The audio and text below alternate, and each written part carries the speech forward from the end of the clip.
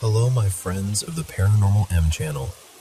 It's been really cold lately, and I've been looking forward to finally sitting down with my microphone to share some mysterious experiences from around the world. Drop a comment below and let me know where you're watching from. Thank you so much for always listening and supporting the channel.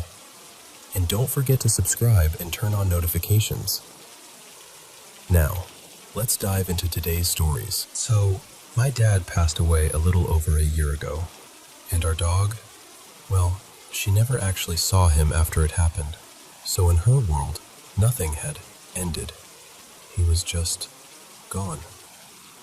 A couple weeks after we lost him, it was just me and her at home. Quiet house. One of those heavy, muffled days where even normal sounds feel too loud. At first, she seemed fine. Then, out of nowhere, she started acting wrong. Not naughty wrong, not zoomies wrong, more like unsettled, like she didn't know where her body was supposed to be. She kept shifting from one resting spot to another. Couch, then the hallway, then the kitchen, then under a chair, then under this little side table like she was trying to fold herself into the smallest shadow she could find. I remember laughing a little at first, because dogs do weird things, right? I figured she was entertaining herself, but then I called her. Nothing. I called again, sweet voice, the way I always do. Still nothing. I even did that little clap and "come on girl" thing. She didn't even flick an ear. That's when I got this tight feeling in my chest, like, okay, something's going on. I walked toward the kitchen and found her under this small table, pressed low to the floor. Her eyes were wide open, too wide, and she was staring at the empty air near the doorway like there was something standing there, something she was tracking. But there was nothing. No bug, no shadow, no sound, just regular kitchen. Except it didn't feel regular. She didn't move her head the way dogs do when they're curious. It was more like she was frozen in one long, careful stare. Like she was studying something that didn't make sense to her. And this didn't last a few minutes. It lasted basically the whole day. She'd bolt from one hiding place to another, like she'd suddenly realized she wasn't safe there anymore. She'd wedge herself under furniture, then go still again, staring at whatever she was staring at. Fear and confusion, then silence. Over and over. Every time she hid, she stared at the same kind of nothing. Some spot in the room where the air looked completely normal to me, but she treated it like it could move. What made it worse was the atmosphere in the house. It's hard to describe without sounding dramatic, but it felt off. Like the air had a restlessness to it. At one point, a couple really light things on a shelf shifted, just slightly, like a draft had brushed them. And yeah, it was windy outside, but the windows were shut. I checked them, twice. Still, every once in a while, it felt like a faint current moved through the room, like the house exhaled when it wasn't supposed to. And I'll be honest, watching her like that got to me. Not in a horror movie way, more in this quiet, skin-prickling way where you start second-guessing every corner of your own home. Hours later, my mom came back. Normally, if one of us steps out for 5 minutes and returns, our dog acts like we've come back from war. Full body wiggles, jumping, spinning, the whole celebration. If we're gone for half a day, she practically climbs up our chest like, "Where have you been? I thought you vanished forever." But that day, my mom walked in and our dog didn't greet her, didn't rush the door, didn't even lift her head. She stayed tucked under that little table in the kitchen, staring. Nothing. Not even a glance. So I finally went into the kitchen, reached under the table, and gently slid her out. I carried her into the dining room and set her down nearby. She didn't lie down. She sat, rigid, alert, near the wall. And then she started staring again. Only this time, the spot she stared at was close to where my mom was sitting. But she wasn't looking at my mom. It was like she was looking through her, or past her. Like whatever had her attention was positioned just off to the side, in the space between us. My mom noticed immediately. She got quiet, then tried again. Soft voice, arms open. "Come here, sweetheart." Our dog wanted to go to her. You could see it. Her body leaned forward. Her paws shifted like she was trying to decide. But she wouldn't stand up. She just kept staring, tense, like she was afraid that if she broke eye contact, something would happen. And then, this is the part I can't forget, she suddenly shook her head, fast. 2 or 3 sharp shakes, like something had brushed her nose and she was trying to fling it away. Like she'd felt a touch she didn't understand. The second she stopped shaking, it was like a switch flipped. She launched herself up, ran straight to my mom, and climbed onto her legs, pressing in for comfort like she'd been holding her breath all day. She looked relieved. Still shaken, but relieved. Like whatever had her pinned in that strange trance had finally released her. And I remember sitting there thinking, she was scared all day, but she couldn't stop watching it. I don't know what she saw. I don't even know if saw is the right word. All I know is that for one long day, my dog behaved like something unfamiliar had entered our home, and she was the only one who understood it was there.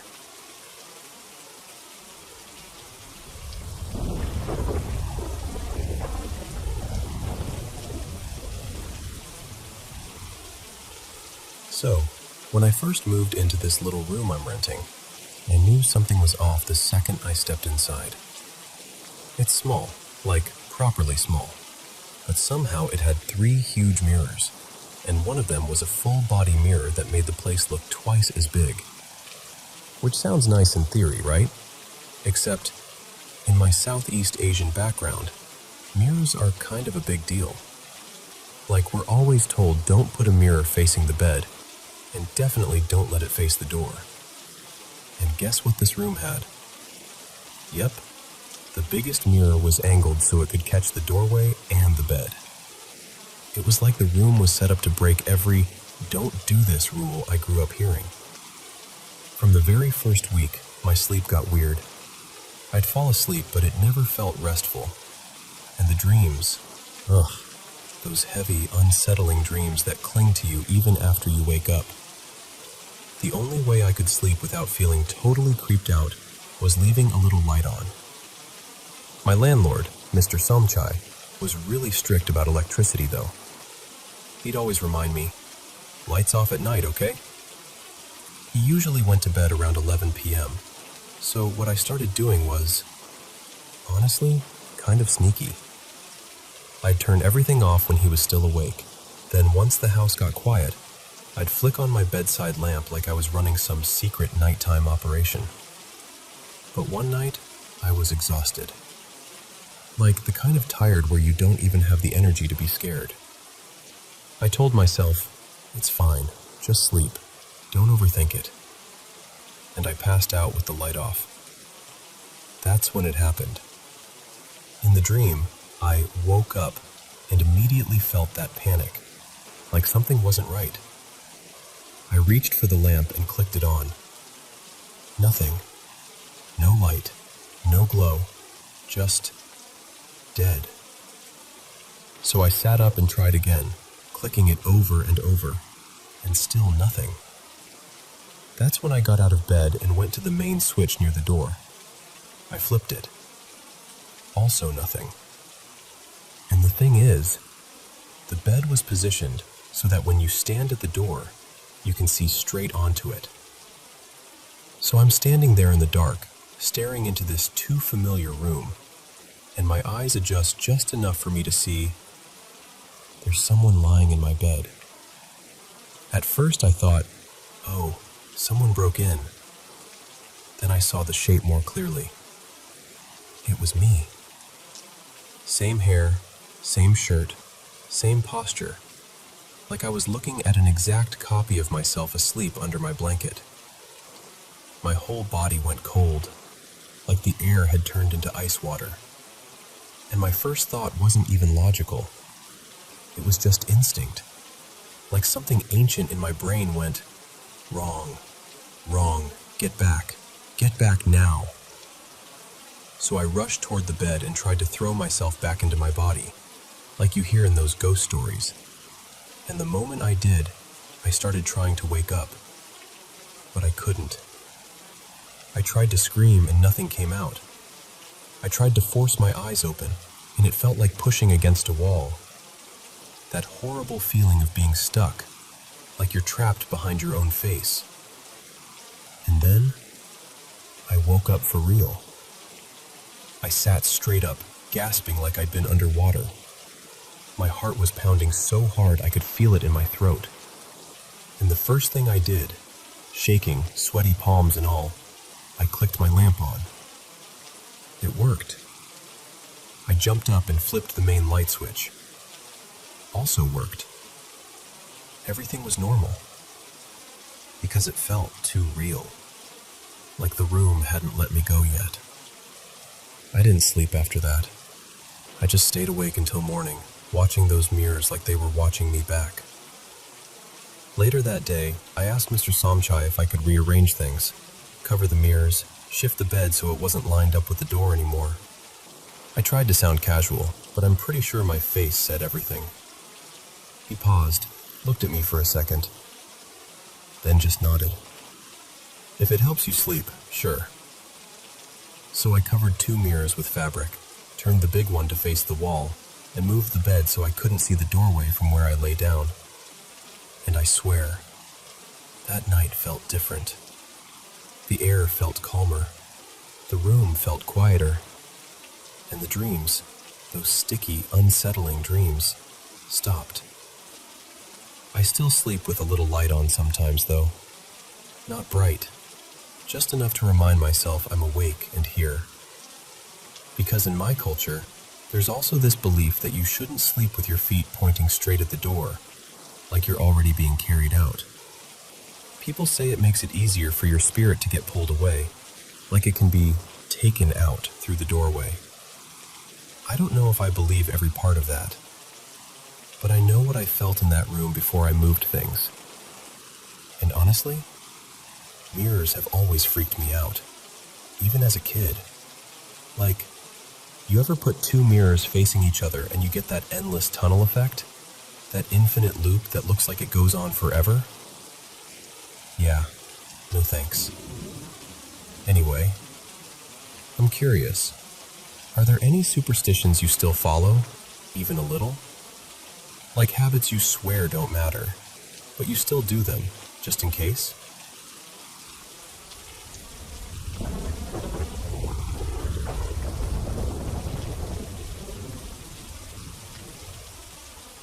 Hey, so I'm Eli.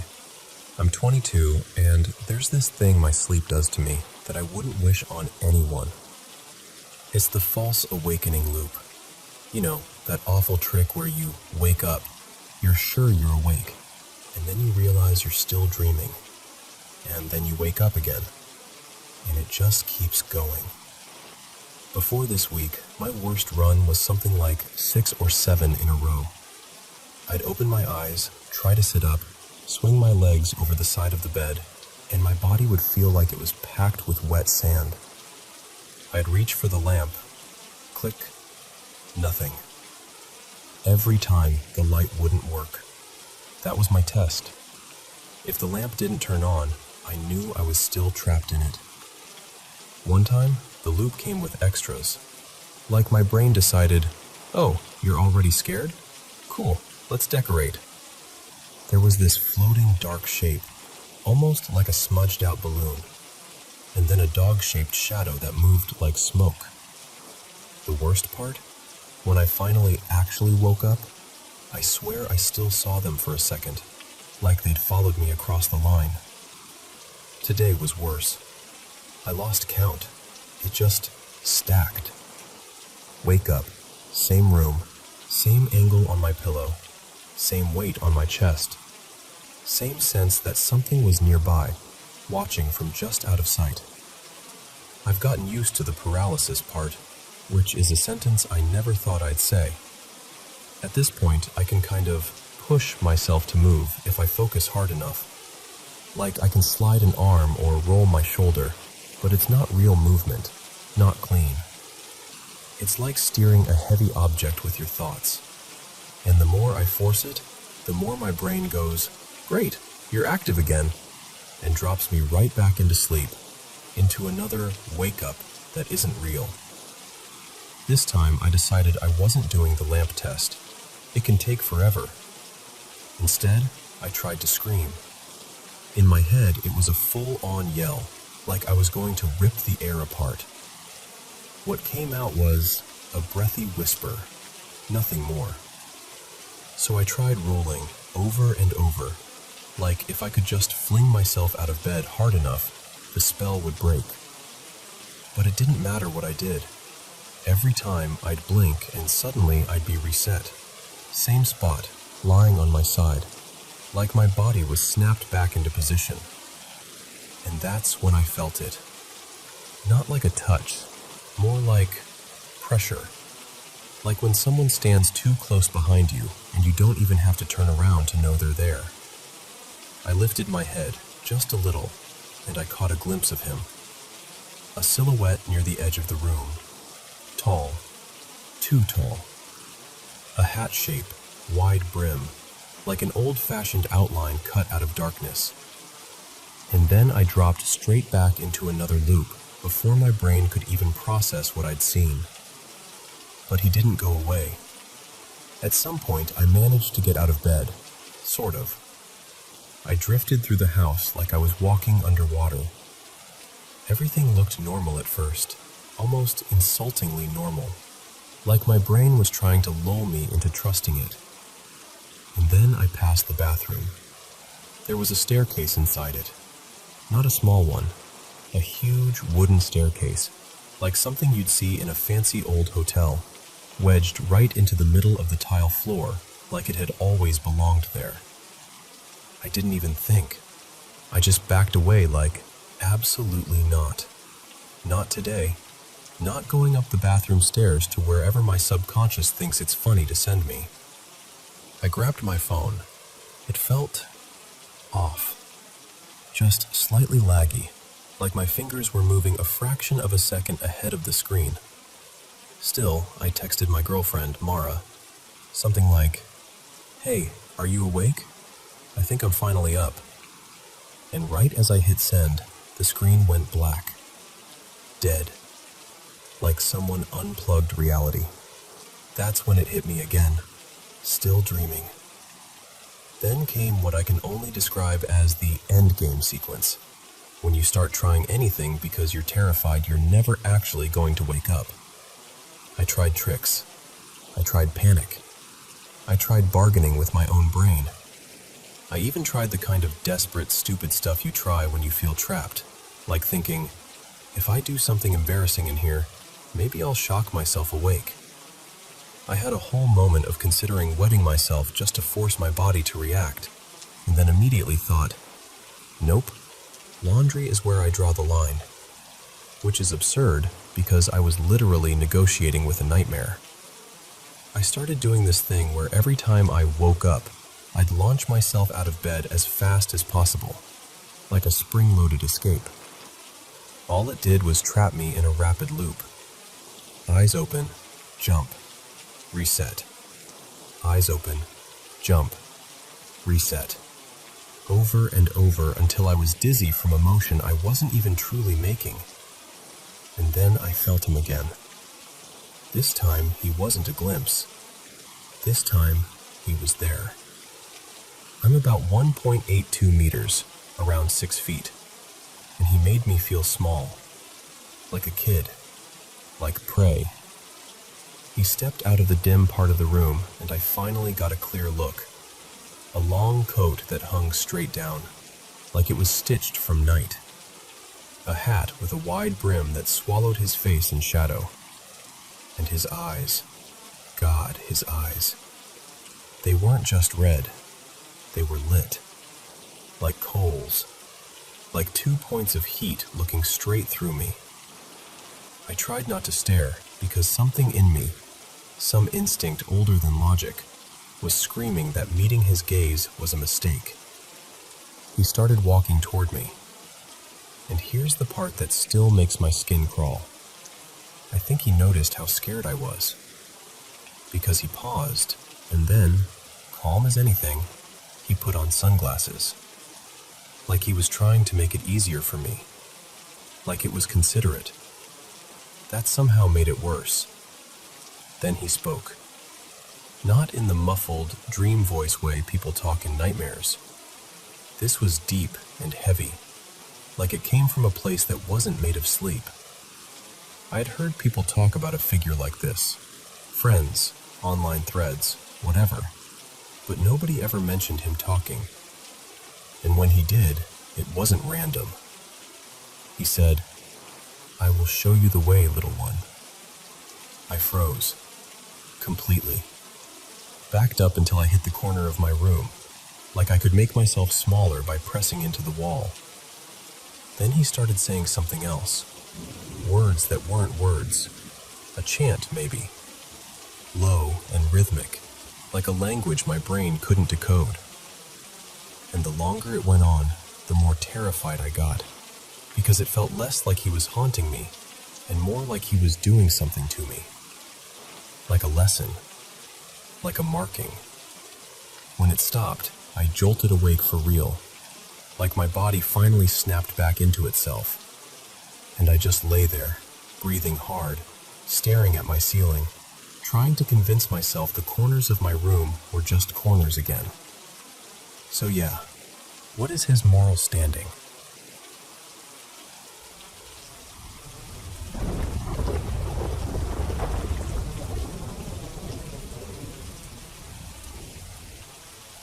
Hey, thanks for listening. I don't talk about this much, so I'm just going to tell it the way it feels, okay? I'm 23 now, and this has been happening for so long that the beginning is kind of fuzzy. I remember it really becoming a thing when I was around 16 or 17. For a while, I used to smoke weed pretty regularly, and weirdly enough, the nights got quieter when I did. Like, the experiences didn't hit as hard, or didn't show up at all. But I can't lean on that anymore. New job, new responsibilities, and I don't want to risk any of it. So here's what keeps coming back. This recurring dream. It's almost always my bedroom. Always the same layout, same corners, same feeling in the air, like the room is holding its breath. Sometimes it's like sleep paralysis. I wake up, but I can't move the way I want to. I can manage these tiny, strained twitches, like my body is trying to prove it still belongs to me. And in those moments, it's like something is there with me. Not crashing in, not screaming, just present. And the more I fight to move, the worse it gets. So I've learned to do this thing where I calm myself down and kind of talk myself back into waking. Other times, it's a different version of trapped. I'll get up and start doing normal stuff, turning my head, sitting up, sometimes even standing, and then I realize I can't leave the room. Like the door is technically there, but it might as well be painted on the wall. Or I'll see myself still asleep in bed while I'm also standing there, watching, trying to make sense of how that could even be possible. Those are the moments that really mess with my head afterward, and that's when it usually shows up. I'm going to call it Miles, just to give it a name, because calling it the thing makes it sound worse than it feels. Miles almost always looks like me. Not a scary monster version, just me, current me, like it somehow keeps up even when I haven't looked in the mirror in a while. Same weight, same hair length, same posture, but the face is the strangest part.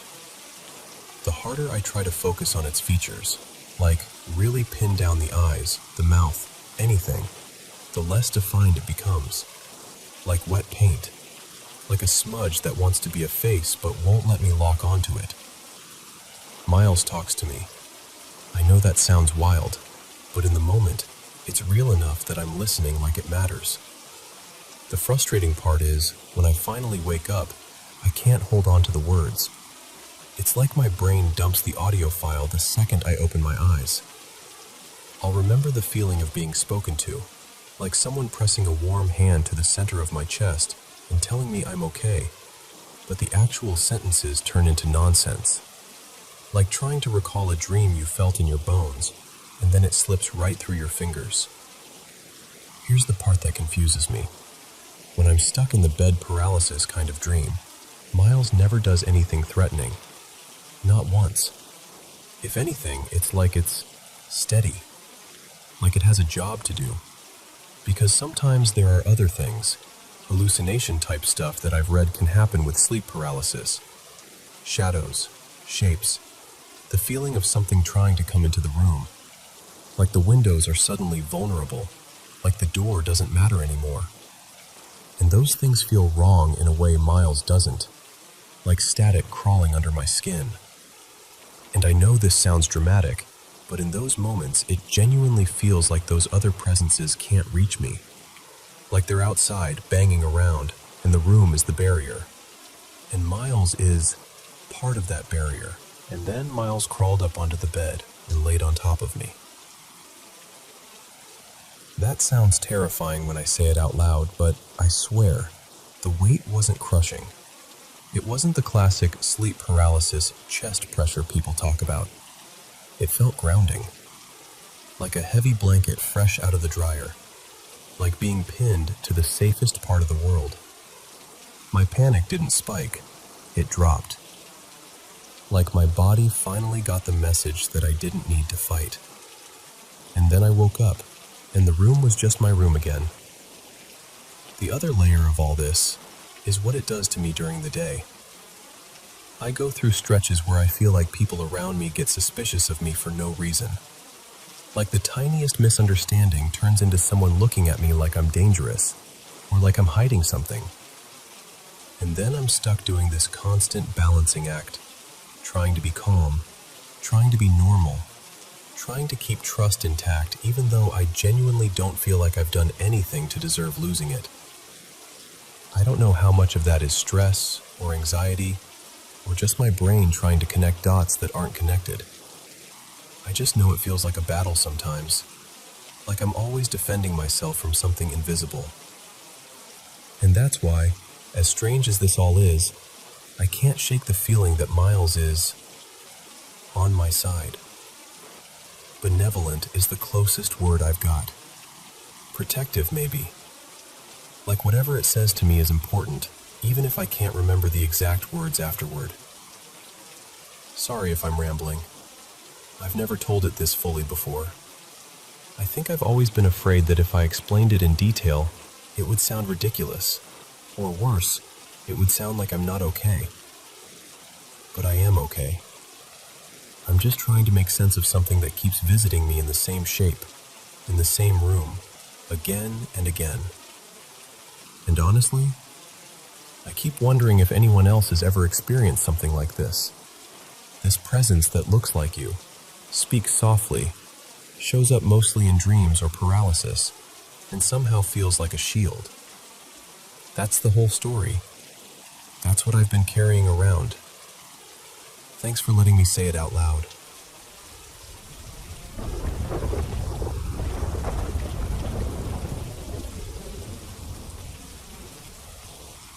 So, quick context. I work at a tourist attraction that runs cave tours. I can't get too specific about where, but one of our most popular options is a haunted tour.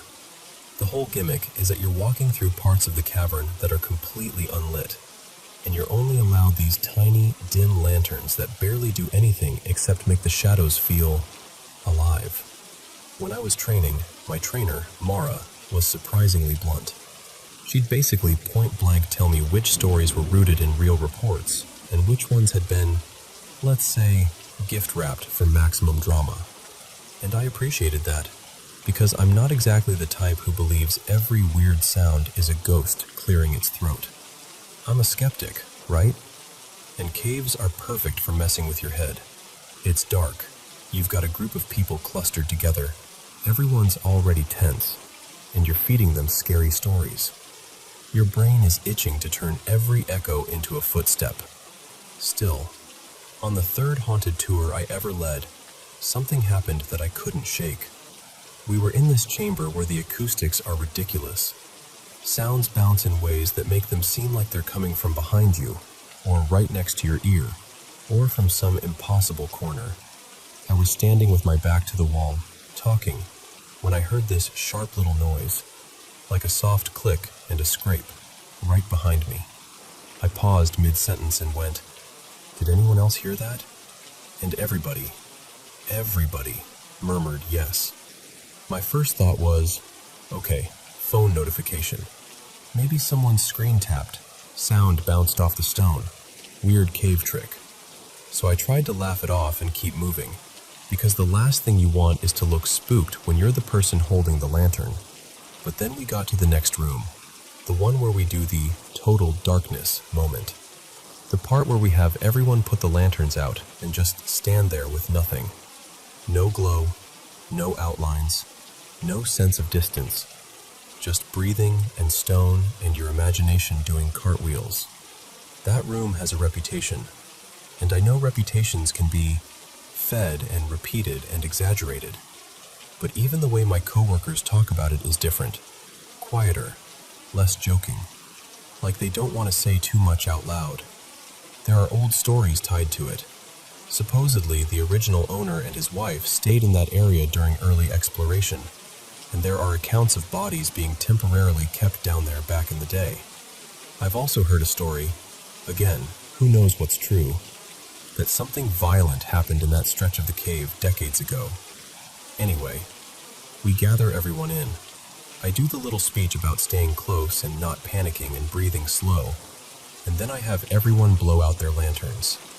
The second the last light disappeared, my whole body reacted like I'd stepped into an electric field. Every hair on my arms lifted. Not like, ooh, spooky, like full body alarm.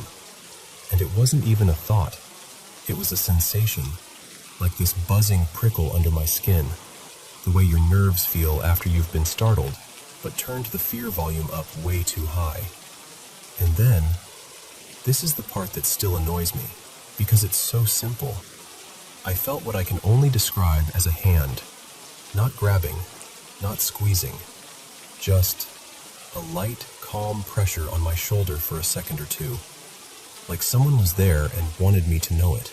I lit my lantern early, like way early, and the group felt it too. You could hear it in the way people shifted and cleared their throats and got quiet in that specific, tense way. Like when everyone is pretending they're fine because nobody wants to be the first person to say, "I'm scared." I ended that darkness portion sooner than I was supposed to. I played it off like timing, like, all right, we're moving on.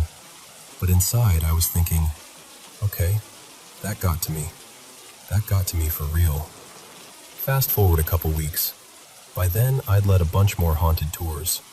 Some nights were uneventful. Other nights you'd hear odd things. Little knocks, faint shuffles, a weird metallic smell that didn't belong down there. Guests would claim they heard whispers or footsteps. And almost every time, I could come up with something that made sense. Cave airflow, water drip, gear settling, echo tricks, people hearing what they expect to hear. And the biggest thing? I still hadn't seen anything. Neither had most of my groups. Until one night with a small group that included kids. It was my third tour of the day. The first two had been completely normal. I'd actually been feeling pretty smug, like, yep, psychological thrill ride. That's all it is. This last group was 6 people, a family of 4 and a young couple, probably early 20s. The family had 2 kids, one around 8 or 9, the other maybe 11. And that was new for me. I hadn't run the haunted tour with kids before, and I'd heard the usual stuff people say about children being more sensitive to paranormal things. I don't know if I buy that, but I remember clocking it anyway. There's a specific section of the cave where reports cluster. Guides talk about it. Guests talk about it. It's like one of those spots where the stories pile up until it starts feeling heavy, even if you don't believe any of them. And there's this figure people describe. Not one of the historical ghosts we mention in the tour. Not the owner or the wife. Something else. The descriptions are bizarrely consistent too. Tall, unnaturally thin, pale, like bone white. And the creepiest detail people repeat, Where the eyes should be, it's just these dark, empty hollows. I'm supposed to tell a story in that section, something from a few years ago that's in the official tour script. But here's the thing. The script doesn't describe it the way people do in the off-the-record stories. The script version is more like a shadow thing. Dark, like coal. Vague. Something you can imagine without getting too specific. So that night, as we approached that stretch, I started feeling a little off, like a headache blooming behind my eyes, and this brief nauseous wave. It could have been anything. The air down there changes. You're talking all day. You're tired. Whatever. I told the scripted version, kept it controlled, didn't add the tall, pale, hollow eyes details. If anything, I described it as dark, because that's what I'm supposed to do. And when we moved on, I noticed the younger kid had gone really quiet, like silent. He was pressed into his mom's side, gripping her hand with both of his. His face had that tight look kids get when they're trying not to cry because they don't want to be embarrassed. At first I thought, all right, I did my job. Spooked him a little. Haunted tour success. I crouched a bit so I was closer to the kid's level, and I asked gently, "Hey buddy, what did you see?" I was honestly expecting a shadow, a floating light, a face, a lady in a dress. Something that I could either joke about or theatrically validate, depending on the vibe. The kid swallowed hard, and in this shaky little voice he said something like, "It was really tall, and it was white, and it was looking right at me. It had dark eyes." And the reason that stuck in my throat is, I hadn't described that. Not even close. I'd said the opposite. I'd gone with the vague, dark description like always. And yet he described the exact thing that people independently claim to see in that exact spot. He was sniffling for the rest of the tour. Not a dramatic kid tantrum, more like he was trying to be brave and failing in slow motion. The mom kept rubbing his back the whole time. The older kid didn't tease him, which honestly told me a lot. Even the young couple in the group had gone quieter, like the whole energy shifted. We finished the tour and everyone thanked me and left, but it wasn't the usual, "haha, that was fun, spooky" vibe. It felt more like people leaving a tense movie theater after a scene that hit too real. And after they were gone, I just stood there for a second, lantern in my hand, thinking, okay, that's not my coworker telling a story to mess with me. That's not an adult leaning into the experience. That's a kid describing something I didn't feed him. Now, there's also local folklore tied to the cave and the surrounding area. Stories about the land being watched over, or the cave being inhabited by some kind of powerful spirit.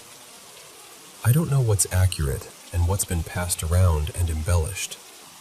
I've heard claims that people avoided the cave for a long time, and there's even an old rumor that someone once took a preserved burial figure, like a mummy, and displayed it down there, and that it later disappeared. I do know the broader region has had documented discoveries of ancient burials, and that some remains have been recovered and returned over time. That part isn't just spooky storytelling, it's real history in the area. And knowing that makes the rumors feel less like pure fantasy, even if the ghost part is still up in the air. So where I'm at now is this weird middle place. I'm still skeptical. I still think the human brain is ridiculously good at scaring itself in the dark. But I can't pretend that kid's description didn't bother me. And I can't pretend that moment in the pitch black room, when the lanterns were out and I felt that light touch on my shoulder, didn't change something in me.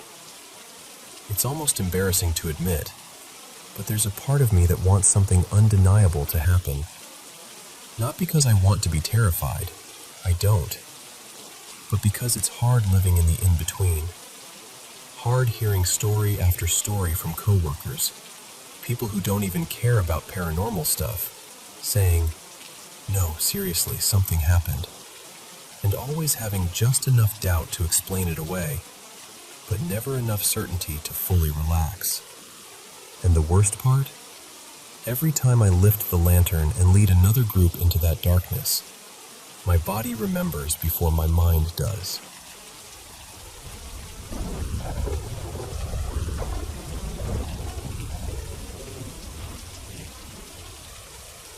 So, I've been sitting on this for a while, because it sounds strange even as I say it out loud. But I need to tell someone, start to finish, the way it actually felt. A few months ago, things started getting weird. Not scary at first, just oddly specific. Like the world was winking at me.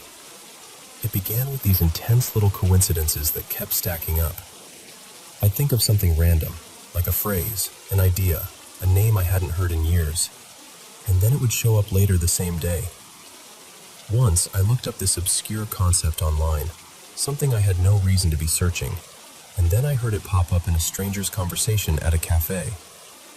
Another time I searched a word just because it felt important, and then I saw it on a huge sign while I was driving, like it had been planted there for me.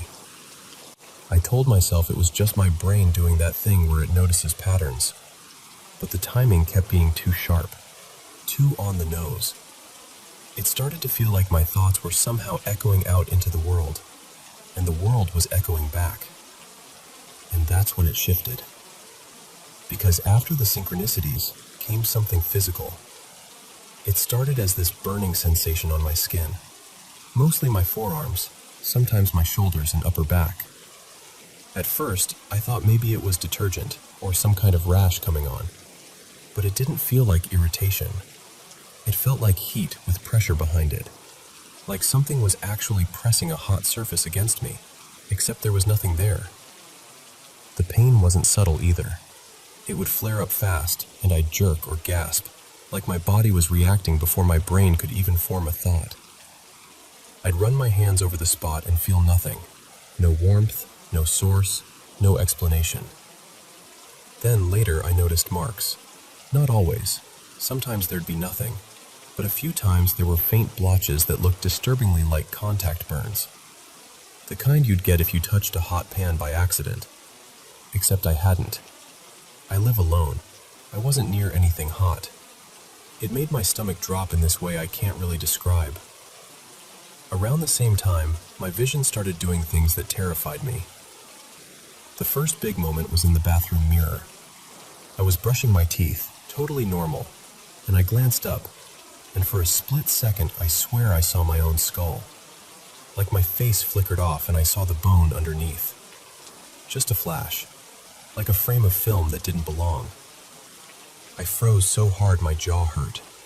I leaned closer, turned the light on and off, blinked, splashed water on my face.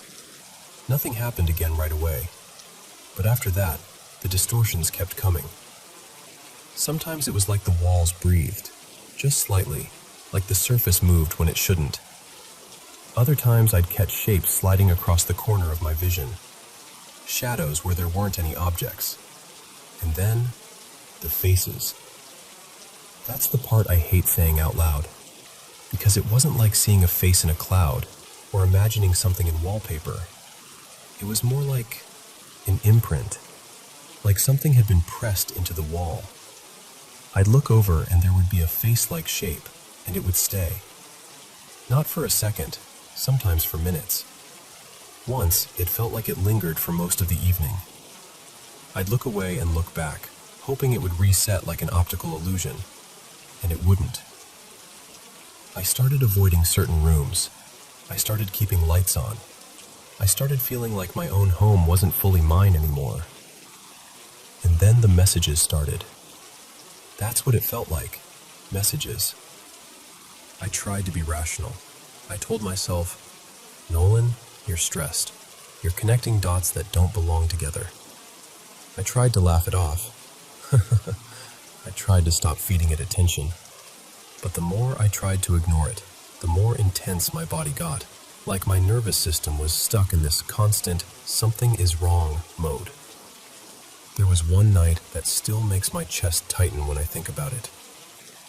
took a bath because I couldn't calm down.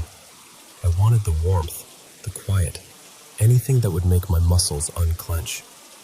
And I must have been exhausted because I fell asleep in the tub. When I woke up, I was disoriented. Water cooled, skin pruned, the room dim. And then this wave hit me. Not like a normal dream fading. This was different. It was like waking up into a vision that kept going. I saw these fast, layered images, almost like symbols or scenes flipping by, and I felt this heavy presence in the room. Not a person exactly, just a pressure, like something was close and aware and trying to get my attention. It didn't feel comforting. It felt powerful and unfamiliar, like standing too close to a loudspeaker. You can't see what's making the noise, but your body feels it. And when it finally passed, I was left sitting there, shaking, staring at the tiles like they were going to rearrange themselves. Since then, the anxiety hasn't really let up. I'm walking around with this dread under everything. I'm second-guessing my senses. I'm checking my skin for marks. I'm staring at walls, trying not to stare at walls. I'm watching my own thoughts like they're dangerous, like if I think the wrong thing, the world will throw it back at me again. And the worst part is how alone it feels, because I don't know what category any of this belongs in. Is it something spiritual? Am I being haunted? Is it stress doing something to my brain and body? Is it medical, psychological, environmental? Is there something in my home that's triggering hallucinations or making my skin react? I don't know. I just know it started with these bright, almost magical coincidences, and somehow it turned into pain, distortion, and fear. And I'm telling you this because I need an explanation that isn't just, you're fine, and isn't just, you're doomed either. I need something grounded, something real, because whatever this is, it feels like it's getting closer, and I don't want to be alone with it anymore.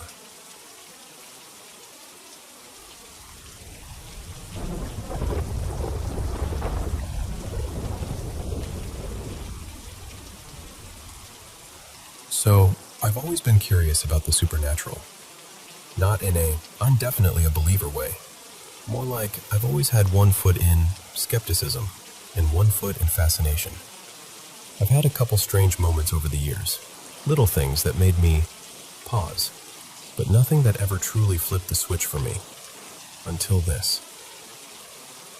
It was 4th of July weekend, and my wife, Mara, and I had plans with a big group of friends at a lake house near Eufaula, Oklahoma.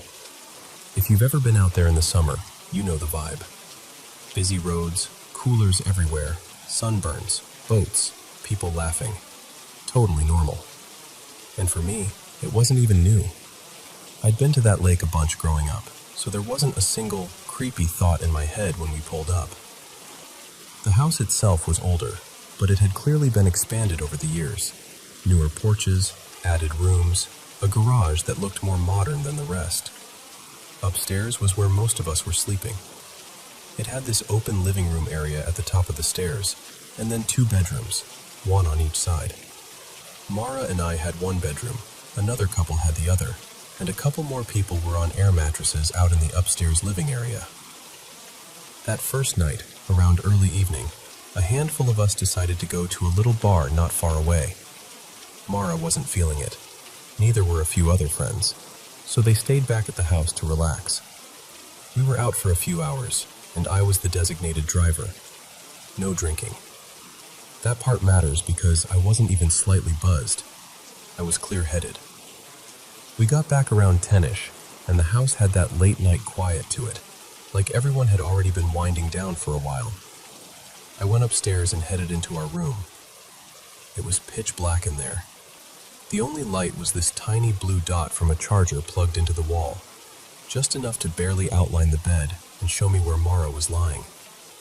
I slipped into bed, facing her, and did that normal end-of-night thing. I whispered that I loved her, kissed her goodnight, and she said it back. We went quiet, and for maybe 30 seconds it was completely normal. I closed my eyes for what felt like a second. When I opened them again, I saw what I thought was Mara sitting up, like her silhouette had risen up off the mattress. But it was too dark. My eyes were still adjusting, so I just stared, trying to make sense of the shape. I watched it for a good 20 seconds, maybe longer, waiting for my vision to sharpen. Finally, I quietly went, "Hey, what are you doing?" And she answered immediately, "What?" Her voice came from right in front of me, from the spot where she'd been lying the whole time. My entire body went cold. I didn't move. I couldn't, because the shape I'd been watching, this Mara sitting up, was not her. As my eyes adjusted more, the silhouette got clearer, and I realized it wasn't just a shadow. It had definition. A head, a face, and it was moving, slowly, like it was leaning closer, inch by inch, like it knew I was staring and it didn't care. I can't even explain how long I watched it. It felt like time stretched out. My skin was crawling, goosebumps everywhere. I couldn't look away. Then Mara said in this small, careful voice, "What, babe? Did you see something?" And even that, her asking that, made my stomach drop, because why would she ask that unless... I tried to play it off. I really did. I kept whispering things like, "It's fine. It's nothing. Just go to sleep. I'm probably just tired." But I wasn't tired. I wasn't imagining it. I was terrified. At some point, so fast I can't even pinpoint when, the figure just wasn't there anymore. Like it dissolved back into the dark. She got up so quickly she practically stumbled, and I followed her straight out into the upstairs living room where a couple of our friends were half asleep on air mattresses. And that's when Mara, shaking, goes, "Guys, Rowan just saw something in our room, and I need to tell you what I saw earlier while you were all gone." I remember my heart pounding because I hadn't told her anything, not a word. I hadn't described what I saw. I hadn't even said someone or something. I'd kept it trapped in my throat. Mara explained that while we were at the bar, she'd been alone in that room for a couple hours in total darkness. At one point, she noticed movement outside the door. She could see it from the thin line of light leaking in under the door, like someone was standing out there. She said she didn't think much of it at first. She assumed it was someone walking by, maybe someone checking on her. So she closed her eyes, trying to fall asleep. But then she opened her eyes again, and she saw something coming toward the bed. Not walking, crawling, on all fours, from the doorway, across the floor. Slow, controlled, like it had all the time in the world. She said she couldn't move, like her body locked up, like sleep paralysis, except she was awake enough to know what she was seeing. And then she described it. A tall, unnatural-looking thing, thin, like a stick figure silhouette, darker than the dark around it. And the head was big and round. Then she said the face, and I swear to you, my vision tunneled. My stomach dropped so hard I thought I might pass out, because she described the exact face I had seen. Round face, bright orange, bead-like eyes, and this massive grin, too wide, stretched from ear to ear, with sharp, jagged teeth that didn't look human at all. The moment she said that, I just sat there frozen. I couldn't even speak. I didn't need to confirm it out loud. Mara looked at me and immediately knew. She could see it on my face. While everyone was talking at once, asking questions, trying to calm her down, trying to make sense of it, we all heard a sound. From our bedroom. Clear as day, like a coin hitting the floor. Not a creak, not the house settling, not a random tap. A metallic clink and a little bounce. Everyone went silent. Even my brother, who was downstairs, yelled up asking what we were doing because he'd heard it too. A couple of the guys grabbed their phone flashlights and went into the room to check. They turned the lights on, searched the floor, checked near the bed, checked under furniture. Nothing. No coins. No little objects. Nothing that could have made that sound. The room was spotless. After that, nobody wanted Mara and me sleeping in there. So our friends dragged the mattress out into the upstairs living area, and we all crammed together like we were kids at a sleepover. Except nobody was laughing. We were sitting there wide awake for hours, replaying every detail, trying to debunk it, trying to come up with any explanation that didn't make us sound crazy. Eventually, we all fell asleep. But it wasn't a peaceful kind of sleep. It was the kind where your body shuts down because it has no choice. The next morning, we told the people who'd slept downstairs everything. And that's when the friend who owned the house hesitated for a second, like he was deciding whether to say it. And then he goes, have I ever showed y'all what's in the backyard? He told us they were Native American graves, unmarked. And that little walled-off grave area sat almost directly beneath the window of our upstairs bedroom. I remember just standing there, staring at those stones, feeling my skin prickle again. Because suddenly, the house didn't feel like a normal lake house anymore. It felt like a place that had been built on top of something it didn't understand. And that's the end of it, really. We haven't been back. We don't plan to go back. I still don't know what that thing was. I can't prove it.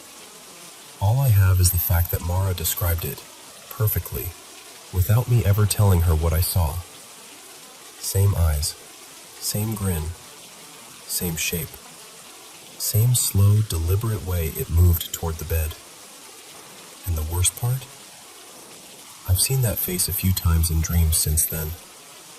Not every night, not even often, but enough that I know my brain hasn't filed it away and forgotten it. It's like it left a scratch in my memory. And honestly, I'm still stunned. I'm still trying to understand what happened in that room, in that dark, on a weekend that was supposed to be nothing more than fireworks and friends and a lake.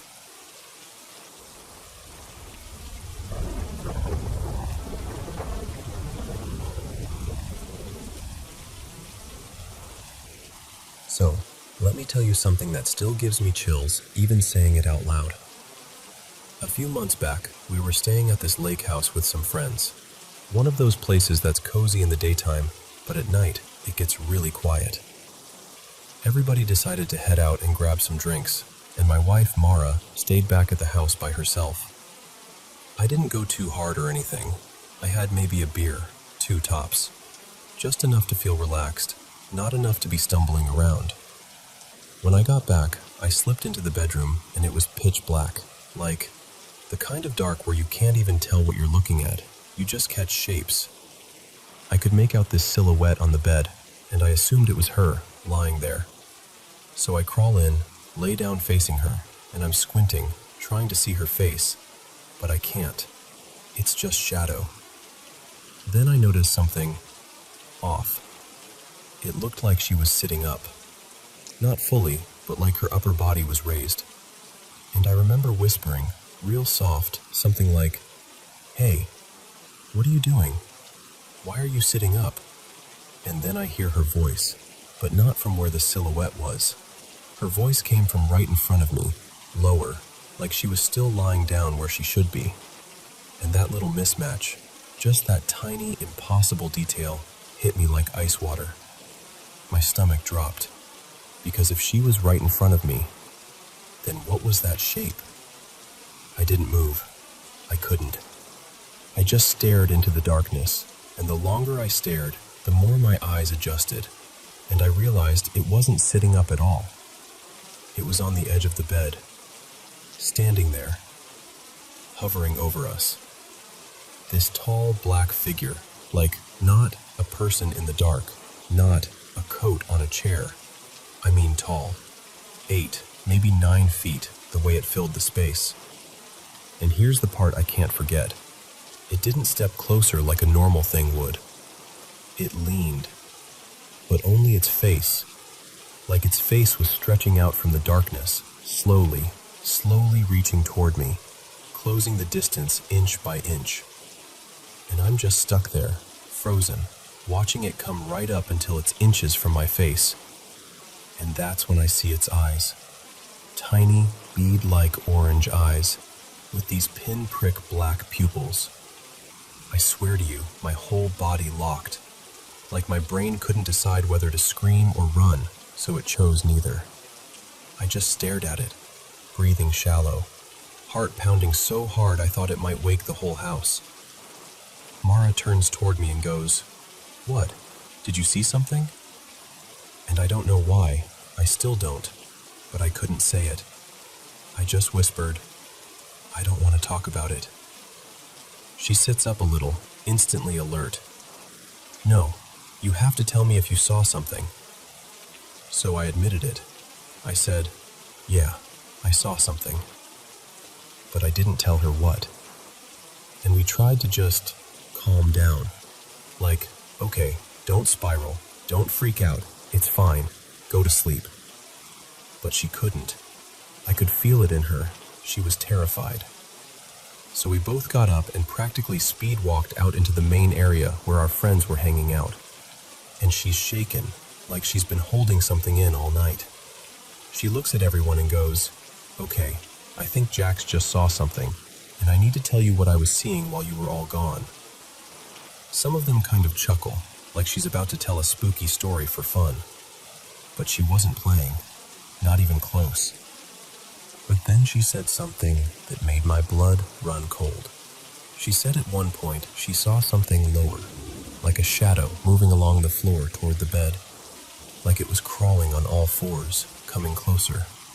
And when she described its face, I swear I felt my whole body go numb. She said it had tiny orange eyes, and this massive grin, with jagged teeth. And I just sat there, silent, because I hadn't told her any of that. Not the eyes, not the height, not the feeling of it leaning in toward me. That was exactly what I saw. And I wasn't laughing like everyone else was trying to do. I couldn't even fake it. I just stared into space, trying to make sense of it, because whatever that was, it didn't fit into anything I thought I knew about the world. And then, this is the part that happened so fast it didn't even feel real. We all heard something in that bedroom. A hard drop, like something fell onto the wood floor, clear as day. So all of us walked over there together. We open the door, look around, scan the floor, and there's nothing. Nothing at all. No cup, no phone, no coin, no clutter. The floor was spotless. Just that sound. And then emptiness. Later, after all of this, we found out something about the property that made my skin crawl all over again. Someone told us there was an old burial site out back, fenced off, with stones still there. And the worst part? It was right outside the window of the room we'd been sleeping in. I don't know what I believe about folklore or spirits or anything like that. I don't know if there's some explanation that makes sense. All I know is this. Whatever we saw, whatever was in that room, felt aware of us. Like it wanted us to know it was there.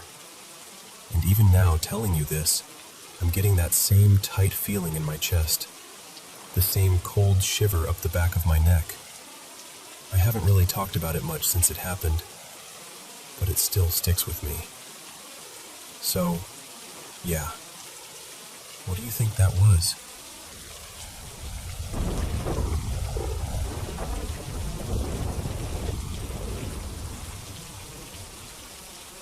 Okay, I'm gonna start from the very beginning, because I swear, this has followed me for as long as I can remember.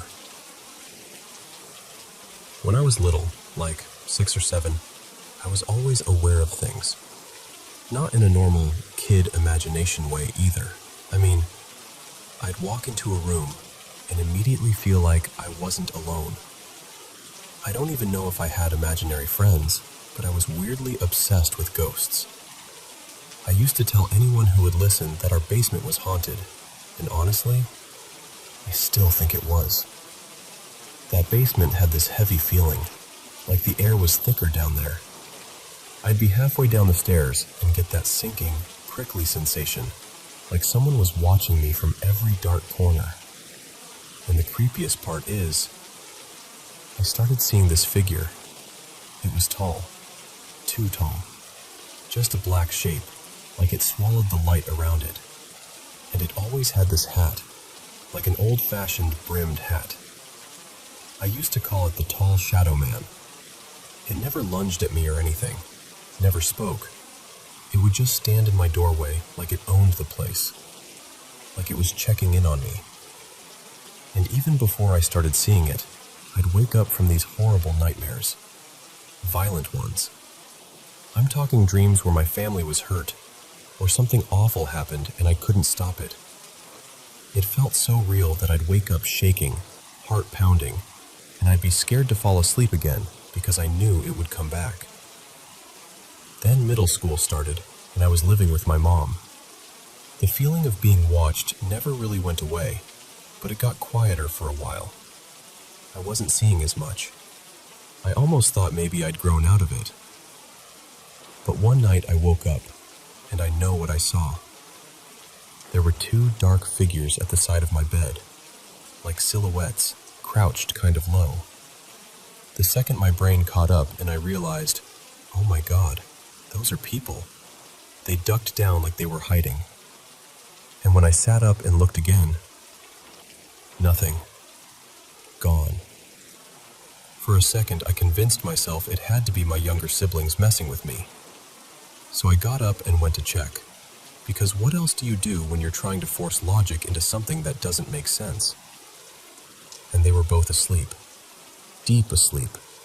Across the house. No way they got there that fast. And no way they were faking. Not long after that, we moved again. Into this house that had a morgue basically right nearby. Like, not down the street nearby. I mean right there. And I remember thinking, of course this is where we end up. That's when things got worse. The watching feeling came back stronger, like I could feel eyes on my skin. At first it was just uneasy. Then stuff started happening, and not the kind of stuff you can blame on a draft or a loose shelf. Small things first. A pencil would shoot off my desk and smack the wall. A hairbrush would slide and then suddenly launch like somebody flicked it. Little bottles, lotions, makeup, ending up across the room like they'd been thrown. And I tried to rationalize it. I really did. I'd stand there staring at the spot they came from, like if I stared hard enough, I could catch physics doing something normal. But it didn't stay small. One night, this part still makes my stomach twist. My chinchilla's cage moved. Not tipped, not rattled. It flew across the room and hit the floor sideways. The sound was so loud, I swear I felt it in my bones. I ran over, panicking, and in that moment, it wasn't just fear. It was like the air turned angry. Like something in the room was mean, and it wanted me to feel that. After that, it got more personal. The second I stepped inside, my whole body went cold. That deep, instinctive warning you can't explain. Like walking into a room mid-argument, and you can feel the tension even if nobody says a word. And then, right by my ear, I heard a little girl's voice. Clear as day. Soft, close, like lips near skin. She said, "My name is..." And then a name I can't fully remember now. Something simple like Mara or Mila. I just know it wasn't comforting. It wasn't sweet. It was wrong. It felt like something pretending. I stood there frozen, and my eyes watered, and my skin prickled all over because I knew it wasn't a child. It was like it wanted me to think it was. And that wasn't the only way it played with me. Sometimes it would mimic people. I'd see my sister pass by my door, and then realize she wasn't even home. Or I'd hear the cadence of someone moving around in a way that sounded familiar, safe, until I remembered the house was empty. There was one moment that still messes with my head the most. I was dating this guy at the time, and I walked through the kitchen and saw him sitting at the table. I remember the angle of his shoulders, the way he leaned forward. So normal, I barely registered it. I kept walking, went into my room, and there he was on my bed. Like he'd teleported. But he hadn't. Because the thing at the table wasn't him. It was something wearing him like a costume for a second, just to see if it could. Eventually I moved out. I stayed with my boyfriend, Cameron, while my place was getting ready. And I hoped so badly that whatever this was would stop if I changed locations. Like maybe it was tied to the houses, or the land, or something I could outrun. But then one night at Cameron's, I woke up and saw an older man walking around the room. Not a shadow, an actual older man shape. He moved like he belonged there, like he knew the layout. He walked near the doorway and out of sight. When Cameron came back into the room, I asked him, half asleep, half panicked, why his dad was walking around. He looked at me like I'd said something impossible, and he goes, "My dad isn't here." I told him what I saw, every detail, and he got quiet. Like really quiet. He'd never been the type to believe in anything paranormal. But his face changed. Later, he told me the previous owner had died not long before they moved in, and that the man had built the house himself. So now, here I am, in my own house, with Cameron. And I still can't fully relax when I'm alone, because sometimes it hits me out of nowhere. This feeling like someone is standing just out of sight, watching, waiting for me to notice. Things vanish and then show up in places I swear I already checked. Doors open by themselves at random times.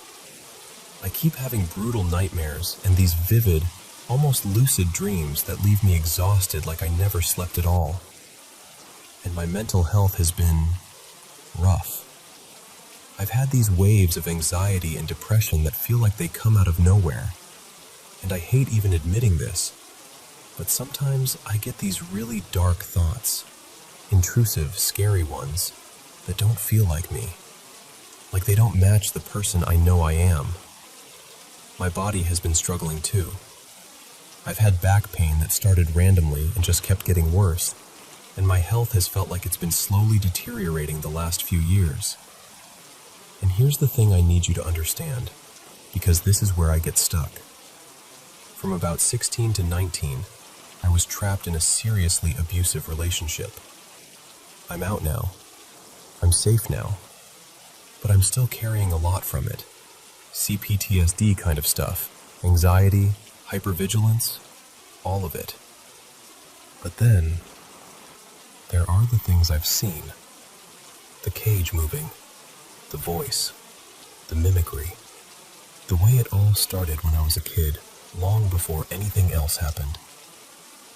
So I don't know what I'm dealing with, and honestly, I'm scared that if I can't figure out whether this is paranormal or psychological, or some horrible mix of both, I'm never going to feel truly safe in my own life. I really need help.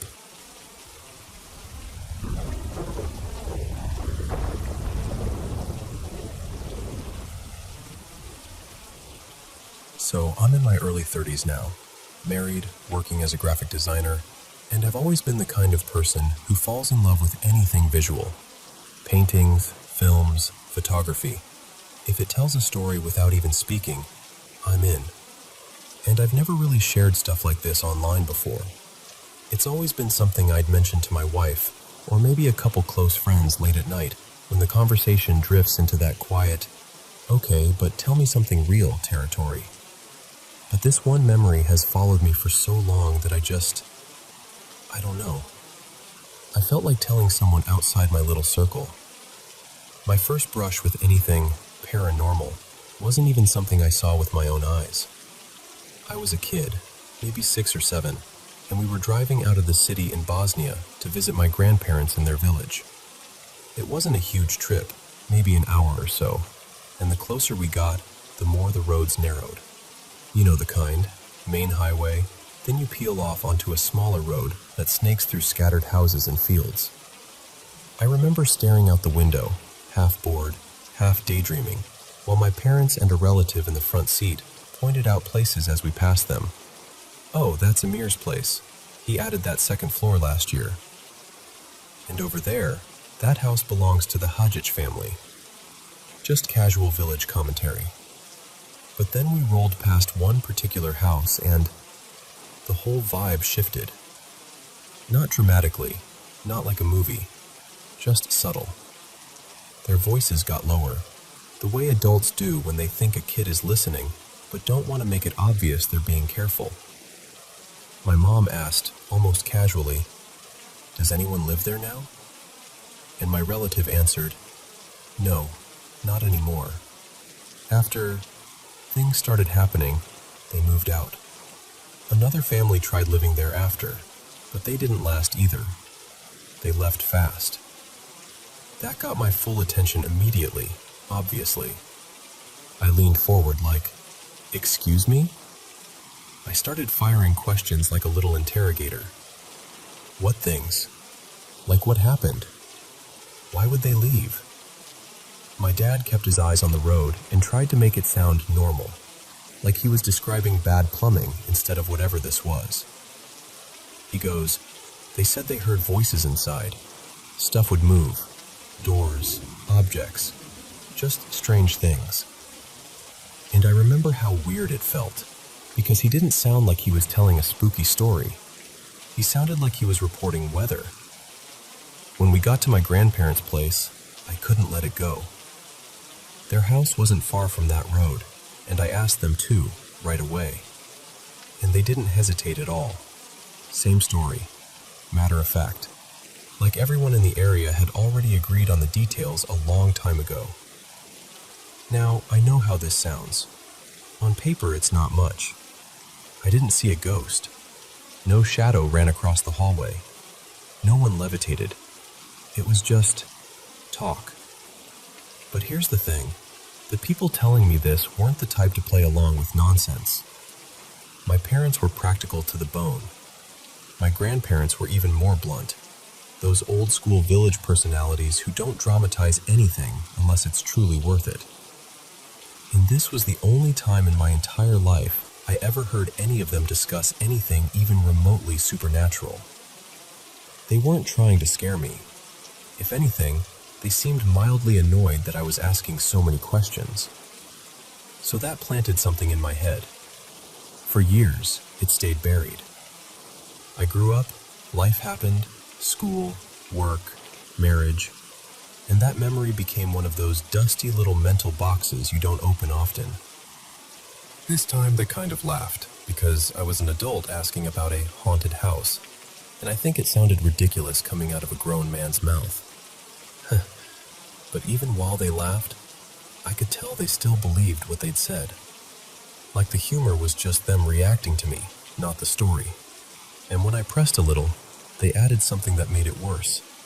They told me they actually knew the first family, the ones who left. Good, respected people. Not drifters, not unstable. Not the kind who would abandon property for fun. And they didn't leave to move abroad or chase a job. They relocated to another nearby village for one reason: to get out of that house. That was it. No upgrade. No, we found better. Just, we're leaving, even if it costs us. That's the detail that always sticks in my throat. A few years back, I was heading with some friends toward a small lake for a barbecue, one of those easy weekend escapes. And on impulse I said, "Let's take the other road. I want to show you something." So we detoured. And there it was, Not just vacant. Not someone's away working in Germany. It was still empty. Still untouched in that way a house looks when people don't even pretend they might return. The yard looked tired. The windows had that dull, blank stare, like the place wasn't waiting for anyone anymore. By then it had been, close to 15, maybe 16 years since that childhood drive. And I'm going to be honest with you. I'm not a hardcore believer in paranormal stuff. I'm not out here looking for demons in every creaky floorboard. But standing there, seeing that house still abandoned after all that time, it did something to me. Because in Bosnia, especially in villages, people don't just leave a solid house behind. You know this if you know Balkan families at all. If someone builds a house, it becomes a life project, a legacy, something people will fight over before they'll let it sit empty. You'd need heavy machinery to drag some folks out of their own walls. And yet, 2 different families left. One of them had built it, from what I was told. And after the second family bailed, nobody moved in again. Not even the tough, fearless types. The truck drivers, the forestry workers, the farmers. The people who laugh at bad weather and don't flinch at the dark. Even they wouldn't take it. And that's the part that creeps me out most. Not the whispers, not the moving objects, just the silence around it. A perfectly good house, sitting there for years, in a place where that basically doesn't happen. And no matter how rational I try to be, I can't help thinking, what would make people like that walk away and never come back?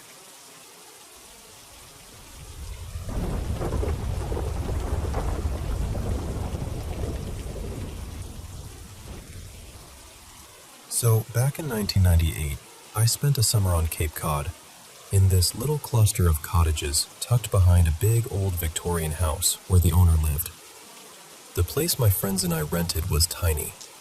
2 bedrooms, maybe 500 or 600 square feet, all knotty pine and that kind of rustic charm that's cute in the daytime and a little eerie at night.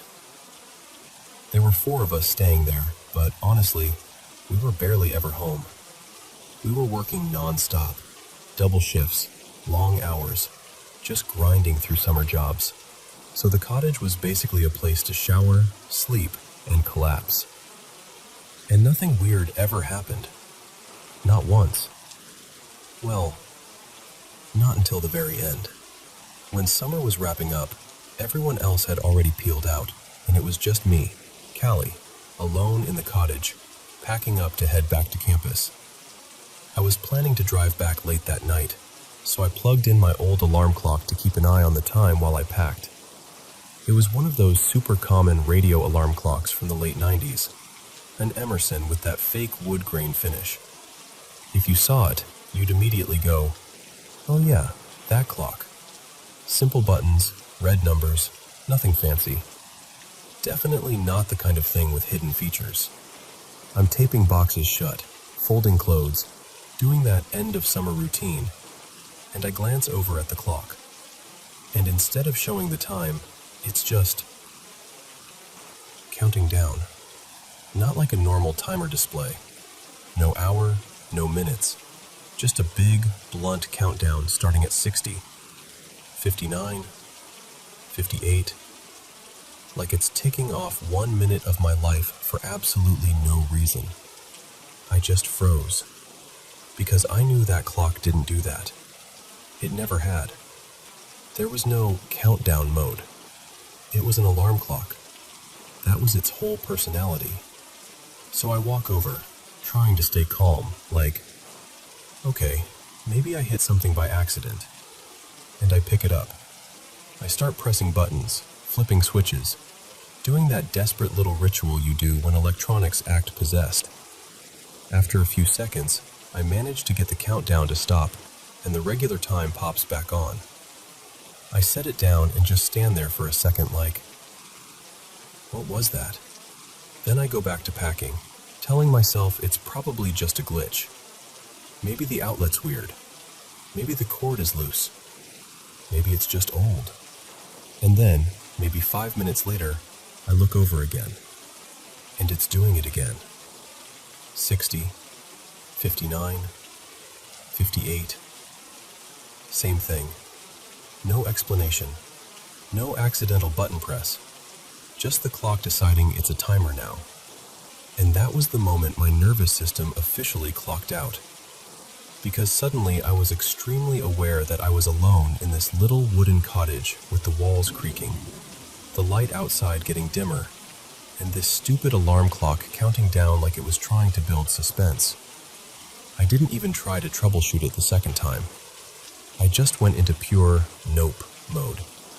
I yanked the plug out of the wall, grabbed my bags, threw everything into my car, and got out of there. Immediately. I didn't wait until nighttime. I didn't finish organizing. I just left. And yes, I took the clock with me. I wasn't about to leave it behind like it belonged to the cottage now. I've told people this story over the years, and you already know what everyone says. They get that little excited look and go, "Oh, it was ghosts." And I never really believed that. I figured it had to be electrical, some odd surge, bad wiring, something like that. But here's the part that still gives me chills. Later on, I heard the cottage burned down a few years after we stayed there. Supposedly an electrical fire. I could never confirm it for sure. Might have been a rumor that got passed around and hardened into fact. But even hearing it secondhand made my stomach drop a little, because the clock never did that again. Not once, so I don't know. I can't prove anything. I can't even explain it. All I know is, that cottage gave me 60 seconds I still can't account for. And somehow, that's worse than any ghost story someone could tell me.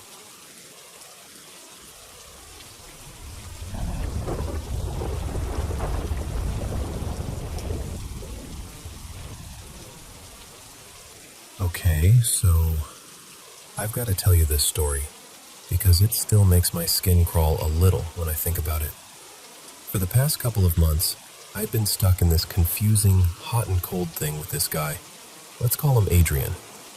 One week he'd act like he was totally into me, and the next week he'd be distant like I imagined the whole thing.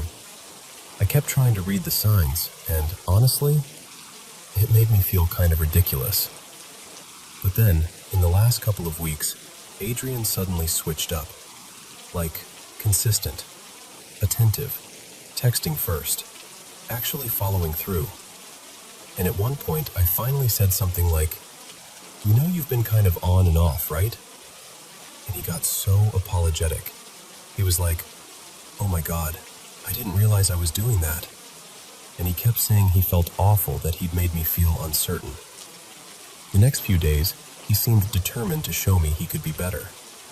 I started to relax. I started to think, okay, maybe this is real. Then we made plans to meet up at this loungy bar, him and his friends, me and a couple of my friends. Just a casual night, nothing intense. But still, it mattered to me because it was the first time our groups were crossing paths. And the second we got there, it was like I didn't exist. No, seriously, Adrian barely acknowledged me. He didn't introduce me properly. He didn't even do the little check-in thing like, "Are you good?" He just locked into his friends like he was in a bubble. And every time I tried to join the conversation, it was like hitting an invisible wall. They'd talk over me, switch topics, or respond in a way that made it impossible to keep going. My friends were just kind of standing there too, looking at me like, is this normal? I tried to brush it off at first, like maybe he was nervous, maybe he was distracted, but it kept going. And then I tried to leave, like actually leave. I said something like, "Hey, I think I'm gonna head out." And Adrian immediately went, "No, stay, stay," like he didn't want me to go. So I stayed, and he continued to ignore me. That part is what really got to me, because it felt like he wanted me there as some kind of prop. Like he wanted the option of me, the presence of me, but not the actual person. Eventually, I left anyway, because I could feel myself getting angrier and more embarrassed by the minute. I was upset for me, but I was also upset for my friends. I'd brought them into this situation, and it was like they got brushed aside too. I went home feeling disrespected, kind of humiliated, and just disappointed. Because up until that night, it felt like things were finally getting better. And I remember sitting on my bed thinking, that's it. I'm done. I'm not doing this anymore. Then my mom calls, and she's like, this is going to sound strange, but I'm on the phone with my psychic right now. My mom is really into that stuff. I'm not. I usually just let her have her thing and nod politely. But this time, she sounded serious. She said her psychic had been doing a reading about my mom's job stuff, totally unrelated to me.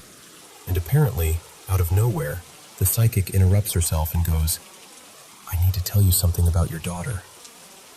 So my mom tells me the psychic said there's a man around my age who's feeling jealous and kind of nasty toward me.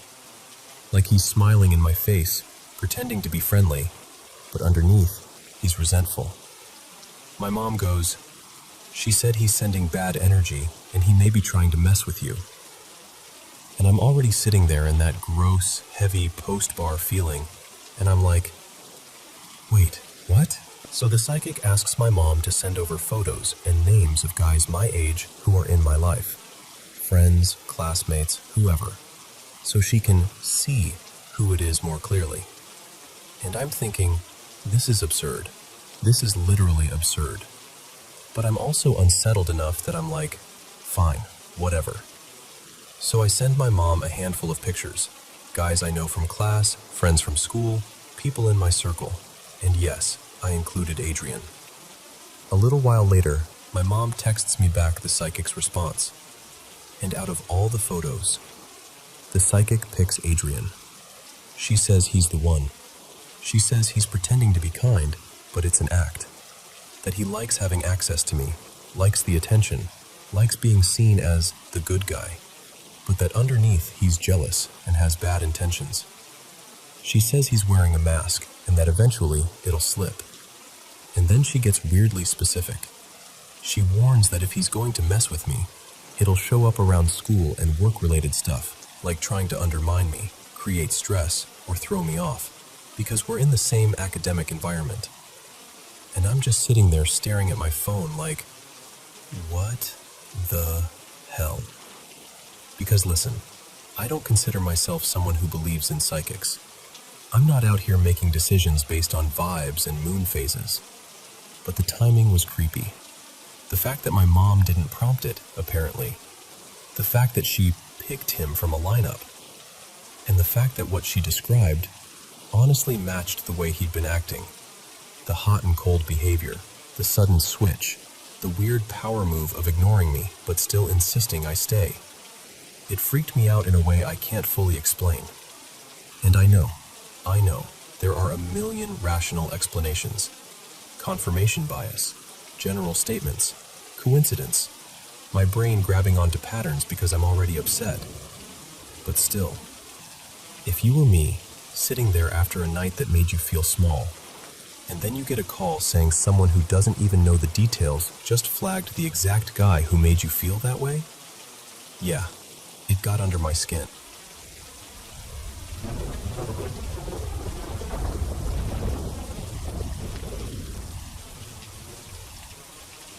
Hey, so I want to talk about something that's been sitting heavy on my chest. And before anything else, I'm not asking anyone to come rescue me or step in physically. I'm just looking for advice because I don't really know what to make of what's happening in my house. For the last few months, my mom has been talking about this spirit she calls Conrad. She says he's her husband from a past life, and now he's basically her spirit guide. And the wild part is, she says she never even knew he existed until she bought one of those spiritual pendulums. If you've never seen one, it's like a little weighted charm on a chain. She'll ask it yes or no questions, and the way it swings is supposed to be the answer. Like circles for yes, back and forth for no, that kind of thing. At first, it honestly seemed kind of harmless. She'd ask silly stuff like, "Is my hair blonde?" And it would say no. Her hair is dark brown, so, okay, whatever. But then it shifted. Fast. This all started not long after my grandma passed away, so late summer, maybe early fall. And I keep thinking, if my mom is grieving and vulnerable, maybe that's when something like this could get its claws in, you know? Whether it's something spiritual or something psychological, it feels like something is taking advantage of her being fragile. Because now she doesn't just use the pendulum for fun. She uses it to make decisions for her. Like, real decisions. And she's been taking psychedelics, mushrooms, and even DMT, because she says it strengthens the connection. She claims that when she does that, she can hear Conrad talking to her in her head. And even when she's completely sober, she'll still talk to him out loud during the day, like she's consulting him. And then she'll pause and say she got an answer inside. She also says she dreams about him and sees him, like an actual presence. She talks about seeing lights or orbs sometimes too. And I'm trying to keep an open mind, I really am, but hearing it out loud in my own head makes me realize how extreme it sounds. And it doesn't stop there. She started acting like she's spiritually elevated, I guess. Like she thinks she can put her hands on you, ask Conrad to heal you, and it'll work. Like he's going to heal someone through her. Even saying that makes me cringe because I know how unbelievable it sounds. But that's what she's doing. And she's obsessed.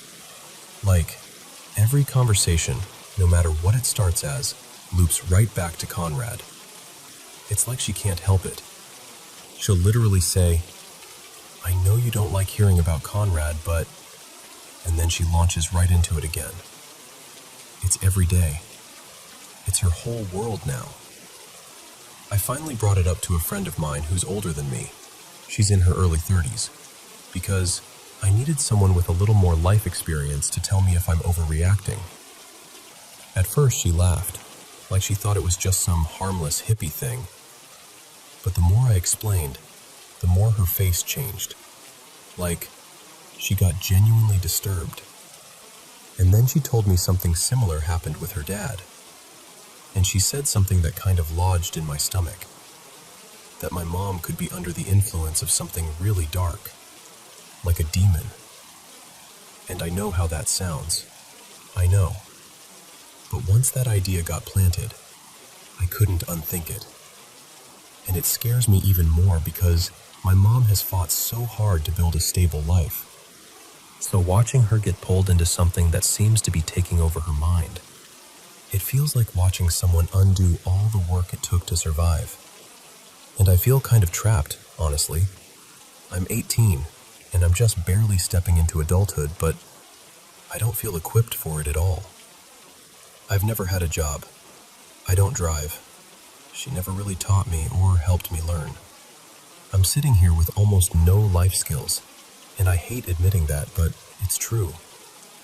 Like, I didn't even know how to preheat the oven the other day. That's where I'm at.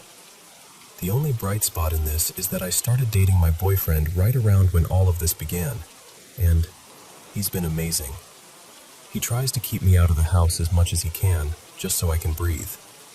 But he has his own life and responsibilities too, so it's not like he can just carry me away from this whenever I need it. So I'm stuck in this place where I'm scared, and I don't know what's real, and I don't know what's spiritual, and I don't know what's mental health, and I don't know what I'm supposed to do. I guess what I'm really asking is, do I have something to worry about? Is it possible she's being influenced by something harmful, whatever that means? Or am I spiraling and scaring myself? Because from where I'm standing, her behavior feels not just quirky or eccentric. It feels consuming. It feels unsafe in a way I can't fully explain. I just want some clarity.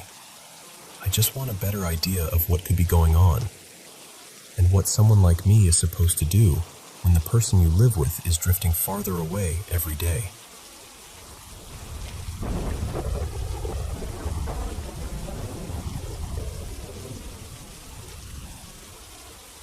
Welcome back, my friends, to the Paranormal M channel.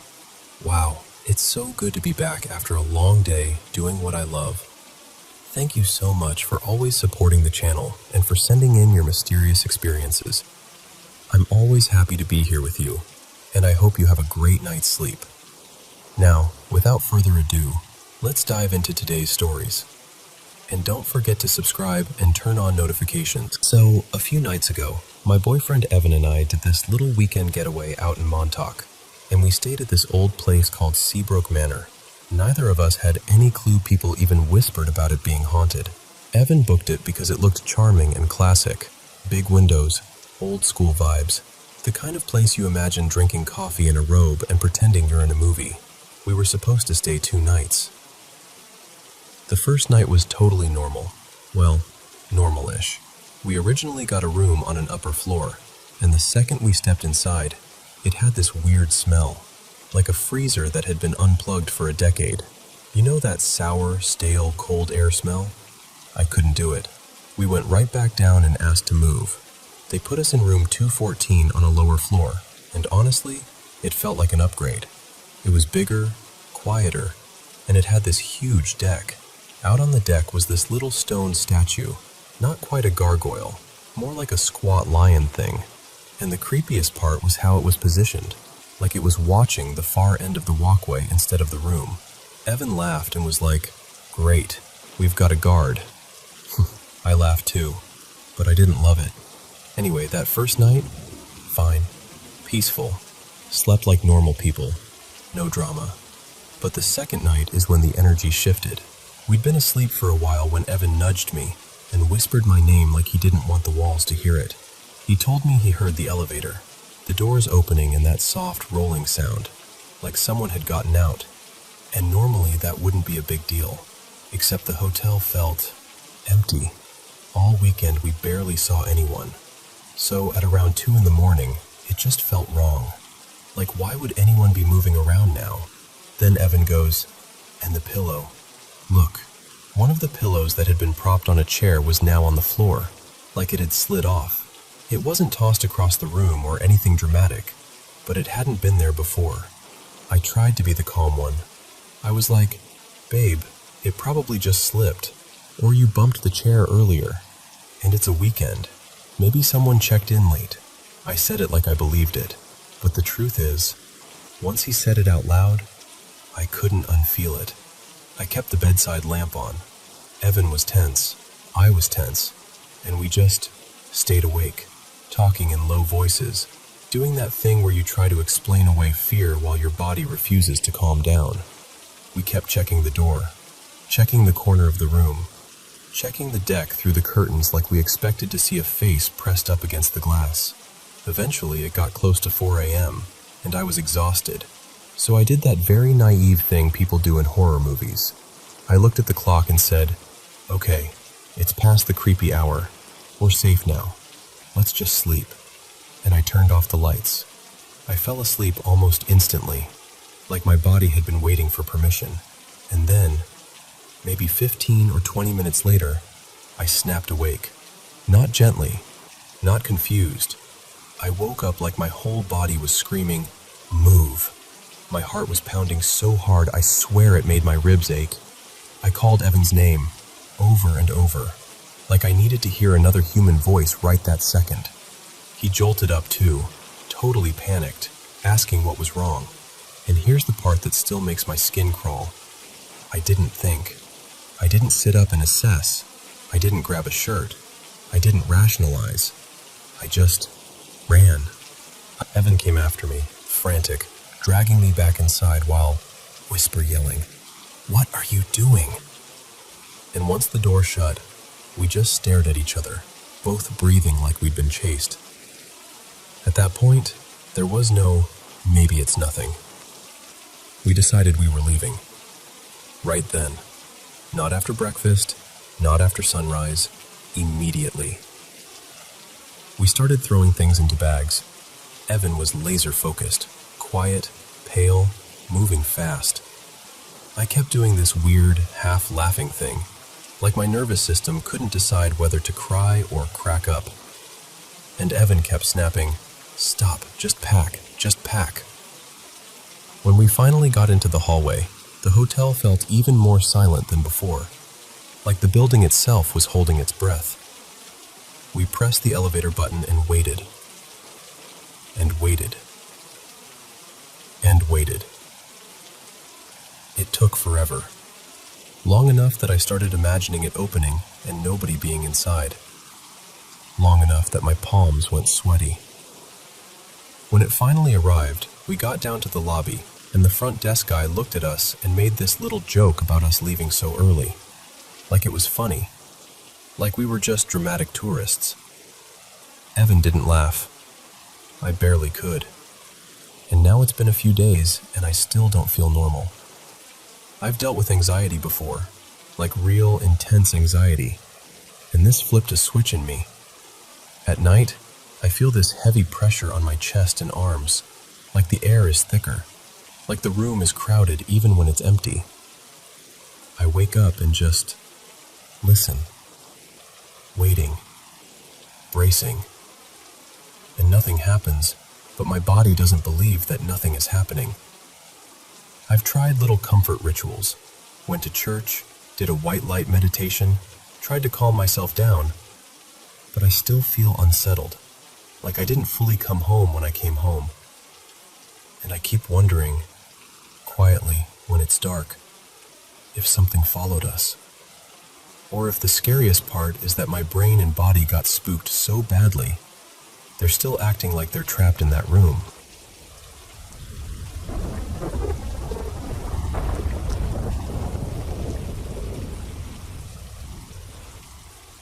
Okay, so this started when I was about 8 or 9. Back then, my grandpa, his name was Elias, and I had this routine. Every night, we'd pray. Like, really pray. We were serious about it. I'm not like that anymore, but at the time it felt like this protective habit, you know? Like if we didn't do it, something would be off. One night, Grandpa Elias had to leave early for a late rehearsal for a show he was involved in, and we just didn't pray.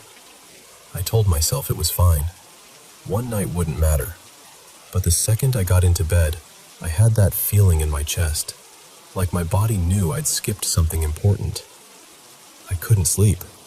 I kept rolling over, staring at the ceiling, listening to the house settle.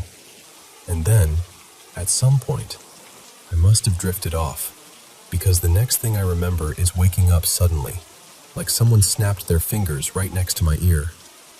I turned over, and there was a little girl standing near my bed. She looked old-fashioned, like she belonged in some dusty photo. She was wearing this vintage sleeping gown, the kind with long sleeves, but it was ripped and filthy, like it had been dragged through mud. Her hair was a mess, thin, stringy, stuck to her face, and around her neck, God, I still hate saying it, there was this rope, like a noose, and she was clutching this dingy cloth sack, the kind you'd use for laundry, bunched up in her hands like she'd carried it there. She was so dirty, I could swear I could smell her. Not like a normal kid who'd been playing outside, more like damp and rotten, like old basement air. I was frozen. I couldn't even breathe right. Then my brain finally caught up, and I just started whispering prayers as fast as I could, shaking under the covers, begging for it to go away. I didn't stop until I must have passed out again. And then, this is the part that really messes with me. About a month later, I skipped praying again. Not on purpose, just fell asleep. That night, she came back. This time, she wasn't holding the sack anymore. Just the rope was there, hanging loose around her neck. Her hair was worse, plastered across her face so I couldn't fully see her features. But I knew it was her. Same height, same gown, same horrible stillness, like she wasn't breathing. like she was being displayed rather than standing there like a real person. After that, I moved out of that house and went to live with my mom. New place, nicer apartment, totally different neighborhood. Years passed, and honestly, I forgot about her. Not because it didn't haunt me, but because enough normal life piled on top of it that it started to feel like some nightmare my brain made up when I was little. By then, I wasn't praying at all. That part of my life had faded out. Sleeping without praying was just normal. One thing never changed, though. I've always been terrified of closets. I don't know why. I just hate them. So I had this rule. Closet door stays closed. Always. No exceptions. One weekend, my cousin, Rory, came over for a sleepover. We were messing around late, and for some reason I finally told him about the girl. It was the first time I ever said it out loud to someone. He laughed, of course. Like, not in a mean way, just that "you're so full of it" kind of laugh. He kept calling it a creepy story I made up to freak him out. Eventually, we got tired. I remember getting up and checking the closet door like I always did, making sure it was shut tight, and then we crashed. And then it happened again. The same exact kind of waking up. Instant. Sharp. Like something yanked me out of sleep. I turned my head. My closet door was open. I grabbed my phone with shaking hands and clicked the flashlight on. And there she was, inside the closet. Same little girl. But this time her hair was swept aside just enough that I could see her face clearly. And I'm telling you, it wasn't like before, where it was just scary because she was there. This time it was horrifying because of what she looked like. Her eyes were gone. Just dark, hollow sockets, with streaks of dried blood running down her cheeks like someone had painted them there, and they never fully dried. Her gown was still torn, but now it looked stained, like rust-dark patches all over it. And her mouth looked cut, like the corners were sliced upward into this forced, awful smile. Not a smile like someone happy, a smile like something pretending. I panicked and shook Rory awake and hissed, "Someone's in the closet. Someone is in the closet." I don't even know why I said someone, like it was a normal intruder, but my brain was scrambling for anything that made sense. He lifted his head, looked past me toward the closet, and I will never forget what he said. He goes, "What the hell is that?" And then he disappeared under the blanket so fast it was like a cartoon. Just gone. And I dove under too. We stayed there, both of us shaking, not talking, barely breathing, just waiting for morning like it was the only thing that could save us. When the sun finally came up, we crawled out, and the closet door was shut again, like nothing had happened, like it was all some shared hallucination. But Rory was pale, and when I asked him what he saw, he described her. Exactly. The missing eyes, the blood, the torn gown, the too wide smile, every detail. And that's what gets me. Because if it was just me, I could have convinced myself it was a nightmare, or sleep paralysis, or my imagination. But he saw it too. I don't know what she is. I don't know why she showed up when I stopped praying as a kid, or why she followed me years later to a completely different apartment, or why it was always in that same pattern. Waking up suddenly, turning over, there she is. I haven't seen her in a long time now, and I'm grateful for that. Truly. But I swear, even telling you this right now, I can feel that cold, crawling chill along the back of my neck. Like if I turn my head too fast, I might catch the closet door open again.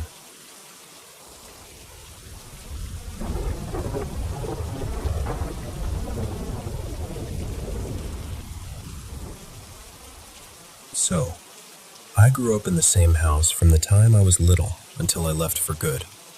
It wasn't some ancient farmhouse or anything. My dad had it built in the late 80s, and as far as we ever knew, nobody had died there.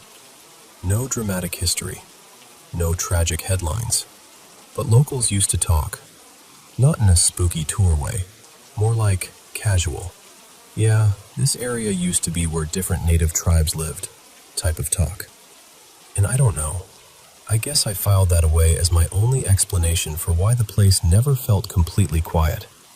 Like the house could look normal, smell normal, sound normal, but the air would still feel charged, like you'd rubbed a balloon on your hair and didn't realize it until you walked through a doorway. By the time I was about 13, my parents finally started letting me stay home alone after school, with my older brother, Miles, technically, but he had practice most days. So I'd get home first, and there'd be this long stretch where it was just me and the house. And listen, I know how dramatic it sounds, but being alone in that place felt different than being alone anywhere else. The moment I'd step inside, it was like my body would react before my brain could. That prickly feeling up the back of your neck, the sensation that something was aware of you. So I made a routine. It was ridiculous, honestly, but it was the only thing that made me feel like I had any control. I'd do a quick sweep of the rooms with a kitchen knife, like a tiny, terrified security guard. Then I'd lock myself in the bathroom and sit on the closed toilet lid playing games on my phone until I heard Miles come home. The bathroom was my safe spot. Small, bright, a lock, solid walls. And if I sat with my back against the tub, nothing could come up behind me. The rest of the house always felt like it had too many corners. Too many dark little angles where something could just be. So one day, I'm in there like usual. I don't know, maybe an hour had passed. I'm trying to act normal, trying to pretend I'm not listening for every creak. And then I hear the side door, the one that leads from the garage into the house. It made this specific squeal when it opened, a sound I could recognize in my sleep. Then I hear footsteps, heavy, familiar steps moving into the kitchen. I hear keys hit the table. And then, this is the detail that still makes my stomach twist. I hear this loud, obnoxious burp. And I know that sounds funny, but it was so Miles. Like, when you live with someone long enough, you know their little sounds, their rhythm, the way they move, even their gross habits. I remember thinking, oh, thank God. Just instant relief, like my whole body unclenched at once. I set my phone down and stood up, finally ready to unlock the door and stop hiding like a lunatic. But the second my fingers touched the doorknob, something inside me just slammed on the brakes. It's hard to explain without sounding insane, but it was like hearing a song you know by heart. Only one note is slightly off. Close enough that you recognize it, but wrong enough that your skin crawls. Everything I just heard felt staged, like an imitation that didn't understand the real habits behind the sounds. Miles almost never came in through the garage. He used the front door, always. And he didn't toss his keys on the kitchen table. He kept them in his room. Little details, but they mattered. Suddenly, it all felt like someone had copied my brother from memory without actually knowing him. So I didn't unlock the door. Instead, I texted him, "Are you home?" He replied immediately, "No, leaving practice now." And I swear to you, my blood turned to ice. Because the moment I read that message, every sound in the kitchen stopped. Not gradually, not like someone walked away, just off. Like someone hit mute, and then I heard the kitchen stools scraping across the tile. Not a shove, not an accident. It sounded like someone was lifting one edge and walking it, dragging it carefully out toward the living room. Slow, deliberate movement in an open concept house where there's nowhere to hide. I texted Miles back with shaking hands. There's someone in the house. Right after that, my dog, Nova, jumped onto the couch. I heard the cushions squeak, that familiar vinyl-ish sound, and then she started growling. Not her normal, someone's at the door growl. This was deep, ugly, like she was looking straight at something she couldn't understand. I'm in the bathroom, silently crying, gripping the knife so hard my hand cramped. I remember pressing my free palm against my mouth to keep myself from making any noise at all, because suddenly, it felt like whatever was out there was listening. Then the thumping started, and this is the part that messes with me, because what I'd heard before sounded like my brother, normal, familiar. But now it sounded like someone much bigger was moving through the house. Heavy steps, faster, angrier.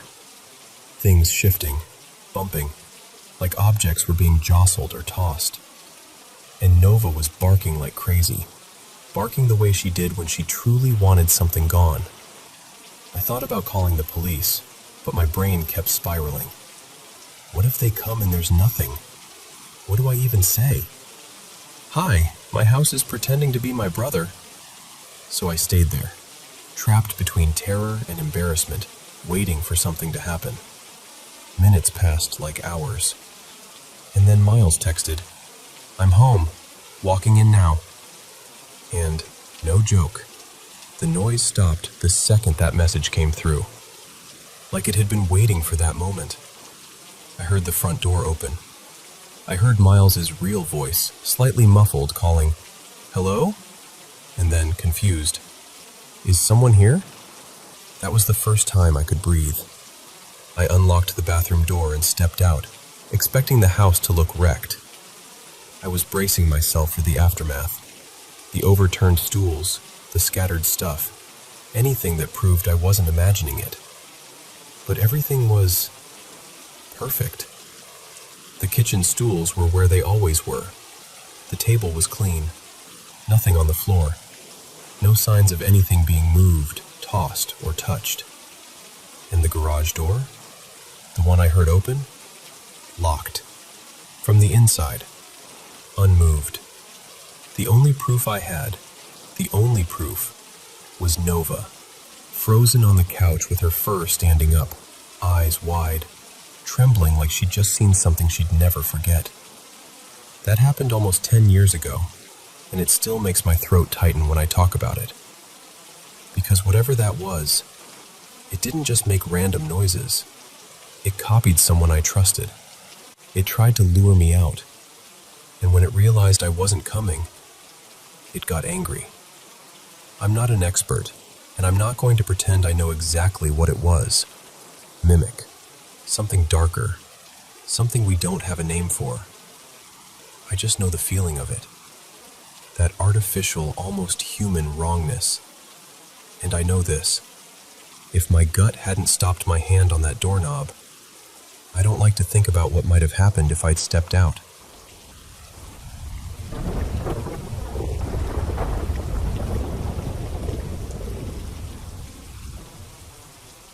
Okay, so I need to take you back to Yosemite Valley.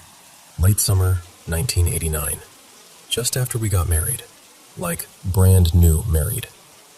We'd said our vows in that little valley chapel the night before, and the next night, around midnight, we got this spontaneous, ridiculous idea. Let's go for a swim in the Merced River. It was me and my wife. Let's call her Marissa. And we were feeling untouchable in that newlywed way, you know? Giddy. A little reckless. The park was quiet, and it's Yosemite. You can be out at any hour, no curfew or anything. I'd grown up coming to these spots with my family, so I felt like I knew the area like the back of my hand. We parked off Northside Drive, just east of Pohono Bridge, and there wasn't a single other car. Not a light. Not even the sense that anyone else existed out there. We grabbed towels, a blanket, flashlights, and started down this little dirt path, maybe 30 yards through trees to the sandy edge by the water. And halfway down, I swing my flashlight left, and there are two men standing just off the trail. Tall, still, side by side like they'd been placed there. I froze for half a second because, in the dark, your brain tries to turn things into anything except people. I shined the light right on them, realized, oh, guys, and I immediately dropped the beam and muttered this quick, embarrassed, sorry. They didn't move. They didn't nod. They didn't say anything. Not even a little, hey, or a shift of weight. Just statues. What freaked me out most was how formal they looked, like dark suits, or at least stiff, dressy clothing. It didn't fit the setting at all. Marissa didn't even notice them. She was already moving toward the sand. We reached the riverbank. The water was loud. Moonlight was coming through the trees in these broken silver sheets, and Marissa starts spreading the blanket out like it's the most normal midnight swim in the world. I sit down next to her, and then, from the trees on our left, a couple steps out. And I swear to you, they're dressed like they just came from a wedding. A bride and groom, full on. Not costumes, not casual. Wedding clothes. They stop at the river's edge about 10 yards from us, talking softly. I can't make out the words because of the river, but I can hear the tone, that low, private conversation. After a moment, they sort of angle toward us, like they're watching. And it hit me in this cold, crawling way. Are they talking about us? I turn and look back up the slope, and I can still see those two dark men near the trail. Same place, same posture. Then, on the right side, another figure comes out and steps onto this rock that juts into the water. And this guy, he starts moving in this hunched, exaggerated way, like an ape-man. Arms loose, crouching, swaying, doing this threatening little performance. It wasn't playful. It felt directed. And my brain is scrambling, trying to make a normal explanation. Okay, maybe we interrupted something. Maybe it's some weird night game. Maybe there are more people than we thought. But the feeling in my body was pure alarm, like we were surrounded. Marissa, somehow, is still trying to treat it like nothing. She's like, well, I guess swimming is off, kind of shrugging. Then she goes, super casually, I left the cigarettes in the car. Can you grab them? And I snapped, like not at her, but just the request landed wrong. I did not want to walk back up that path past those two silent men, leaving her alone with the wedding couple and the crouching rock guy. But I didn't want to sound afraid, so I stood up all annoyed and dramatic, like, fine, I'll get them. I walk back up, get to the car, grab the cigarettes, and then I do something I hadn't planned on doing. I pull it out, and when I shut the trunk, I make a big, deliberate noise, like, listen up, everyone. I go back down and stick the sword in the ground near our blanket, like I'm planting a flag. Marissa looks at me like I've lost my mind. What are you doing? And I said, loudly, something along the lines of, when people sneak around and won't speak to you out here at night, I want them to know I'll defend us if they try something. Even saying it now, I cringe a little. It wasn't me. It was fear trying to wear a tough guy mask. Marissa was stunned, like, did I just marry a lunatic? And after another minute, we decide to leave. We pack up fast, get back to the car, and drive away. And again, there are no other vehicles, no headlights, nothing. Just us and the dark road. We drive down El Portal Road toward Cascades Picnic Area, another river spot I knew well. And I'm thinking, okay, that first place was a fluke. This one is farther out. Surely it's empty. The parking lot is empty, no cars, until our headlights sweep across a picnic table. And there are people sitting there in the dark, not lit by anything, just there. We both saw them, clear as day in the headlights. We look at each other like, seriously? But we decide to go to the beach anyway and just keep to ourselves. This time I leave the sword in the car, trying to behave like a normal human. We start down the wider trail, maybe 100 yards through the woods. Moonlight is enough that you can see the path. And up ahead, slightly off the trail, there's a woman standing still. She's wearing this ornate white gown, and the closer we get, the more elaborate it looks. Veil, lace, pearls, like something from another era. She's pretty, but older, and she has this calm, placid smile. What made my skin go cold is that she looked like she had this pale blue-white glow. Not a flashlight glow, just a wrong kind of brightness. I'm thinking, I'm about to walk right past her. What do you even say? Marissa is quiet, and I can tell she doesn't want to set me off because she already thinks I'm spiraling. When I'm right beside the woman, I look her straight in the eyes and manage this small, polite, trembling, "Hello." She keeps smiling, doesn't answer, just watches me pass. A few steps later, Marissa says, totally baffled, "Why did you just say hello to a tree?" I whip around, and my stomach drops, because where the woman was is a dead tree stump, pale in the moonlight. That's it. No veil, no face, no lace, just a stump catching light. I actually jumped, like my body couldn't accept the switch. And I felt humiliated and dizzy at the same time. Like, am I losing it? I know what I saw. I know it. I tell Marissa, I thought it was a woman in a dress. She gives me that skeptical newlywed look that says, "Okay, honey, sure."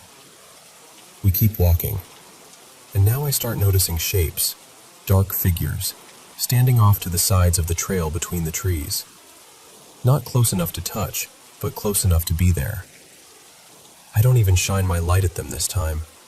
I just ask Marissa, very quietly, "Do you see them?" She says no, and she's getting irritated, like, "Why are you seeing things?" And that's when I start to get defensive. Because it's one thing to be scared, it's another to be told you're imagining everything while your gut is screaming. I even remember thinking, bizarrely, that maybe I'd been reading too much mystic stuff, like I'd opened some mental door and now I was noticing things you're not supposed to notice. It sounds silly, but when you're in that moment, your brain reaches for any explanation. I stop at the top and look down. And there are two figures near a fallen log in the river, doing something. Fishing, maybe? At 1 a.m.? I don't know. One of them has this red glow on his face, like a cigarette ember. I point it out again. Marissa says she sees nothing. And God, this is where I lost my composure. I snapped, "Oh yeah? Then what the hell is that?" And I swing my big flashlight beam down onto them. The instant the light hits, the figures turn. Fast. Too fast. And they glare up at us. And I felt this immediate surge of danger, like a cornered animal realizing it's been spotted. They were upright, but bulky, blacker than the dark around them. And the way they moved, it wasn't human. Marissa grabs my arm hard. "We need to go. Now." Later she told me when one of them looked at her, its head turned in this twisting way, like it wasn't limited by bones the way we are, like a snake. We turn and start back toward the car, and that 100-yard trail suddenly feels like a mile. And I remember telling her, through clenched teeth, "Don't run. If we run, they'll chase. Just walk fast. Keep it together." We're both in panic, but we force ourselves to move quickly without sprinting, like we're pretending we're still in control. When we reach the parking lot, the picnic table where the people were, gone. Not shifted, not empty chairs, not they moved, just not there. There was a picnic table farther away on the opposite side, but it was empty, like we'd imagined the whole thing. We got in the car and drove off like our lives depended on it. And now, finally, Marissa admits it. She says, "Okay, I thought you were just freaking yourself out. But those things at the river, whatever they were, I saw them too." So we drive back toward the valley, and then we turn up the mountain road toward Tuolumne Meadows. We talk the whole time, comparing what we saw, trying to line it up. The bride and groom, the two shadow men, the crouching animal-like guy. And then we pull into a viewpoint overlooking the valley to catch our breath. The headlights sweep across the turnout. And they're there. All of them. as if they beat us there and took their places. Bride, groom, 2 shadow men, the animal guy. 15 feet in, standing like they were waiting, facing us. We both shout, just this raw shock. I'm like, "Do you see them? Tell me you see them." Marissa says yes, and her voice is shaking. We don't even turn the car off. I just throw it in reverse and back out, and we're gone. At this point, it's not just fear, it's disbelief. Because how? How could they keep showing up ahead of us when we hadn't passed a single car for miles? How could they possibly know where we were going? Maybe 45 minutes later, sometime between 2 and 3 a.m., we pass a little ranger-style cabin or park building area. Porch light on, and standing in that cone of light, like a staged tableau, bride, groom, 2 shadow men, the animal guy. I remember Marissa making this strangled sound, like her brain couldn't process it anymore, and I couldn't either. It was beyond spooky. It was impossible. We kept driving for what felt like forever, seeing weird shadows in the trees, some of which might have just been our terrified minds making patterns out of darkness. Hard to know anymore. The last thing I feel confident about, truly confident, happens near Tenaya Lake. We pull into the lot to rest for a minute. The area is open, clear, plenty of moonlight, no trees close by. Across the highway, there's this steep, rocky road cut leading up to a ridge, an awkward place where you wouldn't expect anyone to be. It gave me goosebumps all over again. But this time, we don't engage. We don't shine the light. We don't react. We just sit, breathe, and eventually drive away.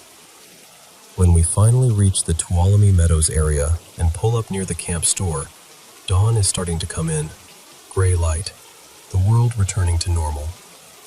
And outside the store, there are figures sitting with their backs against the wall. And when I tell you the relief I felt, because they were just people, regular backpackers, waiting for morning. You could tell immediately. The way they shifted, the way they looked up, the way the world fit around them. After hours of feeling like we were being haunted by something that didn't belong, it was like stepping back into reality. And that was it. That was the end of the first night of our honeymoon. This long, bizarre, terrifying procession of silent figures and wedding clothes and impossible reappearances. I've spent decades turning it over. Ghosts, residual hauntings, folklore stuff, aliens, tricks of light, shared panic. I've heard every suggestion, and honestly, I still don't know. But here's the strange part. Nothing actually harmed us. No one touched us. No attack. No injury. They just appeared, again and again, like they wanted us to notice, like they wanted us unsettled. And the older I get, the more I wonder if the real danger wasn't them. Maybe it was what fear did to us, how it narrowed our world until every shadow felt alive. Still, I can't lie. A part of me is grateful it happened, because life can get so clean and explainable, and then something like that reminds you there are corners of the world, of your own perception, that don't behave. And whenever I ask people if they've ever had something they can't explain, and they tell me no, I feel this odd sadness. Not because I want them scared, but because I think having one true mystery in your life changes you, even if you never solve it.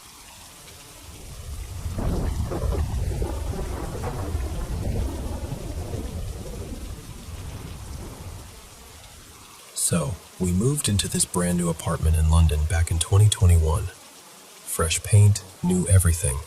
Literally the first people to ever live here. We're right at the top, the only flat on our floor, which sounded like a dream at the time. The place is gorgeous. Huge rooms, high ceilings, these massive floor-to-ceiling windows that make it feel bright and open even when it's gray outside. But almost from the beginning, there's been this thing. At certain times of day, especially after dark, though not always, we hear running. Not vague creaks or old building noises, proper running, like someone sprinting down the hallway with purpose. It's loud enough that I've actually spun around mid-sentence because my brain just assumes someone's there. And my little one, Milo, he's always like, "Mommy, who's running?" in that matter-of-fact way kids have, like it's the most normal thing in the world. At first, I blamed the flat below us because they've got small kids. Easy explanation, right? Except we started paying attention, really listening, and it just didn't line up. And the thing is, this building is so well insulated. We don't hear our neighbors, like, at all. No TV through the wall, no footsteps, nothing. So why would we only hear that? Then for a while I convinced myself it was the roof. Maybe birds. Maybe a fox? London has foxes everywhere. And sometimes, honestly, it did sound like it was coming from above, which made that theory feel even better because it was safer. Logical. Contained. Not creepy. But the more it happened, the less it felt like an animal. It wasn't scratching or scurrying. It was human pacing. Like a person running. And the running isn't even the only part. There have been these little moments that make the air feel wrong, like shadows shifting where they shouldn't. Not dramatic ghost in the mirror stuff, just I'll catch movement out of the corner of my eye, like someone ducking back around a corner or walking past a doorway. Most of it happens in our main hallway. Coincidentally, of course, that's where the running always seems to be. More than once, I've been sitting watching TV with my back to the hall door, and I've felt someone behind me. Properly felt it. There have been times I've turned around and snapped, "Oh, just don't," thinking it's my partner, Ethan, trying to creep in and startle me. And then, nothing. Empty hall. Quiet. No Ethan. No one. One afternoon, this was in 2022, I walked into Milo's room. He wasn't in his cot. The room was tidy, normal. But the cot had been pulled out from the wall, like someone had dragged it forward. Not a few inches, enough that it stopped me in my tracks. And I remember standing there thinking, nope, that's not right. Because I can barely shift it myself without really putting my back into it. Milo was too small at the time to do anything like that, and Ethan was at work. I even replayed my own morning. Did I move it? Did I catch it with my hip? Did I imagine it? But no, I would have noticed. It was moved. The honest truth is, neither of us has ever felt properly alone in this place. Not once. Even when I'm by myself in the daytime, sunlight pouring in, I still get that prickly feeling like I'm being quietly watched. Not threatened, just observed. Like something is sharing the space and doesn't feel any need to hide. And here's the part that makes it more complicated. I spoke to a colleague, Leah, because she's the type who goes to a medium regularly, and apparently, the woman has been uncannily accurate for her in the past. I wasn't even trying to be dramatic. I just asked for any ideas, like, what else could this be? And I mentioned, kind of casually, that I keep my dad's urn in the spare room. Leah's face changed instantly, like the color drained out of her, and she went, "You need to get rid of that." Which, absolutely not. No chance. That's my dad. I'm not getting rid of him like he's an old lamp. And the thing is, Milo talks about him. Like, talks about him. He calls him Granddad sometimes, like he knows him.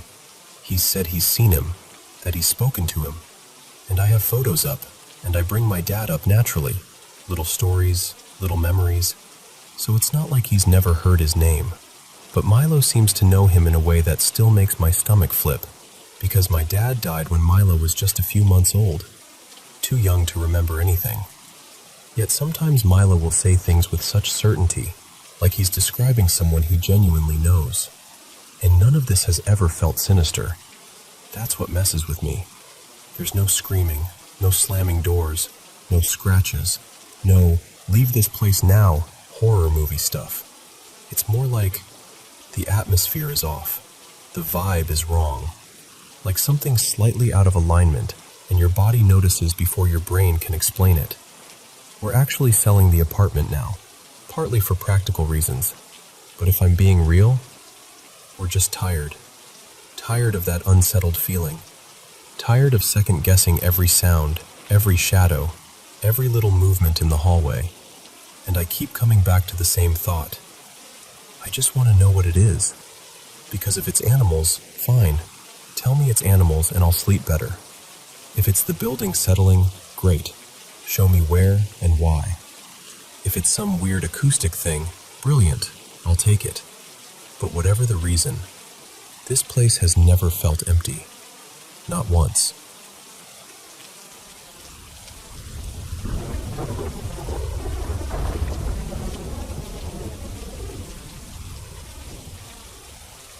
Okay, so before I jump in, you've got to know this about me. Sleep paralysis has been a weird little thing in my life for as long as I can remember. It's usually the same routine. I'll think I've woken up, but I can't move, can't talk, can't do anything except stare and wait it out. It's terrifying, but it's predictable. The very first time it happened, I was maybe 13, 14 at the most. I'd fallen asleep facing this dresser mirror, and when I woke up, I saw it, this shape behind me. Not a person exactly, more like a shadow wearing the idea of a person. No face, no details, just this heavy, dark presence that felt way too close. Then I got older, and the sleep paralysis would still happen once in a while, but I never saw that shadow again. Not for years. Honestly, I started to think it was just my brain doing brain things. Fast forward to now. I'm 18, and last weekend I went out with my boyfriend, Eli, to hang at his friend Mason's place. They live out in the middle of nowhere, and those two are the type who always have some insane story. Lights flickering, footsteps when nobody's there, stuff like that. And I'll admit it, I get curious. I'm that person. So I brought this old spirit board I'd had for months. It had basically become wall decor because every time I tried it, nothing happened. And I'd started to feel kind of silly for even owning it. Late that night, like after midnight, we ended up wandering around outside. Not exactly on train tracks like a horror movie, but along this quiet service path near them where the rails run through. There's this abandoned stretch nearby, half-collapsed sheds, old signs, that kind of forgotten place vibe.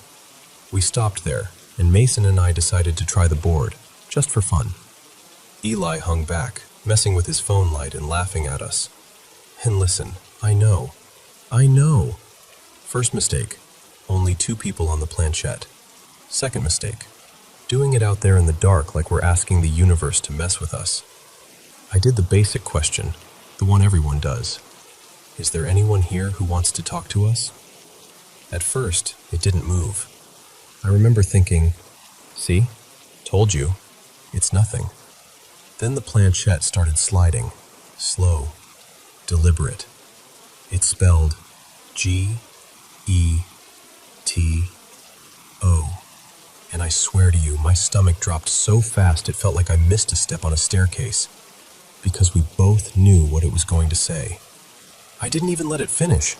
I yanked my hands back and blurted out, "Goodbye," like I was slamming a door in someone's face. Mason did the same, and we just looked at each other for half a second like, did that just happen? And then we basically power walked back like our lives depended on it, trying to laugh it off, but not really laughing. The rest of the night was normal enough. And honestly, part of me still tried to rationalize it. Like, maybe Mason pushed it. Maybe we nudged it without realizing. Maybe my brain just wanted a scary moment. But then the next night happened. I was home alone. Totally alone. I got in bed and started praying, quietly, just trying to calm myself down. I remember feeling my body relax, and I guess I drifted off mid-prayer. That's when it hit. That awful, familiar waking up feeling. Except, I didn't wake up. And there it was, the shadow. Only this time, it wasn't just a faceless shape in the background. It was closer, right there. And it had eyes.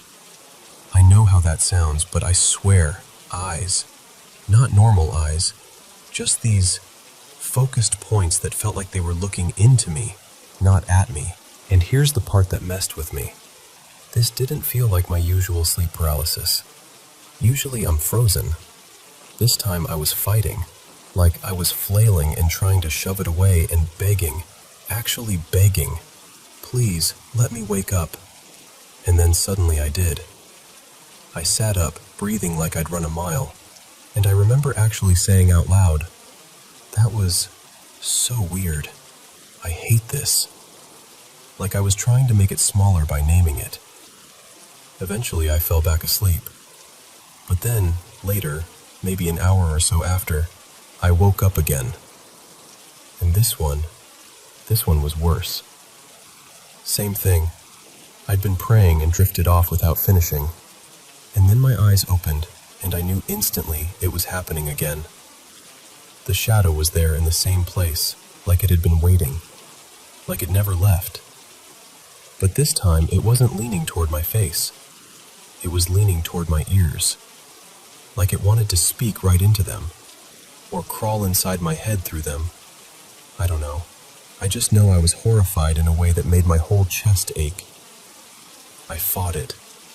I was pushing and kicking and trying to get away. I could feel myself moving, but I couldn't tell if I was actually moving in my bed or if it was all happening inside my brain. It felt real either way. And it talked. Not like a normal voice, more like the idea of words pressed into my mind. And it told me, "I'm keeping you here forever." I started crying. Full-on crying, pleading, bargaining, like you do when you're terrified and your logic has completely clocked out. I remember saying, "Please, I have work in the morning. I can't stay here, I can't." Like that was going to matter to whatever it was. And then, this is the part that makes me feel sick even saying it. I panicked so badly that I tried to negotiate. I told it, if it let me wake up tonight, it could come back tomorrow. The second the words left my mouth, I woke up. I shot upright, gasping. My cheeks were wet. My body felt like it had just been through something. And my room looked normal, but everything in me felt wrong. Like I'd opened a door I didn't know how to close. I called Eli afterward, and he tried to comfort me. But even he admitted he'd been having these vivid nightmares since that night we messed around outside. He said maybe it's night terrors, maybe stress, maybe our brains latched onto a creepy moment and ran with it. And I want to believe that. I really do. But it doesn't feel like my normal sleep paralysis anymore. It feels like something is responding, like it's getting closer, like it recognizes me now. And now I'm sitting here thinking about what I said, what I offered, when I was scared out of my mind. Because what if it actually does come back tomorrow? And what if next time I don't wake up?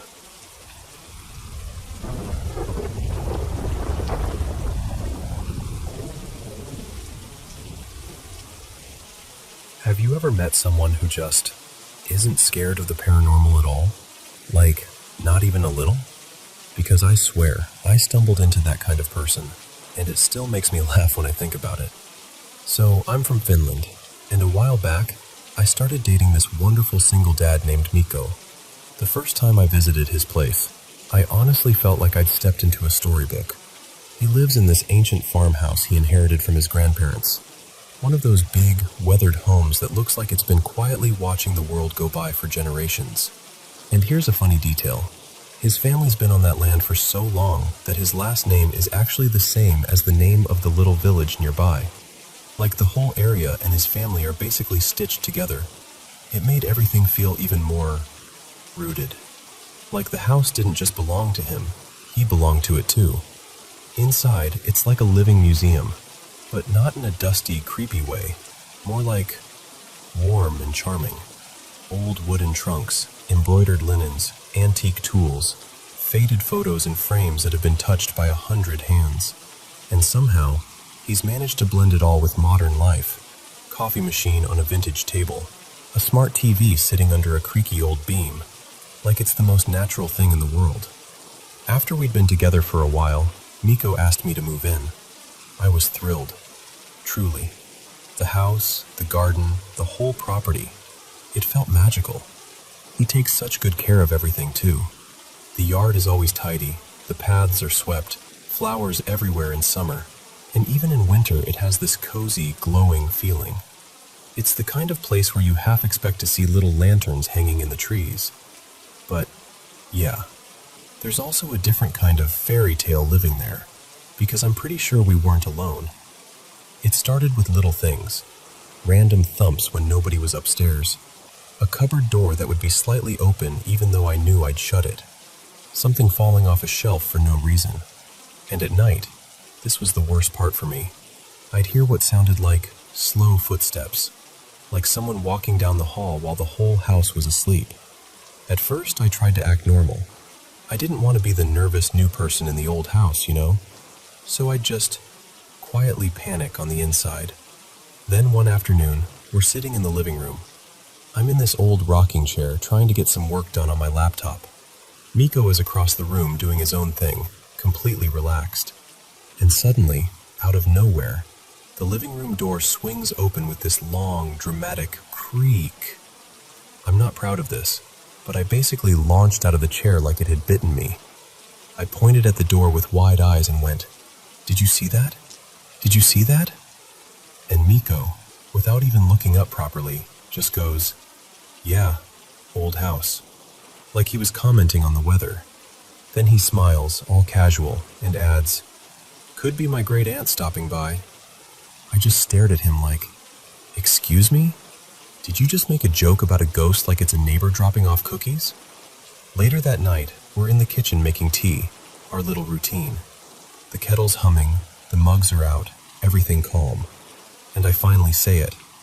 I'm like, "Okay, I need to talk about something. I think this house is haunted." And this man, this absolute weirdo in the best way, doesn't argue, doesn't dismiss me, doesn't do the whole, "It's the wind, it's the pipes, you're imagining it" thing. He just nods, like I've said something completely reasonable, and goes, "Yeah, I wouldn't be surprised. The house is over 100 years old, and we've got records of my family living around here for centuries." And he shrugs, and says, "If they're here, they're my ancestors. Why would they want anything bad for us?"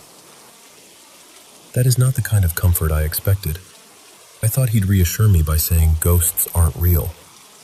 Instead, he basically said, "Oh yeah, they're real, and they're probably family."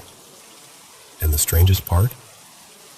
It actually made me feel a little better. Not totally better, I still jump at noises, I'm not going to lie. But his calmness is so steady it's contagious. Like he's lived with these sounds his whole life and filed them under normal farmhouse stuff. Plus maybe grandma. So I have to ask you, have you ever met someone like that? Someone who can sit in a creaky old house full of footsteps and mystery and just sip their tea like, "Yep, that's probably a relative."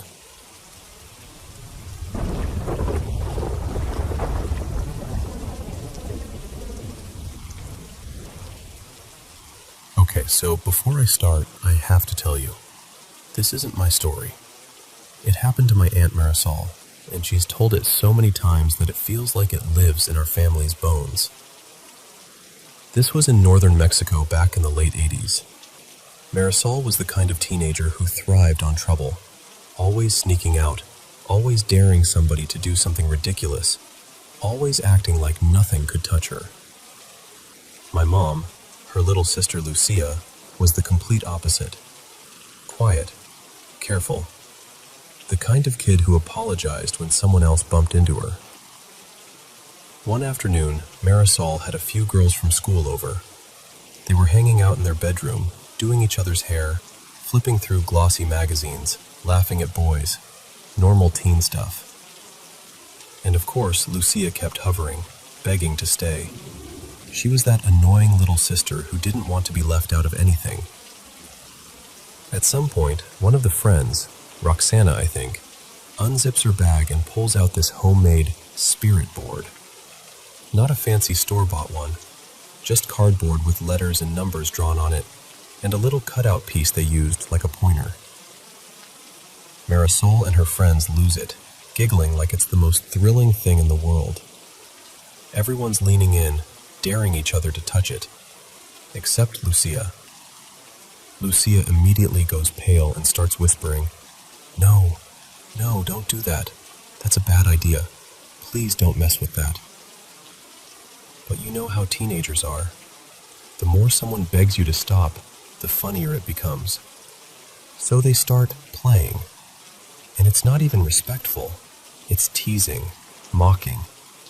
They're asking dumb stuff like, "What's your name? Why aren't you answering? Are you scared? What do you look like?" They're laughing the whole time, rolling their eyes, acting like they're too grown to be afraid of anything. And nothing happens. Not a twitch, not a scrape, not a single spooky moment. So after a while they get bored and toss the board aside, like it was just another toy, and move on with their afternoon. But that night, this is the part that still makes my skin tighten. Marisol wakes up sometime after 2 in the morning. She's in bed, and she shares the room with Lucia and 2 of their brothers. The room is dark, still, quiet in that heavy middle-of-the-night way. She wakes up with this awful, sinking feeling in her stomach, like dread, but physical. Like your body knows something before your brain catches up. She's lying on her side facing the wall, so her back is to the rest of the room, and right away she realizes she can't move. Her arms won't budge. Her legs won't budge. She can't even turn her head. Marisol had experienced sleep paralysis before, so she recognizes what it is. But she said this felt different. The fear was sharper, meaner, like something was in the room with her, not just in her head. Minutes pass, long minutes, and she's trying so hard to force her body to respond, to wiggle a finger, to make a sound, anything. And then she feels it. Her mattress dips, slowly, right behind her, like someone is carefully sitting down on the edge of the bed. She can't turn around. She can't see. She can only feel that pressure, that weight, settling in beside her like it belongs there. She starts panicking, inside her own body, trapped, breathing fast, praying, trying to scream and realizing she can't. And then she hears a man's voice. Not one of her brothers, not her father, not anyone who should have been in that room. It's right behind her, and it says, so calmly, so cruelly, and the worst part is the tone, like it's amused, like it's repeating something she'd already said earlier, throwing it back at her. "Turn around," it says again. "Go on." Marisol told my mom she felt like her heart was going to burst out of her chest. She tried to pray, but her thoughts were tangled. She tried to move, but nothing worked. And then, finally, something breaks, like the spell cracks. She lets out this screaming, full-body, blood-curdling scream that jolts everyone awake. Her brothers jump up, my mom bolts upright, someone flips the light on, and suddenly the room is chaos. Everyone asking what happened, everyone crowding around her bed. And Marisol, shaking, drenched in sweat, just blurts out that it was a nightmare, that she must have been dreaming, that it was nothing. But the next day, when the sun was up and the house felt normal again, she pulled Lucia aside and told her everything in a quieter voice, like she didn't want the walls to hear. And ever since then, this is what sticks with me. Marisol has been terrified of those boards, not in a playful way, in a serious, don't even bring it in my house way. Even now, decades later, she's the one who warns all of us, me, my sister, all the cousins, every time someone brings it up like it's a joke. She always says the same thing, real soft, but dead serious. Don't invite something to speak if you're not ready for it to answer.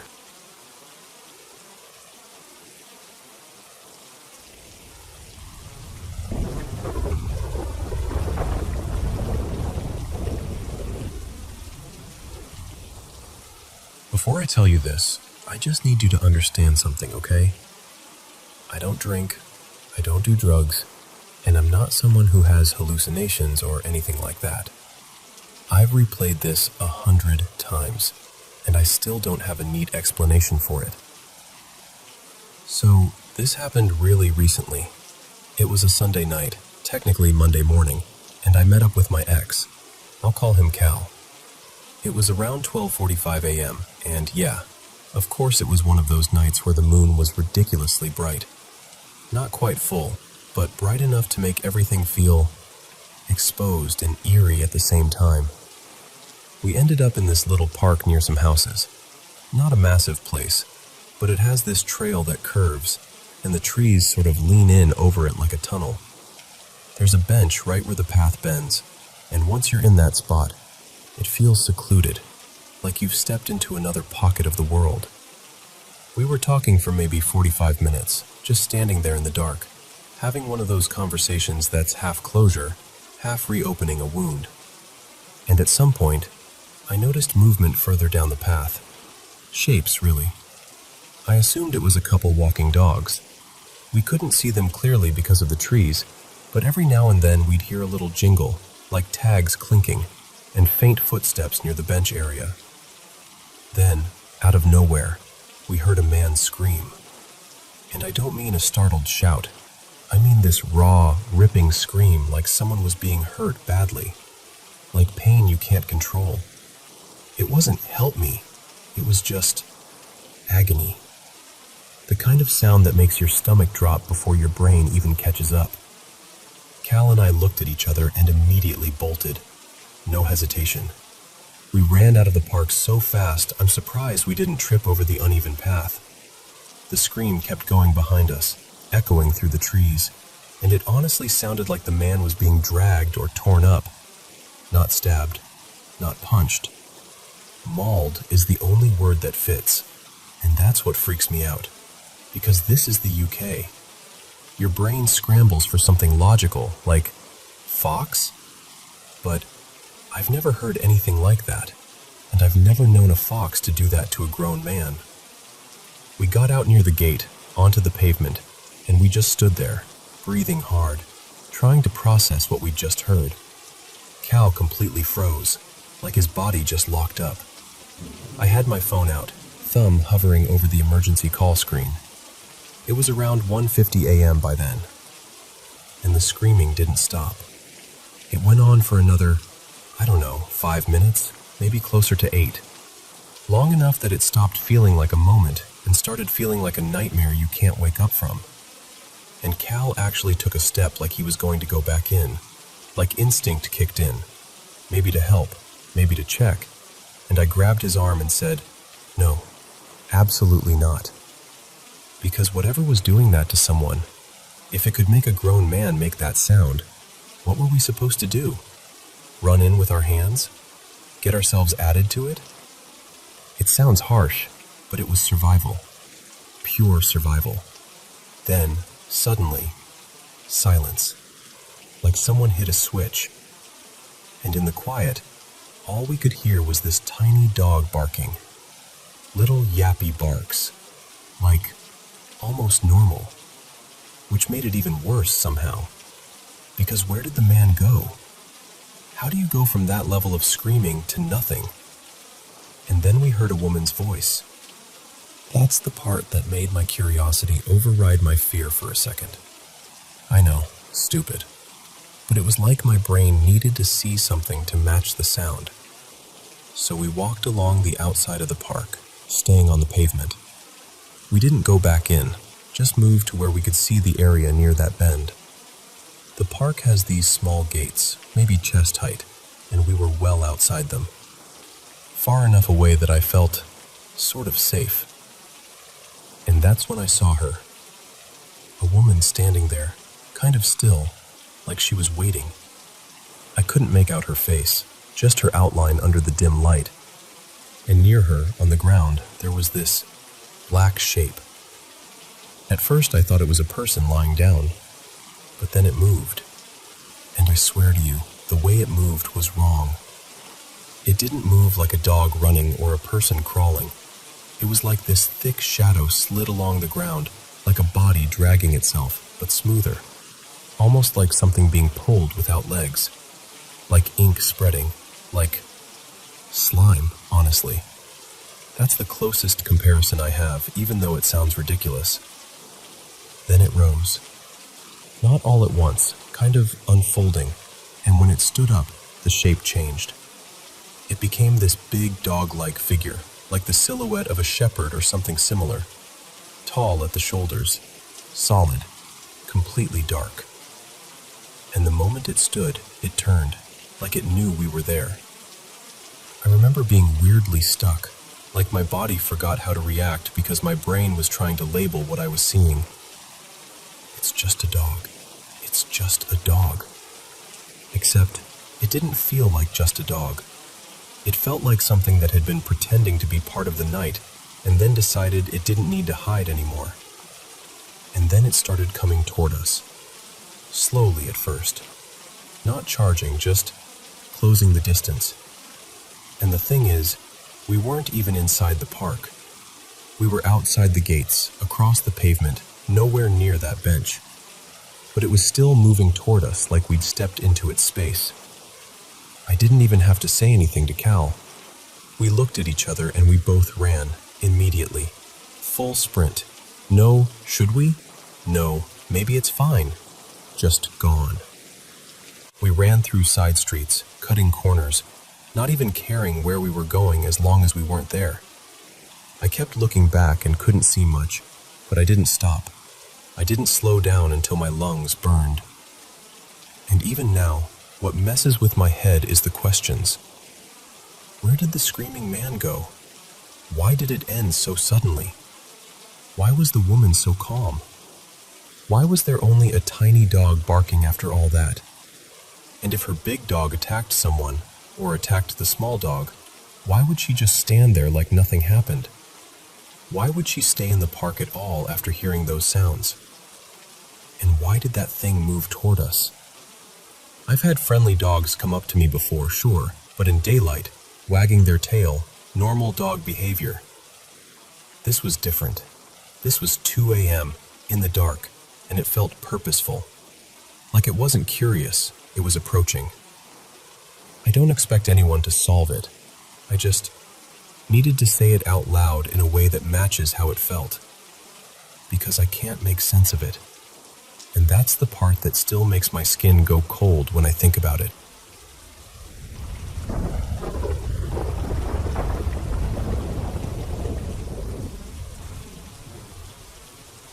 Okay, so I need to tell you this like I lived it, because I did, and it still gives me that weird, tight feeling in my chest. 2 things happened within 3 days, and I live in the capital. Huge city, loud all day. But at night, you can actually see the outline of the mountains wrapping around it. Out here, people talk about strange lights sometimes. It's not common, but it's also not unheard of. And the part that matters is, it's almost always out there, toward the mountains or the hills that slope down toward the coast. Always distant, always, maybe it's this, maybe it's that. For context, because this didn't start out as the main event, there were a couple sightings recently that felt like the usual kind of weird. Back in mid-October, around 2 in the morning, I saw this bright crimson light hanging over the mountains. Not blinking, not drifting, just sitting there like someone pinned it to the sky. It stayed for maybe 8 minutes, perfectly still, and then it didn't fade, it didn't move away, just gone, like a switch flipped. Then, a few weeks later, early December, I caught an amber-colored light shooting across the sky around 9:20 at night. It was fast. So fast I barely had time to register it before it vanished. 2 seconds, maybe less. And honestly, sightings like those, that's the kind of thing people around here shrug at. Huh, that was odd. Then you go back inside. But what happened after that wasn't like that. Not even close. Because the other stuff is always miles away, right? Out over the hills. Far enough that your brain can keep a little distance from it. This time it wasn't far. This was right above me. It was the 16th, early evening, like 8:45. I was walking out to grab some bread and something quick for dinner. I always look up when I'm outside at night. It's a habit. I love the sky. It calms me down. So I'm walking, I glance up, and I just freeze. I literally said out loud, "What the hell is that?" There was this tiny orb, like a little bead of light, moving overhead. Not high like a plane, closer. Close enough that it felt personal, like it was in my space. At first I tried to be logical. My brain went, "Okay, drone," because what else are you supposed to think? But then the orb did something that made my stomach drop. A second light appeared, almost like it split off from the first one, like the original light produced another one. And now there were two, gliding in the same direction, kind of slow, heading south over the rooftops. And then, no drift, no speeding away, nothing dramatic. They just vanished, like they were never there. And the craziest part is, I wasn't alone. 3 other people were outside. I could tell they'd seen it because they had that same expression I'm sure I had. Mouth slightly open, eyes following the sky, that silent question written on their faces. Did you see that? Nobody even really spoke. We just shared that moment of disbelief, and then everyone sort of scattered back into their own lives like we hadn't all just watched reality glitch for a second. But I didn't go back to normal. Ever since that night, I've had this feeling, like the air changed, like something noticed us noticing. And every night since then, I've caught myself staring at dark windows, listening harder than I should, feeling like I'm being watched. And then, 3 nights later, it got worse. It was around 3:10 in the morning. I was in bed, watching something low on the TV, trying to keep the room calm. Elena went to the bathroom, and when she came back, she paused by the window. We live on the 4th floor, so we can see the street pretty clearly. She looked out for a second, and then she turned to me. And I swear to you, the look on her face was the exact look I had when I saw the lights. She looked back out the window like she needed to confirm it. Then she faced me again and said, quietly but very certain, "I saw something weird, walking across the street." Instant chills, because I already had that being watched feeling, but I wasn't expecting her to say that. I asked her what she meant, and she described it as this small, dark figure, like a silhouette, moving fast on 2 legs. Not a person she could make out, no details, just shape and motion. And here's the part that made my skin crawl. She said it was heading toward the same direction, the same area, where I'd seen the orbs disappear a few nights earlier.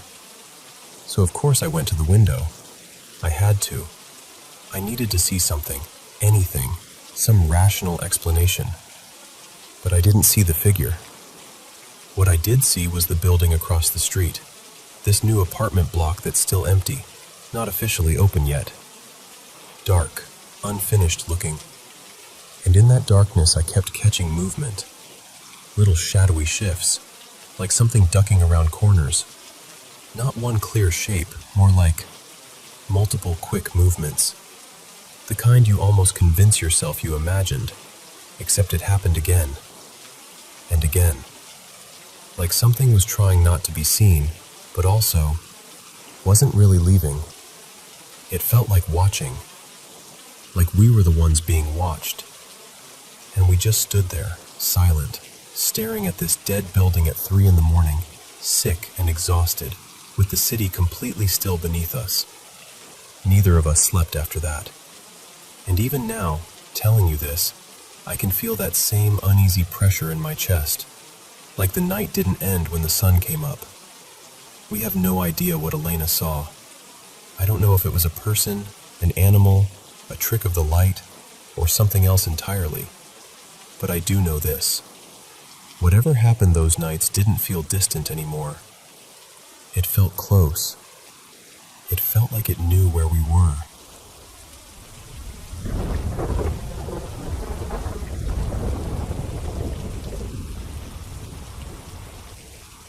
So, when I was little, we lived in this old 2-story rental that never felt completely quiet, even when it was.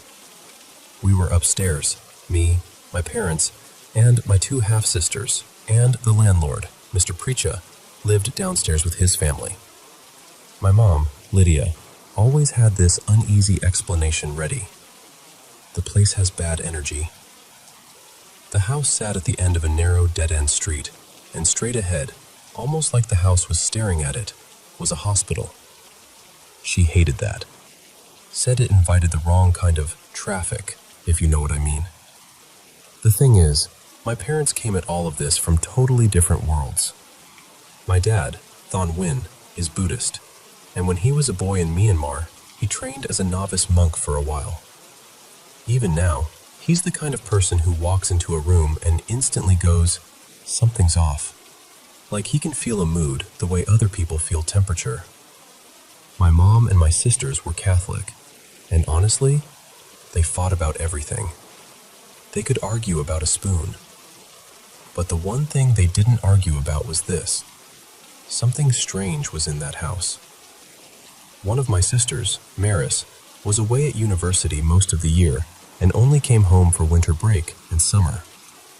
Her room was at the end of the hallway, and I swear, it always felt colder there, like this thin, steady draft that didn't make sense. The window would be latched, the vent would be closed.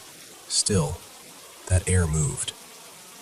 Then one night, while she was home for break, she woke up and said it felt like someone shoved her down into the mattress. Like hands, like weight. She told us she couldn't move, couldn't breathe, and it was as if the air got pulled right out of her chest. When she finally snapped out of it, she was shaking so hard she couldn't even sit up. And she was very specific about one detail. She said she was sure it was a woman. Not a voice exactly, more like a certainty. A presence with a shape, even in the dark. Maris even believed it followed her back from a hotel she'd stayed at a week earlier, like she'd accidentally brought something home. I know. People say sleep paralysis, and I've read about that too. But what stuck with me was that she never had anything like that happen in her dorm. Not once. And not later in any of the apartments she lived in after. Only in that room. Only in that house.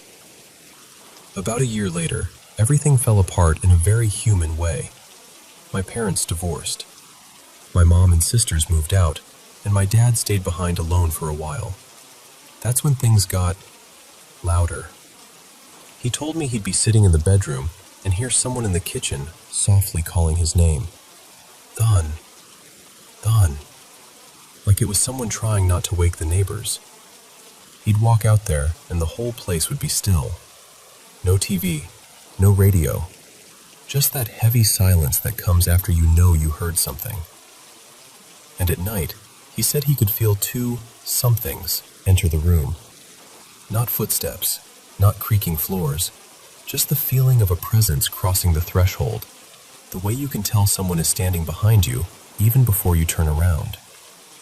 Eventually he moved out and found a small apartment on the other side of town. We all hoped it would end there. New place, new start. But then my grandfather, my dad's father, came to visit from Hong Kong. He slept on the sofa, and my dad dozed off in a recliner nearby. In the middle of the night, my dad jolted awake in that panicked, choking way, like he was drowning on dry land. My grandfather was wide awake. and the next morning, he told my dad something that still makes my skin prickle. He said he'd seen it, not a trick of light, not a passing car. A shape, lingering, pressed down over my dad like a weight. My grandfather asked him, very calmly, "Is this place clean?" After my grandfather left, it got worse. My dad said it became a nightly thing, this pressure, this suffocating feeling, like something was testing him. He'd hear cabinet doors shifting, like someone rummaging without actually opening them. Doors clicking, the kind of sounds that make you sit up and hold your breath because you're waiting for the next one. And my dad, he's always had a temper. When he gets scared, he gets angry. So he started yelling into the apartment, telling it to leave, demanding it stop. But that only seemed to provoke it. Not long after, he found out something the building manager hadn't mentioned. A man had died in that exact unit just months earlier. Heart attack. Alone. His wife and kids had left him not long before. And I remember thinking, of course that's the detail that makes my dad go quiet. Because it mirrored his life too closely. He'd just been left behind by his own family, living in the same kind of loneliness, in the same kind of room. A year after the divorce, my dad ended up needing major heart surgery himself, triple bypass. It felt like his life was echoing someone else's tragedy, like the walls were holding on to it and feeding it back. Now, today, he lives in a senior apartment complex, bright hallways, clean carpets, the kind of place you'd assume would feel safe. And he still swears these things happen. A few months ago, he called me late, sounding embarrassed but shaken. He said he'd been in the bedroom and heard someone in the kitchen. Light movements, like a person cooking. He went out to check and said the kitchen felt used, like someone had just been there. He even touched the refrigerator handle and said it felt slick, oily, like someone had handled it with greasy hands. There was oil spattered near the stove. A couple spice jars were tipped over, and one of his mugs on the counter had seasoning sprinkled into it, like someone absent-mindedly ruined it and walked away. No one else had keys. No staff had been inside. No explanation that made sense. He's also told me about little things that stack up. The elevator doors opening on their own from across the hall when no one is waiting. The feeling of being followed on the stairwell, like a presence keeping pace one step behind him. And I don't know how to wrap it up neatly, because I don't have a neat answer. I just know my dad has always been porous, somehow. Like the boundary between him and whatever else is out there is thinner than it is for most people. Maybe it's his history. Maybe it's his sensitivity. Maybe it's just bad luck and a mind that never stops scanning for danger. Or maybe some people really do attract things. And if any of this sounds familiar to you, if you've ever lived somewhere that felt like it had eyes, or had a family member like my dad, someone who seems to carry a shadow with them, please tell me I'm not alone in this.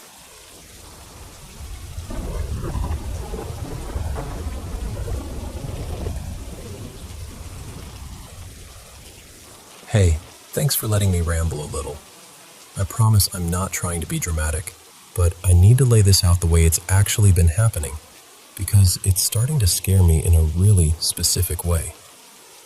So, my partner Caleb and I moved into this unit in a 4-unit house in a historic neighborhood. You know the kind. Old trees, creaky porches, pretty on the outside, and everything inside has that 1920s bones feeling. The place used to be one big house before it got divided up into separate units, probably decades ago. What we didn't know, what no one thought to mention, and what we only started hearing later, is that this house has a reputation. Apparently, before the current owner bought it in the 90s, it had a shady stretch of years. People around the neighborhood talk like it used to be a spot for all kinds of illegal business. Rumors of a makeshift brothel, drug dealing, the whole whispered lore thing. And the unit we moved into? We're the ones with the attic access, where, according to local gossip, a lot of the worst stuff supposedly happened. People even hint that there was violence here, like real violence. Not, oh, spooky house violence. The kind that leaves people feeling weird even after the story's done being told. But here's the thing. We didn't move in because we wanted a haunted house experience. We moved in because it was available. It was close to where we'd been living, and it seemed fine. What makes this harder to brush off is that we used to live nearby. We watched couples move into this exact unit over and over. Different faces, different ages, different vibes, and more than once it ended the same way. Sudden relationship chaos. Like messy fights out of nowhere, breakups that seemed too fast for people who had been fine, and then someone would be hauling boxes back out within a month or two. Caleb and I aren't superstitious, so we always chalked it up to coincidence, stress, money, whatever. Life happens. Until it started happening to us. Because I swear to you, we were solid. Like, the kind of relationship you protect with your whole chest. We're the couple our friends roll their eyes at because we communicate, we apologize, we check in, we do the work. We've always felt like a team. We've even joked we're annoyingly healthy. And then we moved in, late spring this year, and it was like someone quietly swapped our personalities when we weren't looking. Almost immediately, we started snapping at each other. Not normal bickering, I mean irrational.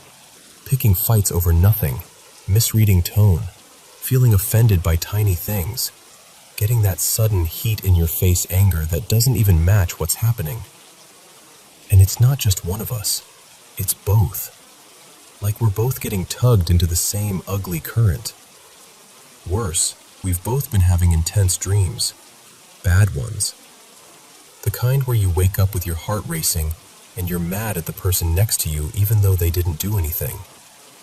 Dreams where the other person is cruel or distant or betraying you. Dreams that leave a residue. And here's the part that messes with my head the most. When we leave the apartment, like even just go sit in the car or walk a few blocks, something lifts. We can talk like ourselves again. We'll look at each other and be like, what was that? Why did I say that? Why did I feel like that?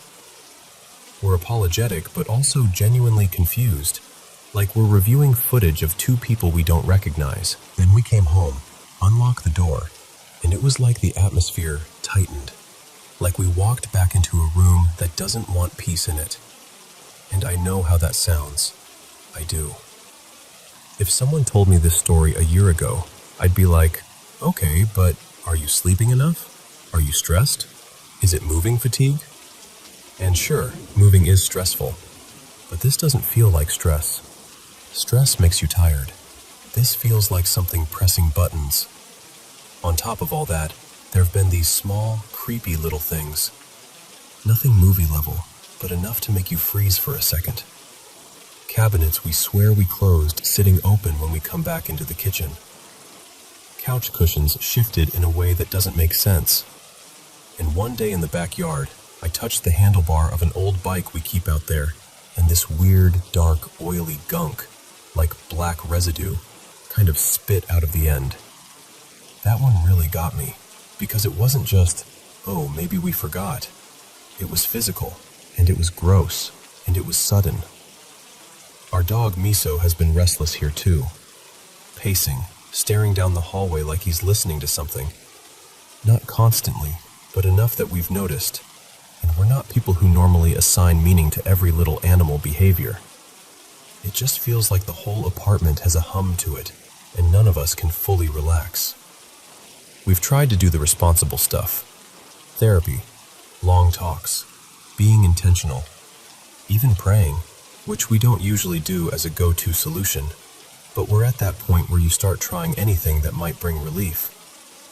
And the scariest part is that we're starting to feel helpless.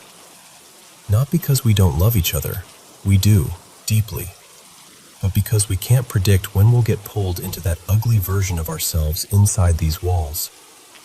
And I want to be really clear, I'm not blaming Caleb. I'm not painting him as the villain.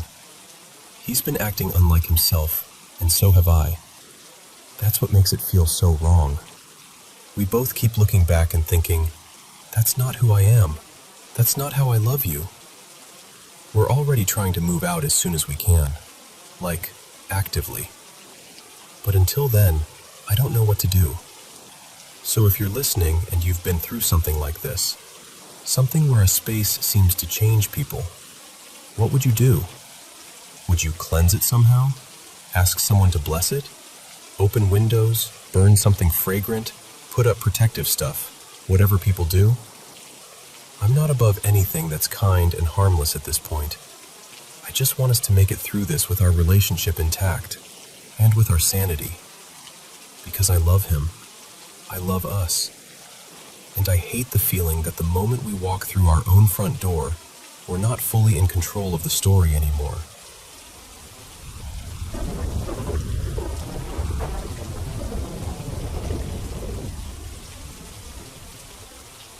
Okay, so I need to tell you what happened tonight, because I'm still kind of buzzing from it. I went to the cemetery to visit my friend, Ethan. He was buried earlier this week, Tuesday, and I've been going every day since. It's become this quiet little ritual, you know?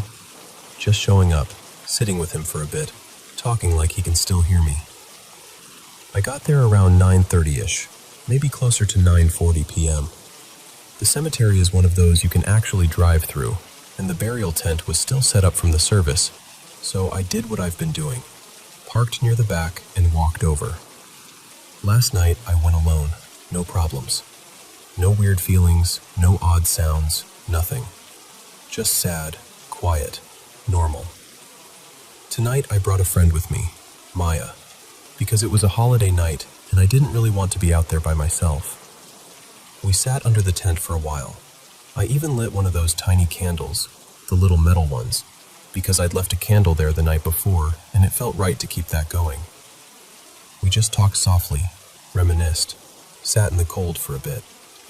Honestly, the first part of the night felt peaceful. But when we finally stood up to leave, around 10:10, everything shifted. We started walking back toward my car, and that's when we heard it.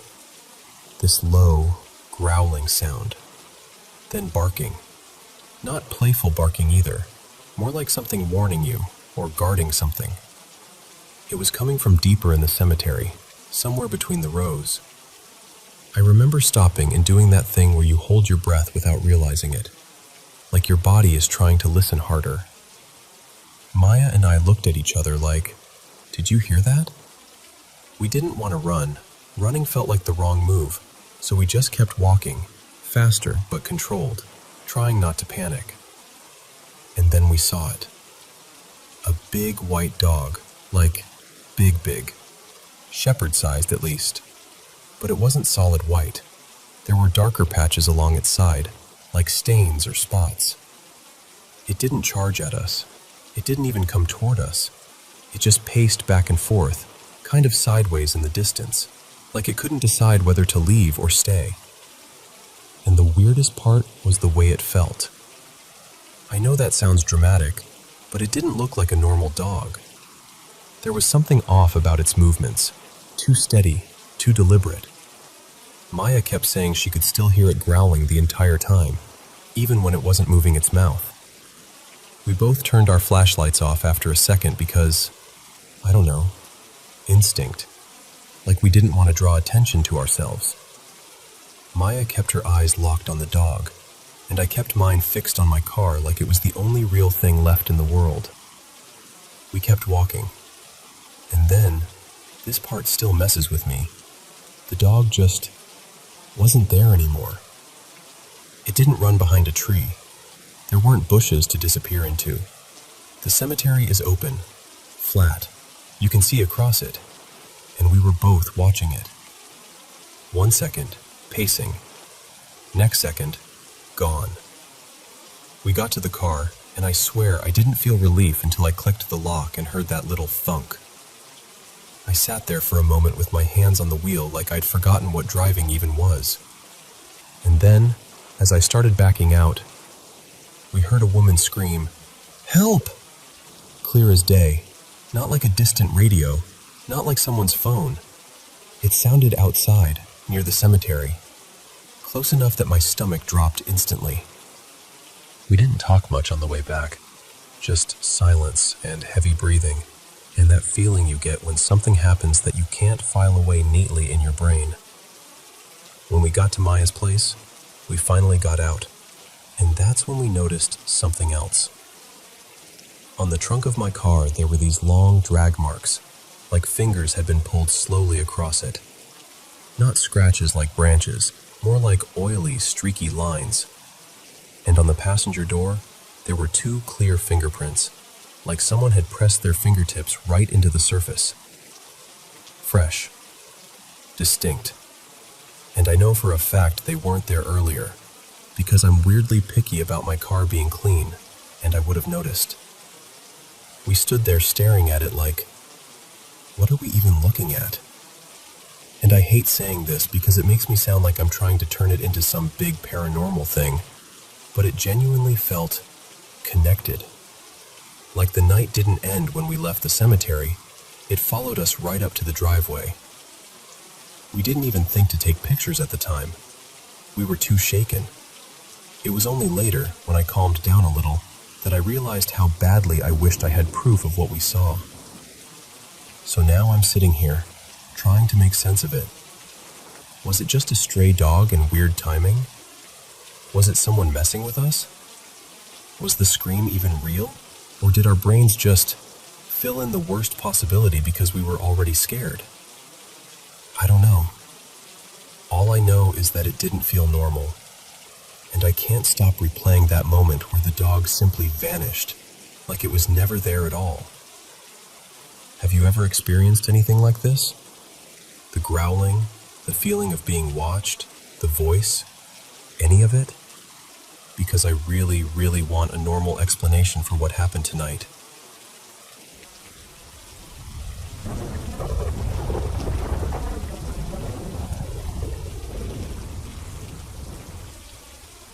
Hello everyone, welcome back to the Paranormal M channel. How have you all been lately?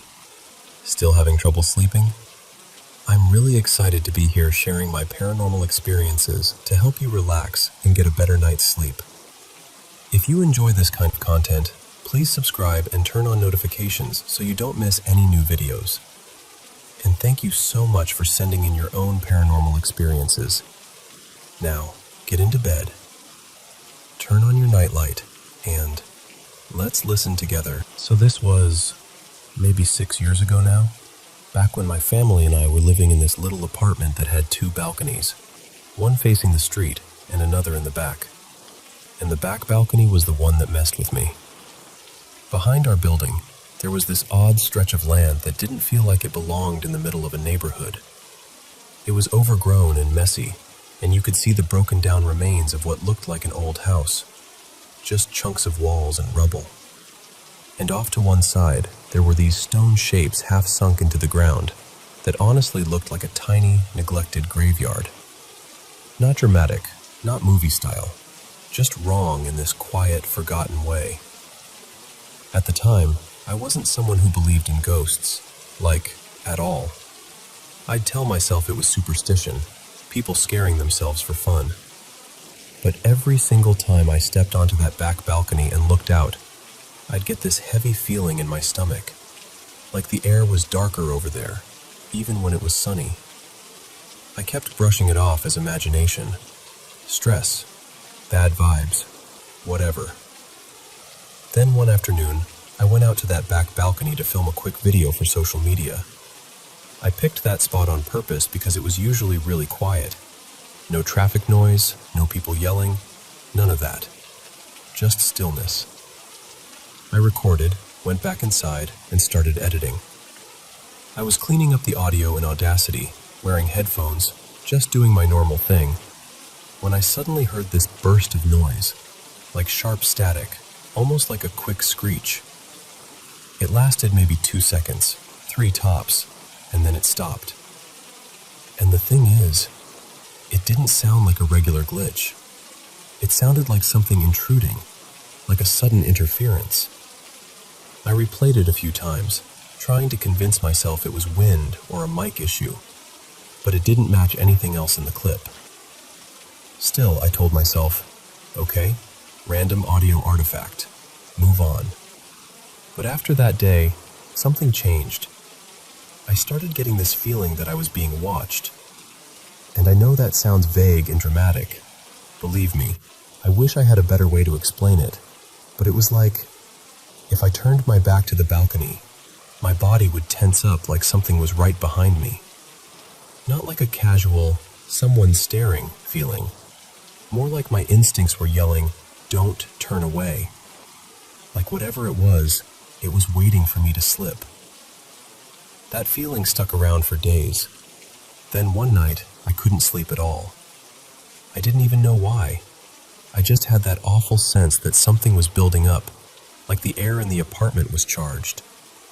I kept rolling over, checking my phone, staring at the ceiling, telling myself to stop being ridiculous. And then at around 2:40 in the morning, something like that, the light in the living room started flickering. Not the whole apartment, not other rooms, just that one light. The one near where I was lying down. It flickered in this uneven way, like someone was messing with a switch. And I swear, the second it started, that being watched feeling hit its peak. My heart was pounding so hard I could hear it in my ears. I just froze there, staring at the ceiling glow pulsing on and off, trying not to panic, trying not to cry, trying not to move. And this is the part that still confuses me. I didn't know what to do, so in pure desperation I started praying. But not in the way I'd normally pray, because I'm Hindu, and at that point in my life I wasn't even the light a diya and chant type of person. I was more like spiritual in the background, but not actively religious. I don't even know why. I hadn't been watching anything about angels. I hadn't read anything. It just came out of nowhere. Like my brain reached for the strongest protector image it could find and grabbed it. So I whispered, actually begged, something like, please help me. Please protect me. Please get rid of whatever this is. And as soon as I did, I felt this warmth spread through my chest. Like someone put a hand right over my heart. Not physically, but in a way that made me feel held. Safe. Like something good had entered the room. Quiet, steady, unshakable. And I got this strong sense, this calm certainty, that whatever had been watching me wasn't the only presence there anymore. Then, almost immediately, the light stopped flickering. Just stopped. Clean. Like it had never happened. And even stranger, so did that awful watched feeling. It didn't fade over time. It didn't slowly ease away. It was just gone. Like a pressure release. Like the room finally belonged to me again. I laid there for a long time afterward, breathing shallowly, almost scared to test it. Like if I moved the wrong way, it would come back. But it didn't. The air felt normal, quiet, mine. To this day, that's what gets me. Because I keep thinking, was it all in my head? Was I exhausted and anxious and my brain created a story? But then I think about how immediate it was. The warmth, the shift, the light stabilizing, the fear evaporating. And I don't know. I honestly don't know. And it leaves me with this question I still can't fully answer. If something out there listens, God, angels, whatever you want to call it, do they show up when someone truly needs help, no matter what religion they grew up with? We moved out of that apartment about 3 years ago. Different place, different neighborhood, different everything. And I've never felt that watched sensation again. Not once. But that night, the balcony, the audio, the flickering light, and that sudden warmth, yeah, that's still the strangest thing that's ever happened to me. And I don't think I'll ever completely forget it.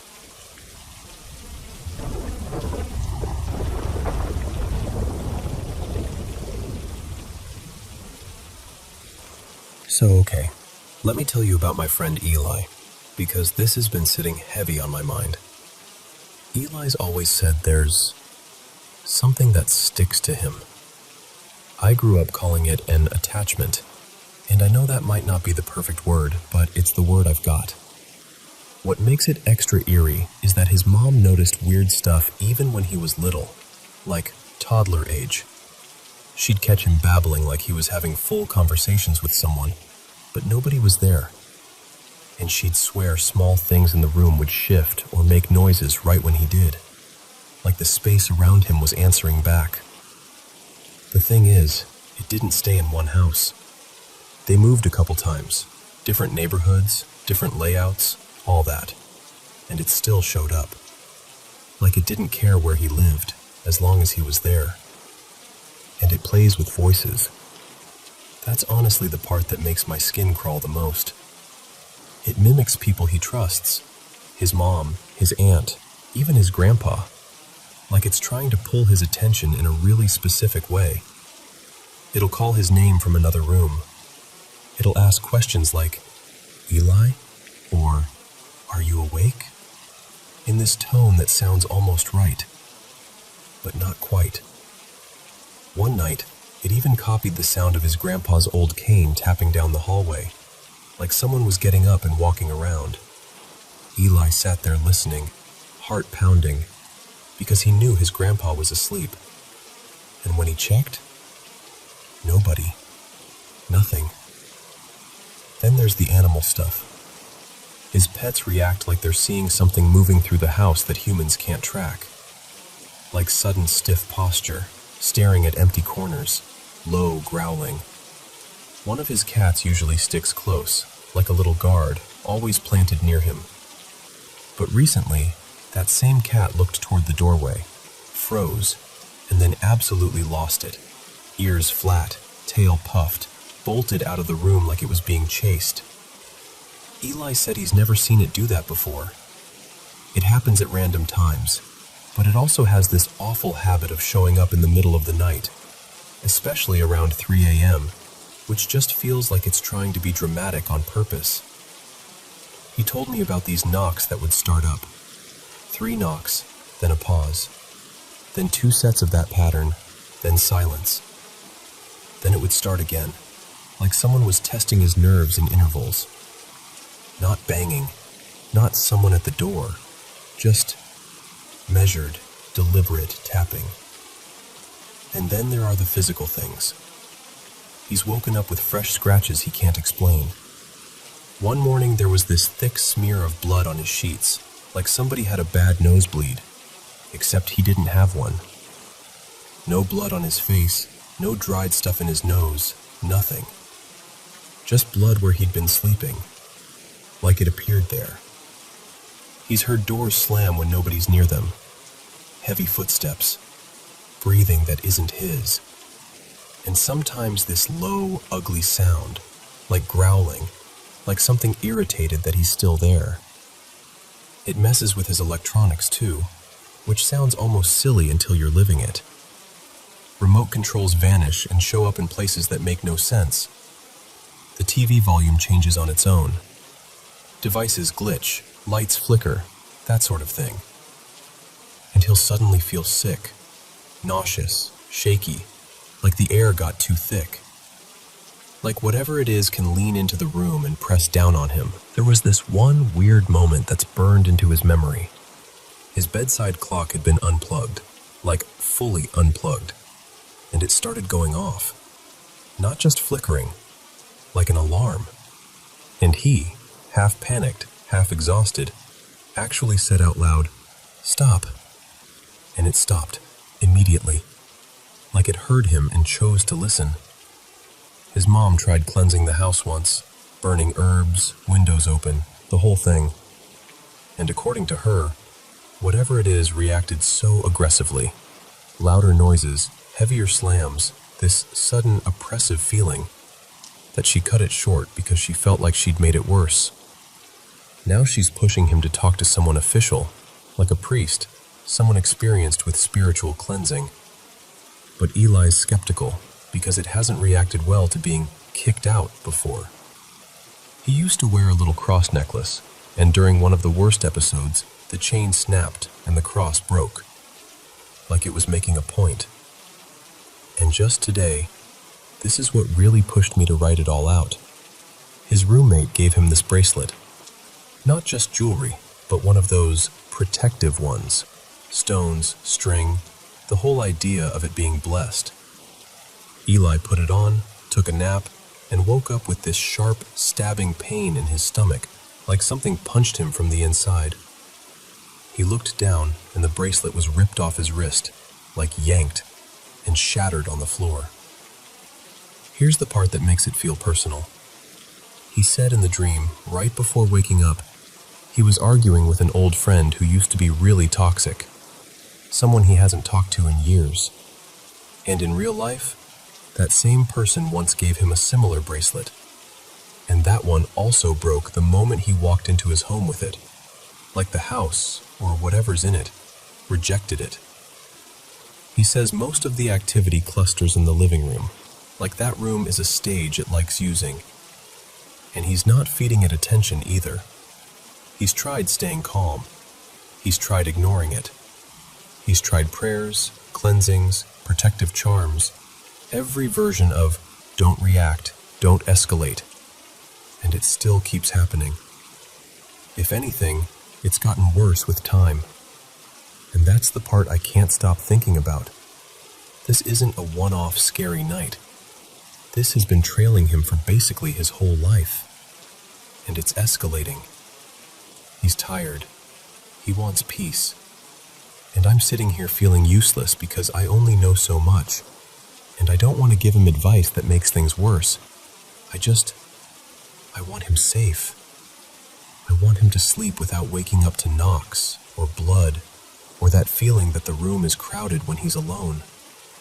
And I don't know what this is, or what you even do when something feels like it's learned all your weak spots and keeps pressing them.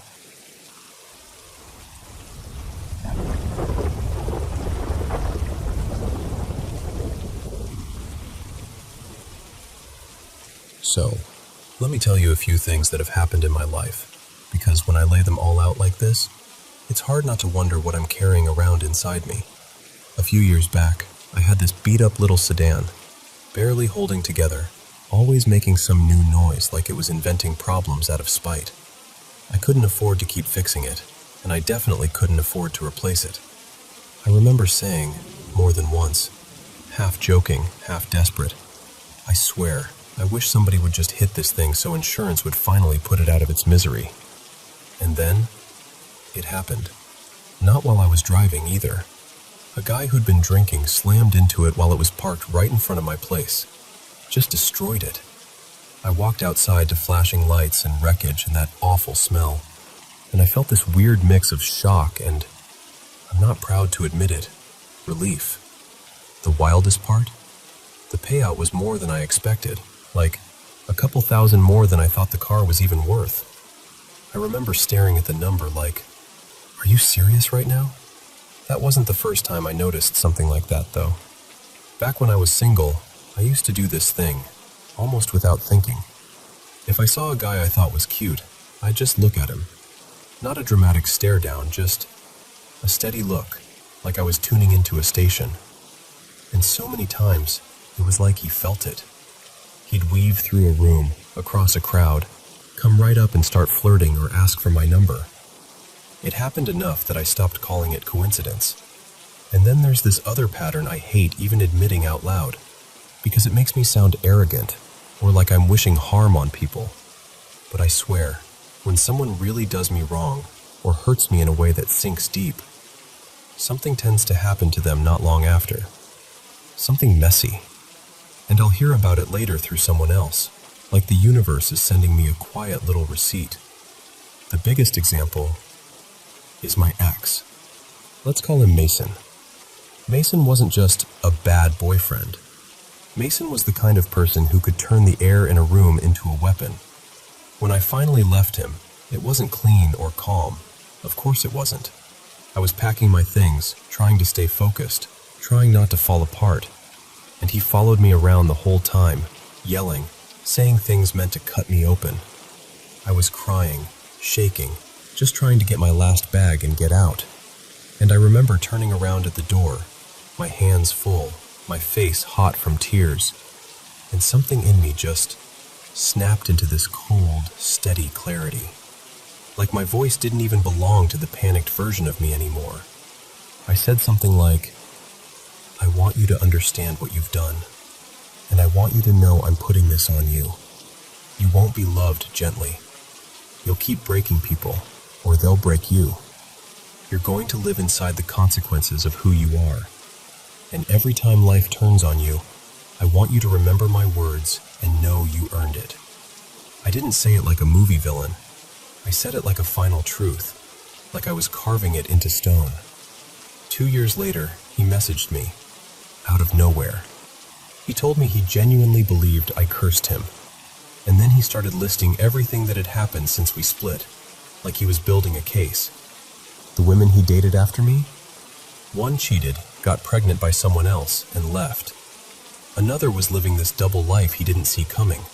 Drugs, sex work, stealing from him, taking money and expensive stuff while he thought everything was normal. His brother got arrested and ended up depending on him for everything. His mom had a huge health scare and nearly died. Took months and months to recover. His closest friend just vanished on him, blocked him everywhere without explanation. I just felt heavy. Like, oh, so it wasn't just anger. It was something else. Because that's the thing. I've noticed my energy does stuff. Not always on purpose. Sometimes I'll walk into a room already overwhelmed, and suddenly everyone's tense. Or I'll be in a really bright, good mood, and people around me start laughing more, opening up, acting softer. It's like my emotional weather leaks out and changes the temperature of everything nearby. When I was younger, it was even stranger. I used to feel spirits, like feel them the way you feel someone standing behind you when nobody's there. Sometimes it felt comforting, sometimes it scared me. As I got older, it faded, but every now and then I still get little signs, like something brushing my awareness, like a gentle nudge saying, "Pay attention." And there's this one presence I've felt for as long as I can remember. Protective, familiar, like someone quietly keeping watch. My mom had a miscarriage before I was born. She never talked about it much, not in a dramatic way, just a sad fact that lived in our family history. Years later, I went to a psychic. Let's call her Nadia, mostly out of curiosity. I didn't tell her anything personal, and she said, very calmly, "You have a spirit with you, a sister energy. She protects you. She's been with you your whole life." I swear my stomach dropped, because she couldn't have known. And it wasn't just the miscarriage. She described the exact feeling I'd had since childhood, that sense that I wasn't alone in the way people mean when they say, "You have support." More like, something unseen but steady had my back. My dreams do it too. This is another thing that makes me pause. Sometimes I'll dream something small and oddly specific, and then it happens later. Not always the same way, but close enough that I'll get that chill, that I've already been here feeling. Like my mind peeked ahead when it wasn't supposed to, and I can't even count how many times I've blurted out what I think someone is thinking, without meaning to. It'll just come out, like I'm hearing a thought that isn't mine, and they'll look at me like I just pulled a secret out of their pocket. It happens with friends, with strangers, with people I've barely exchanged 2 sentences with. That shocked look is always the same. I've seen a couple different psychics over the years, mostly because, honestly, I needed someone to either confirm I wasn't imagining it, or tell me I was. One of them told me, "You already know you have abilities. You get them from your mom." And then she said something that stuck with me. "If you ever have a daughter, hers will be stronger than yours." And the last one, this one still makes me laugh a little because it's so surreal, told me something like, "You're written about in old stories." She implied I had some connection to Greek myth, like I was the kind of being people used to turn into legends, and that I chose to live a human life because I wanted to understand what it felt like. Now, listen, I'm not saying I took that as literal fact, but when she said it, I felt this deep calm settle in me, like my body recognized the idea before my brain could argue with it. And what's funny is, when I was a kid, I loved mythology. I was obsessed. I'd stay after class to read about gods and monsters and prophecies and all these wild, dramatic fates, like I was hungry for it. So when I look back on all of this, the car, the weird timing, the way people seem to orbit whatever I'm feeling, the dreams, the thoughts I catch, the presence that's followed me my whole life, I can't help but wonder, like, what am I? Am I just sensitive? Hyper-aware? Good at patterns? Or is it something older than that? And my mom, she always shrugs when I bring it up, like it's the most normal thing in the world. It's in our nature, she'll say. And honestly, the older I get, the more I believe her.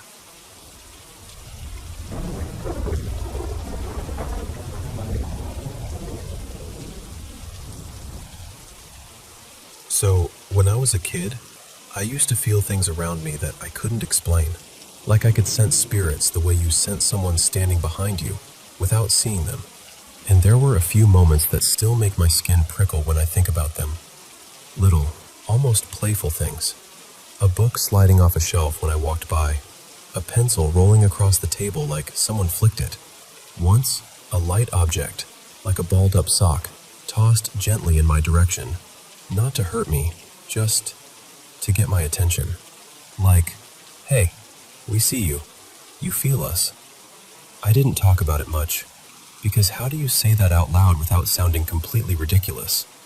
But I carried it around quietly, like a strange talent I didn't ask for. Then, when I was 16, something happened that changed the whole shape of it. My friend, his name was Dylan, just this bright, funny, warm person, was walking home one night after leaving his girlfriend's house. It was raining hard, the kind of rain that makes the street lights look smeared and far away. He was 17, and he was walking along this busy road that didn't even have proper sidewalks, just a narrow shoulder and water rushing along the curb. A drunk driver in a big SUV swerved, and that was it. Dylan didn't die right away.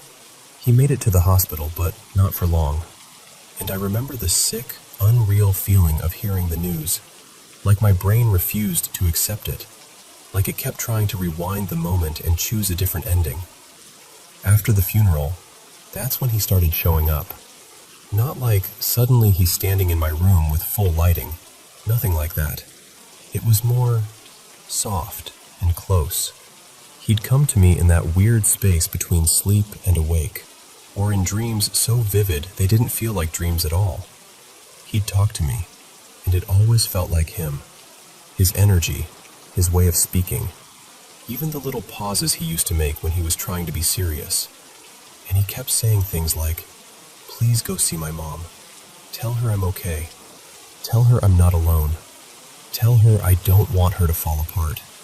He was upset, not angry, just heartbroken about how wrecked she was. He'd been raised by a single mom, and he loved her in this fiercely loyal way. It felt like he couldn't stand the thought of her hurting without him there to help. So I did it. A few of us would go visit her together, bring food, sit with her, talk about him, and at some point I'd find a quiet moment and pass along what he'd told me.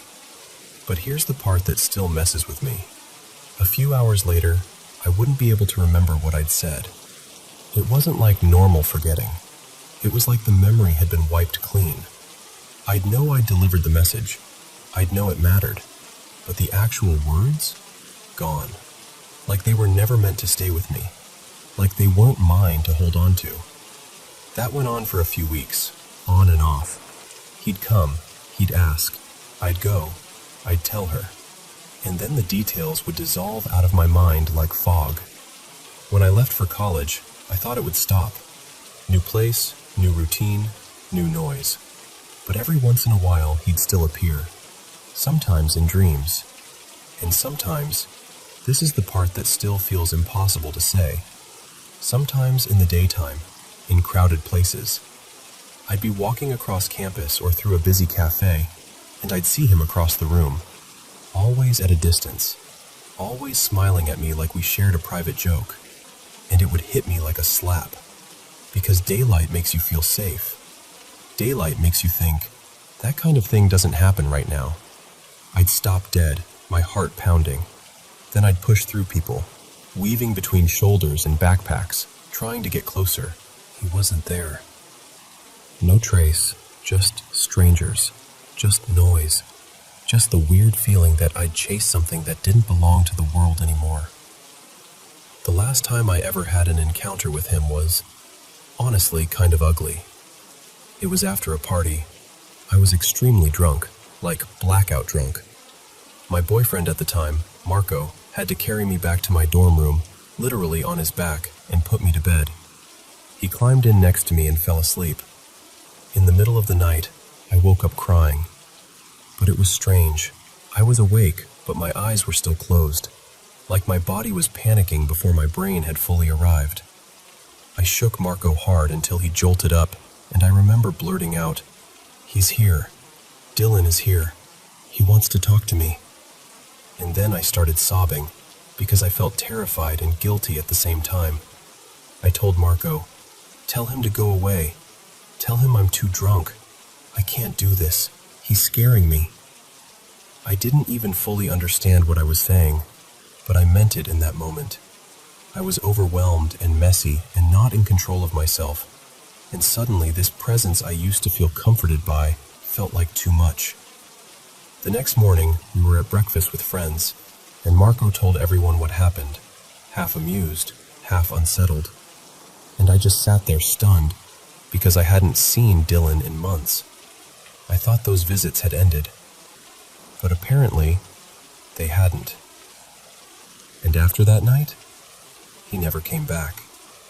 Not in dreams, not in that half-sleep space, not in crowds, nothing. Sometimes I feel guilty about it, because I don't think he ever meant to scare me. I think he was young and confused, and still emotionally tied to the people he loved, especially his mom. And I was, in a strange way, one of his last threads to that life, one of the last people who could feel him and hear him. And I told him to go away. I haven't had anything like that happen since, not as clearly, not as personally. But I still get moments where I feel something nearby, like the air shifts, like the room has an extra heartbeat in it. And when I miss him, I miss those late-night conversations more than I want to admit. Not because it was fun, not because it was some spooky party trick, because it felt like love trying to find a way through. And now, the feeling I get is that he's moved on. Like whatever was attached to the version of him I knew, 17 years old, worried about his mom, still hanging around the edges of the world, has finally loosened. Like his spirit isn't holding that shape anymore. And I hope that means he's at peace.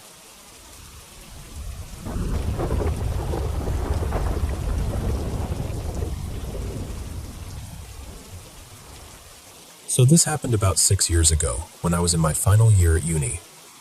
I was living in this creaky old shared house with a few other students, and that night, I had the place completely to myself.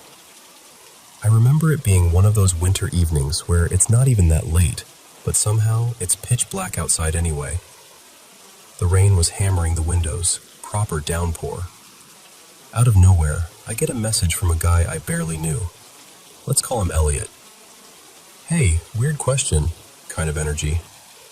We weren't friends, more like someone I'd chatted to a couple of times on a night out, maybe exchanged a few words at the gym. At some point, I must have mentioned I lived close by, because he said he was soaked, heading back from the gym, and asked if he could wait at mine until the rain eased up. It was unexpected, but honestly, it sounded harmless. So I said, "Sure, pop round, just until the weather chills out." When Elliot arrived, I was already settled in, watching a film in my room. I wasn't exactly in hosting mode, so I just told him, "You can come in and watch if you want. I'm halfway through this." He sits down beside me on the edge of the bed, and for the first few minutes, it's normal. Quiet, just the TV and the rain. And then, things start feeling off. The first thing I noticed was these sudden flashes in my vision. Not like little specks or when you stand up too fast. I mean full-on, bright white bursts, like someone taking a camera flash directly in my face. My entire view would get washed out for a split second, then it would vanish. It happened a few times, maybe 3, 4 times over the rest of the film, and I kept trying to rationalize it. The room was dark, the TV was the only light source. Maybe the movie had quick, bright cuts. Maybe my eyes were just playing games. I really wanted it to be something boring. But then there was the other thing. I kept getting this intense sensation that there was a hand hovering just above my shoulder, my left shoulder, the side away from where Elliot was sitting. It was so convincing that I kept turning my head, like I was about to catch someone mid-gesture, expecting to see an arm reaching over me. Every time. Nothing. No one there. No movement. Just empty air and my own stupid heartbeat suddenly louder in my ears. Again, I did the same thing. I explained it away. It's dark. Your brain fills in gaps, shadows and flickering light, whatever. I tried to focus on the film, tried to act normal, but my body kept doing that little tense reset. Shoulders tightening, neck stiff, checking again. Eventually the film ends. By then the rain had eased off and Elliot stands up like, "All right, I'll head out." I remember thinking, okay, that was slightly weird, but fine. Like maybe I was overtired. Maybe the stormy atmosphere got in my head. Nothing I'd be telling people about. And then, right as he's putting his shoes on near the door, he does this sudden little jolt, this sharp twitch in his shoulder. The kind you might not even mention normally. But for whatever reason, I did. I said something like, "You all right? What was that?" And without even looking up, still calm, still tying his laces, Elliot goes, super casually, "Oh yeah, that happens because there's something that follows me. Like a demon, basically. Whenever it touches my shoulder, I twitch." Just like that. Like he was explaining a stiff neck. I swear my whole body went cold. I just stood there, completely stuck, because my brain immediately replayed the entire evening. Those white flashes, that constant feeling of something hovering over my shoulder. But no, the weird stuff happened first. Then he said that. I don't even remember what I replied. Something embarrassingly neutral like, "Right, okay." Like I was trying to be polite to a conversation about the weather. And then he finished his shoes, stood up, said goodbye, and left into the night like he hadn't just dropped a nuclear bomb into my living room. I didn't message him again after that.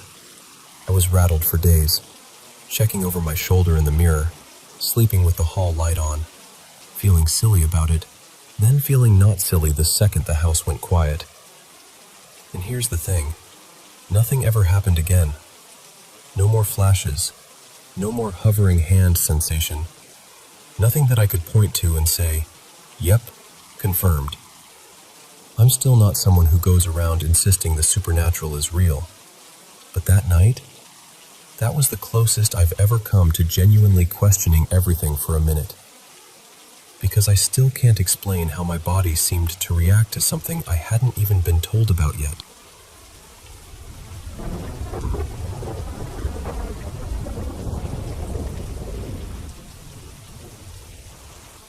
I don't even know where to start with this, so I'll just start where it really began for me. My cousin Marisol has lived in this old place for years, and it's always had this on and off energy. You know how some houses just feel like they're holding their breath? It's like that.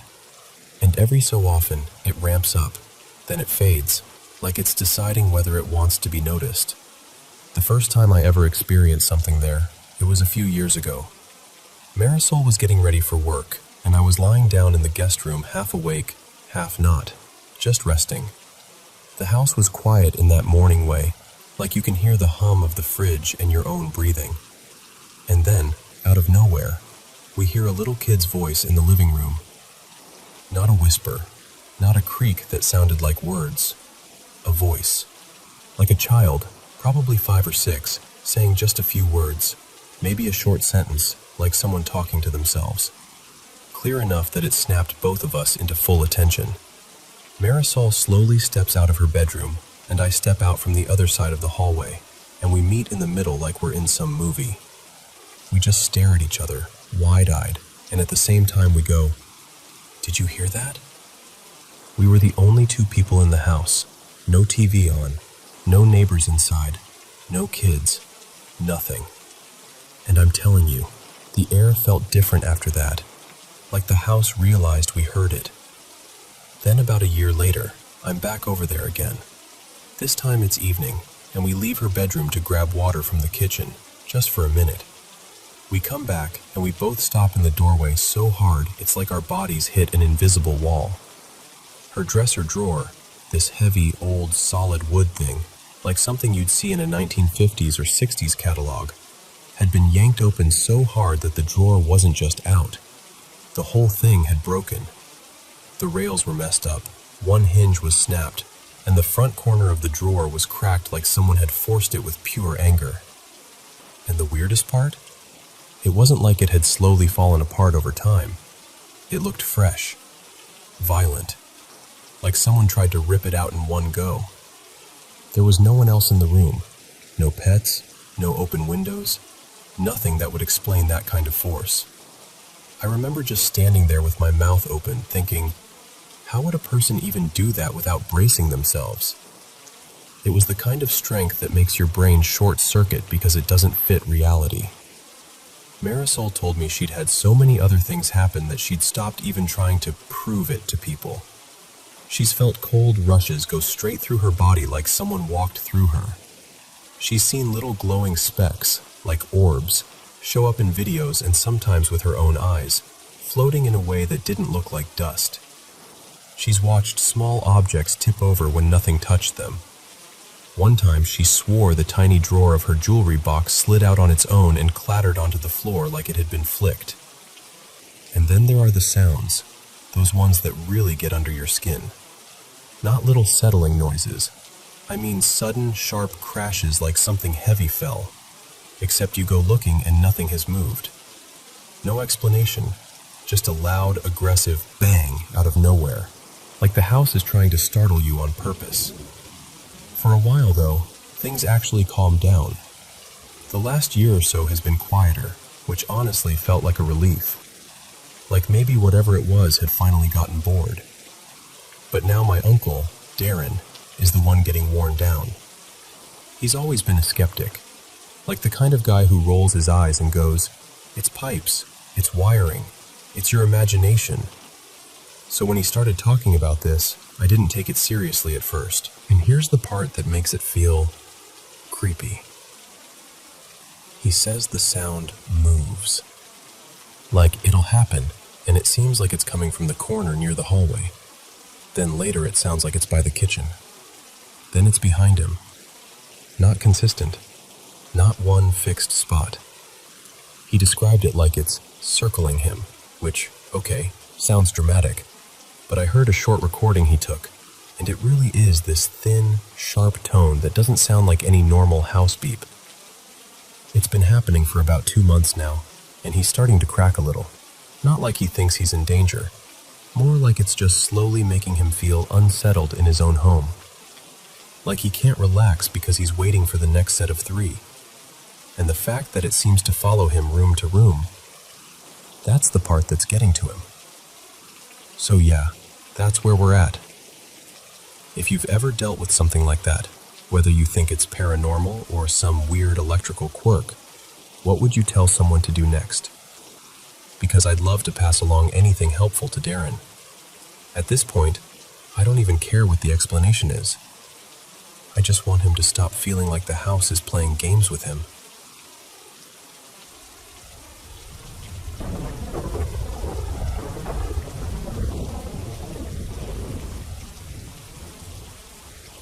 So, this story goes back to when I was about 8 years old, living in a smaller house in the west side of Mesa, Arizona. It wasn't fancy or anything, Just me, my mom, and my little sister, and we were making it work. And honestly, up until a certain point, I didn't feel like anything was off in that place. It just felt like home. But then my older sister, Marisol, moved in with her 3 kids for a while. We had this extra room, and she needed somewhere to land, so my mom made it happen. The house got louder, more crowded, more alive. And that's when the weird stuff started. At first, it was little things that didn't make sense unless you really sat with them. Like the old basketball in the backyard. Out of nowhere, you'd hear it bouncing by itself, like someone was dribbling it and steady. Or you'd hear a hard thump against the back wall, like it had been thrown. And sometimes, no joke, you'd hear footsteps above us, like someone running across the roof, back and forth, quick like they were playing a game up there. We'd all freeze and look at each other like, "Did you hear that?" But no one wanted to be the one to say it out loud. Then one night, the whole house snapped awake to a scream. It came from Marisol's room. She and the kids were all sleeping in there together. My mom shot out of bed, and I ran right behind her, my heart going crazy.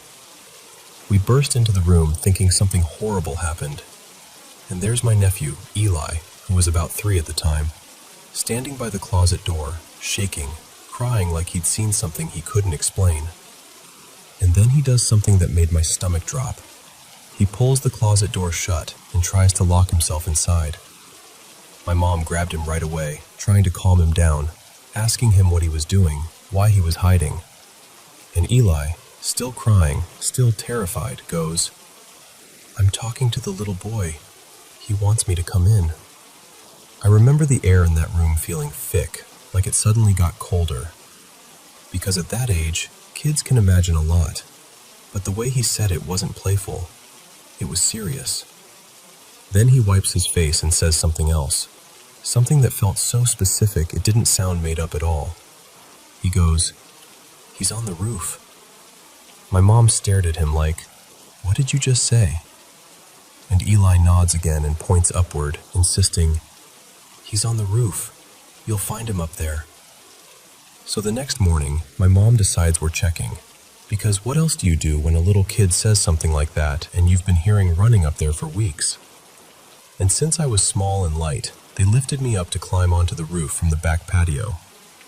I remember my hands scraping the rough edge, the sun already warming the shingles, and me trying to act brave even though I was scared. I get up there, and I'm looking around, expecting, I don't know, anything. But there's no kid, no footprints, no sign of anyone, just one single shoe. A tiny shoe sitting near the edge like it had been left there on purpose.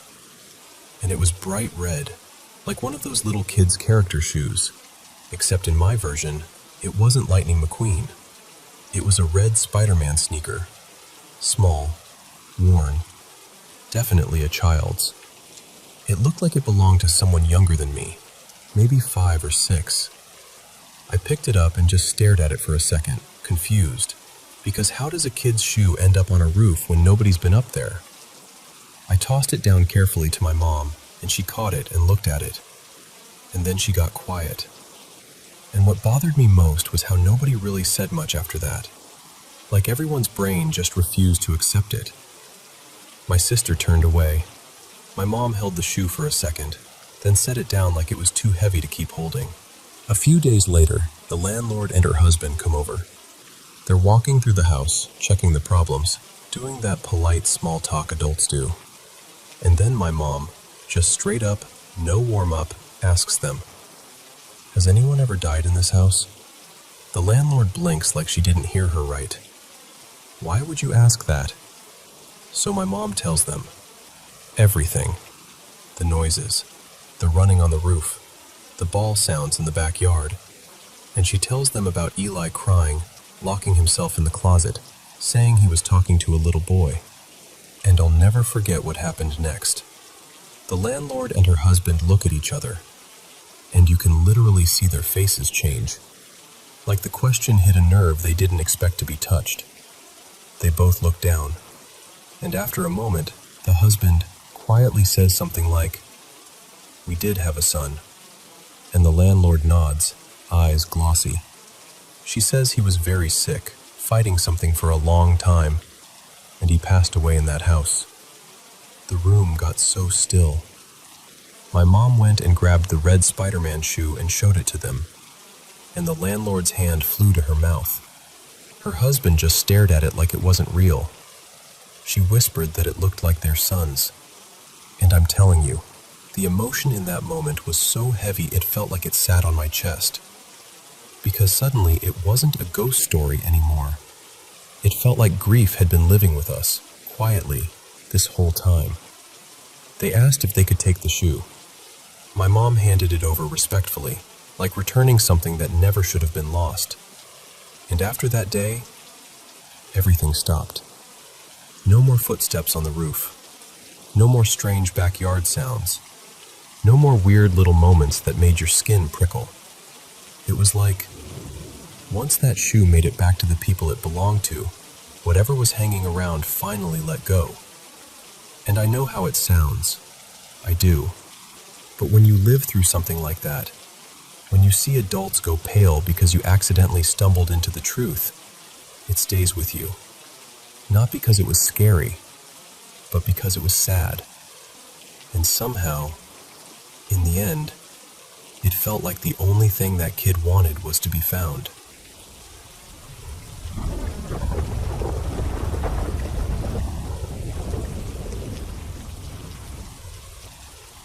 Okay, so I'm gonna tell you something I don't usually share with people unless I really trust them, because it sounds like the kind of thing you'd roll your eyes at. But it happened, and I've carried it around ever since. So, I'm 31 now, and since I was little, weird stuff has happened around me. Nothing dramatic every day, not like a horror movie, just little things. Objects shifting when they shouldn't. That prickly feeling that someone's standing behind you when you know you're alone. When I was a kid, but over time, I kind of learned to live around it. Like, okay, that's my life. Cool. But about 9 years ago, I had one experience that felt different, heavier. Like something wasn't just there, but aimed at me. And I tried telling people, but nobody really believed me. Honestly, not even my partner, Luca, and we've been together forever, more than a decade. He'd listen, sure, but you could tell he thought I was just spooking myself. Then, in late 2019, Luca and I went on holiday in northern Spain. We rented this quiet place out in the countryside, an old farm property, but we had the whole thing to ourselves. One day we decided to go hiking, and it was gorgeous. Big open sky, tall grass, that kind of clean, bright air that makes you feel like you can breathe again. We reached this wide plateau, and right in the middle, like someone had planted it there on purpose, was this huge stone monument. Not exactly a cross, but close enough to give me that same weird feeling. I'm not religious. It's not about faith for me. It's more like certain symbols hit something in my chest that I can't explain. Like an old bruise you forgot you had. We kept going, and that's when we saw the house. It didn't look ruined exactly, but all the windows were sealed shut. Not boarded up, chained. Like chains looped across the frames, locks hanging there, metal catching the light. It should have scared me more than it did, but what I felt wasn't panic at first. It was sadness. That's the only word I can use. The place felt like it was holding its breath, like it was embarrassed to exist. Even Luca went quiet, and that's saying something because he jokes through everything. I told him, I don't feel good here. Can we go? And right as I said that, right as we turned away, we heard music. Not from a phone, not from a car, not from a nearby house, because there wasn't one. It was this thin, drifting melody, like a music box. Except it didn't feel sweet. It felt wrong, like it didn't belong in the daylight. Like it was being played to remind someone of something. And I remember thinking, very clearly, something terrible happened in that house. We started walking back toward the trailhead, toward the car, and I was trying to shake it off. Like, okay, creepy house, weird sound. Let's be normal. Let's go eat dinner. I kept telling myself that. Then I saw her. A woman, blonde hair pulled back, pale coat, hands clasped in front of her like she was praying or trying to hold herself together. She was walking oddly, not limping exactly, but stiff, like her joints didn't agree on how to move. And I know how this sounds, but the second I saw her, even from far away, my stomach dropped. It wasn't, she looked strange. It was a full-body animal certainty. Danger. Luca laughed at first. Just a little nervous chuckle like, what, her? She's just walking. But even as he said it, he changed. His shoulders tightened. His voice flattened out. He started watching her the way you watch something unpredictable, and right as we passed, she turned her head toward me. I saw her face for maybe a second. It was grayish purple, like bruised skin.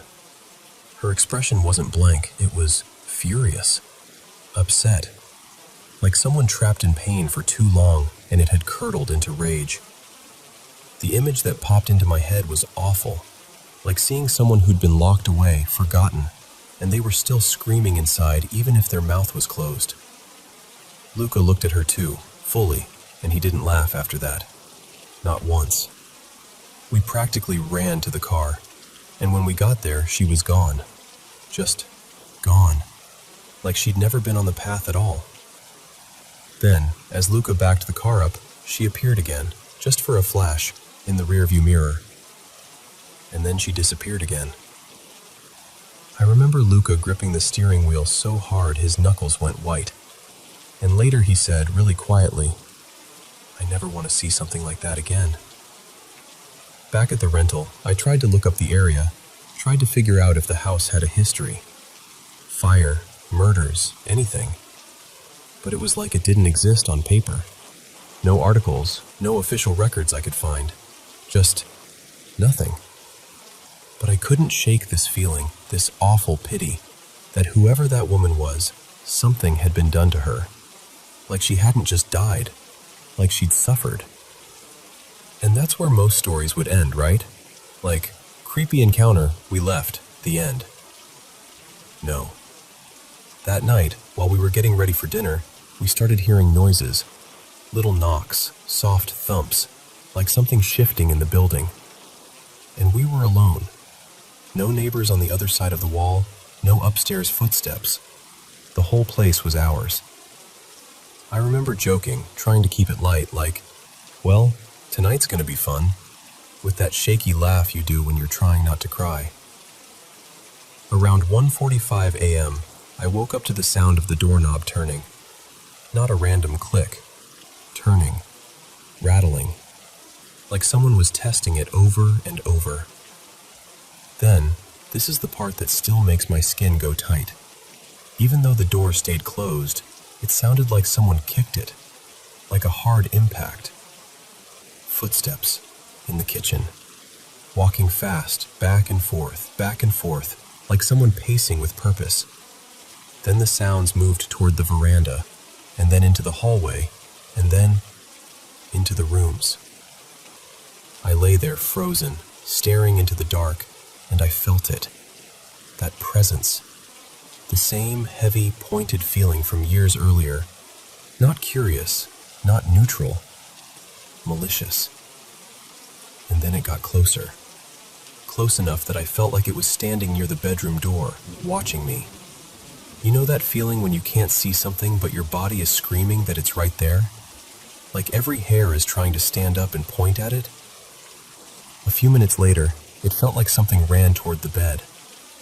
Not footsteps, more like a pressure change, like the air itself surged. And then I sensed it right beside me, near my head, like it was leaning over me, like it was about to climb on top of me. I couldn't move. I couldn't even get my voice to work.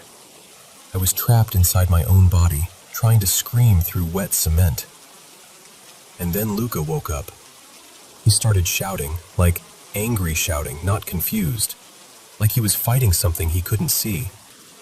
And the second he did, everything stopped. The sounds, the pressure, the feeling, like someone flipped a switch. I blinked, and it was morning light logic again, and my brain tried to do that thing where it tells you it was a dream. But later, Luca told me what he experienced. So it wasn't just sleep paralysis. It wasn't just my imagination. We left that place and never went back. And for a long time, I didn't have anything that dark happen again. I actually let myself believe maybe it was over. But here's the thing. For the last couple of years, Luca and I have lived in a newer apartment. Deliberately not a house, not a garden, not anything isolated. We thought, okay, walls, neighbors, normal life, safer. And recently, in our bedroom, we've been hearing sounds from the same spot, over and over. Knocks. The faint slide of something like a drawer shifting. Little clicks that don't match the building settling. It happens in summer and winter, so it's not heat or pipes or expansion. The furniture isn't old. There's no good reason for it. And sometimes, I get this cold feeling in the room that doesn't make sense. Like the air around the bed is 10 degrees colder than the rest of the apartment. One morning, not long ago, I woke up after a brutal night of sleep. I'd had this vivid, horrible dream about my grandmother who passed away. And Luca's grandmother was there too, which made it even stranger. The dream felt heavy, like it clung to me even after my eyes opened. And Luca looked wrecked. He told me he hadn't slept. He'd heard the noises. He was scared. And he said the room felt freezing, unnaturally freezing. He said, very quietly, it felt like someone was right next to me. So, yeah. I'm not saying I have answers. I'm not saying I know what any of it is. I just know what it felt like. And I know the difference between a normal, creepy moment and something that makes your body react like it's fighting for its life. And I'm really, really hoping whatever that was doesn't decide to get close again.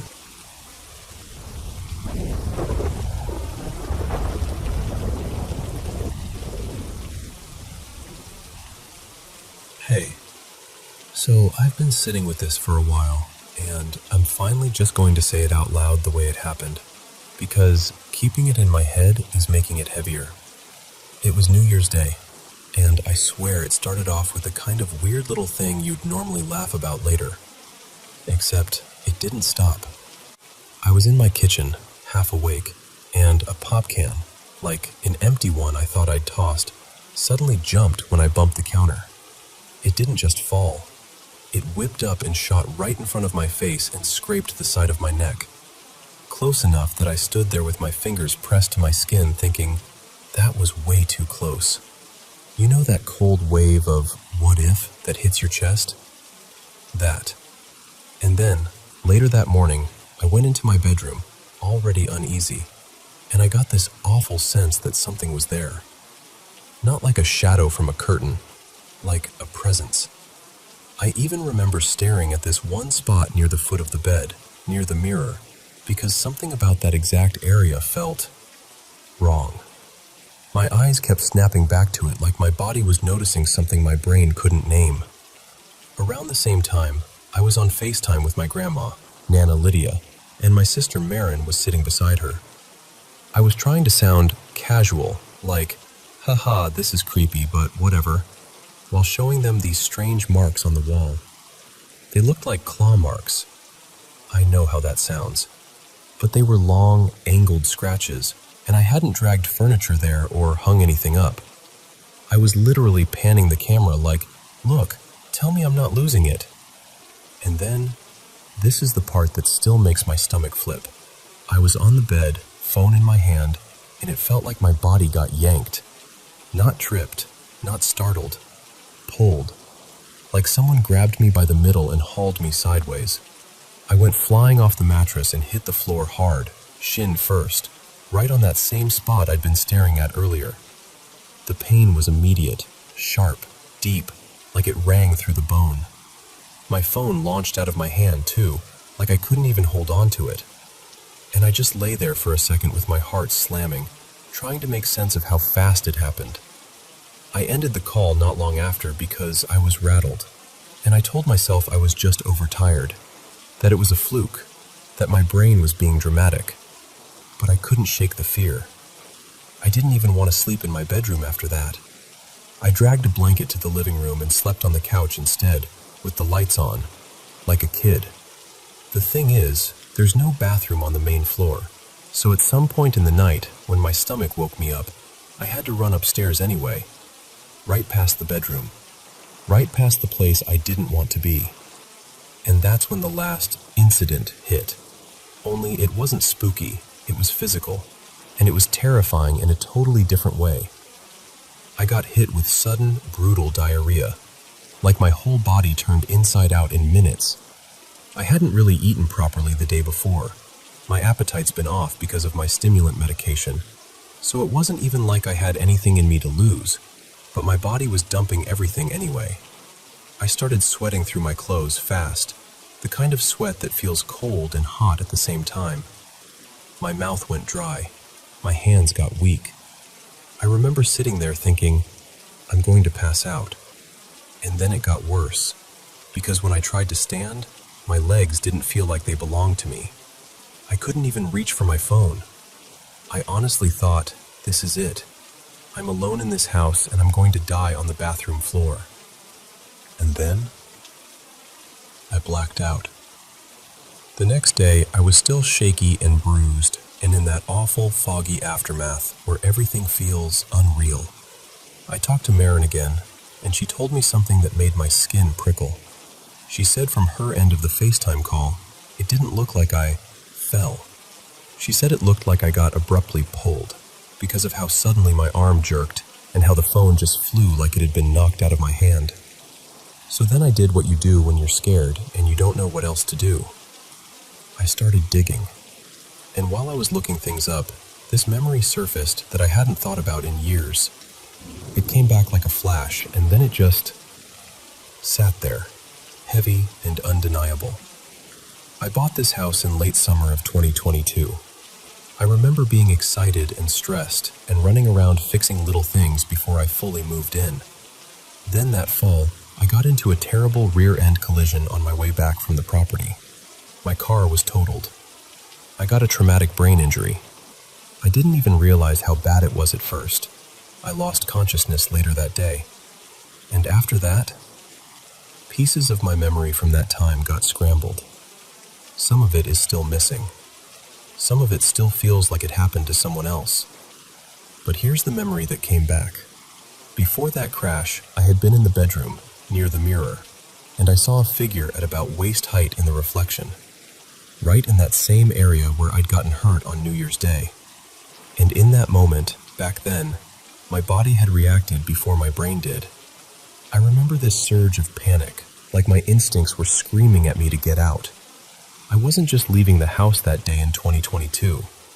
I was fleeing it. So once that clicked, I pulled the property registration record. Here we call it the parcel register. And I started piecing together the history. I found that one of the original owners died around the turn of the year back in the early 1990s, based on the timing of how the paperwork changed. And a neighbor told me he was in his 30s when it happened. After that, his spouse stayed in the home for decades, until the late 2010s, and then it changed hands again before I bought it. And I know, houses have histories. People live and die. That's normal. But the timing, New Year's, the bedroom, the mirror, the figure, the way I keep getting hurt. My brain keeps trying to line it up like it's a story with a point. I live alone. I'm 28. I work a demanding job that already drains the life out of me. And since I found all this out, my sleep has been wrecked. I don't have family in town. When I asked my parents for help staging the place because I want to sell it and get out, they basically said no. Just no. and that hurt almost as much as everything else. So I've been trying to do it myself. Cleaning, sorting, making it look like a normal, happy house someone would want. But the more I try, the more things happen. I slip, I fall, I slam my elbows or twist my legs. I end up with fresh bruises and that same dread sitting in my throat. I even tried burning sage. Like, I'm not even someone who does that, but I was desperate. And I sprinkled salt at the edges of the rooms like people suggest. And if anything, it felt like it made the atmosphere worse. Like whatever is in here didn't calm down. It got irritated. And there's this other strange thing too. Time feels slippery in here. I'll swear I've been in the bedroom for 10 minutes and it's suddenly an hour. Or I'll go to fold laundry and look up and the afternoon is gone. It messes with my head. It makes me feel like I can't trust myself. So that's where I'm at. I'm scared. I'm exhausted. I don't want to die in this house, but I also don't have the kind of support system where I can just snap my fingers and move out and recover from all these injuries without help. Because I'm trying so hard to be rational. I really am. But it's getting harder to pretend this is just bad luck.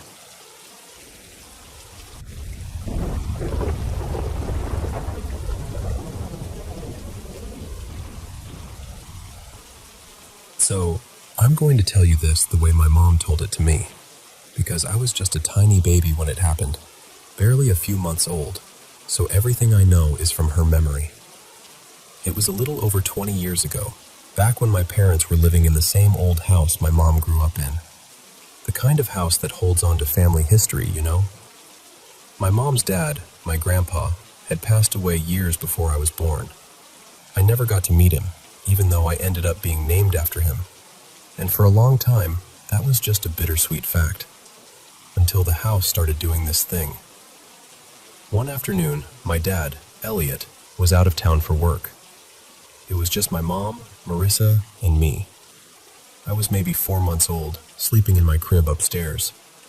My mom had laid down in the nursery too, just trying to steal a nap when the baby naps, because you do what you can. And then she heard it. The door that led in from the garage opened. Not a creak, not the house settling, an actual open.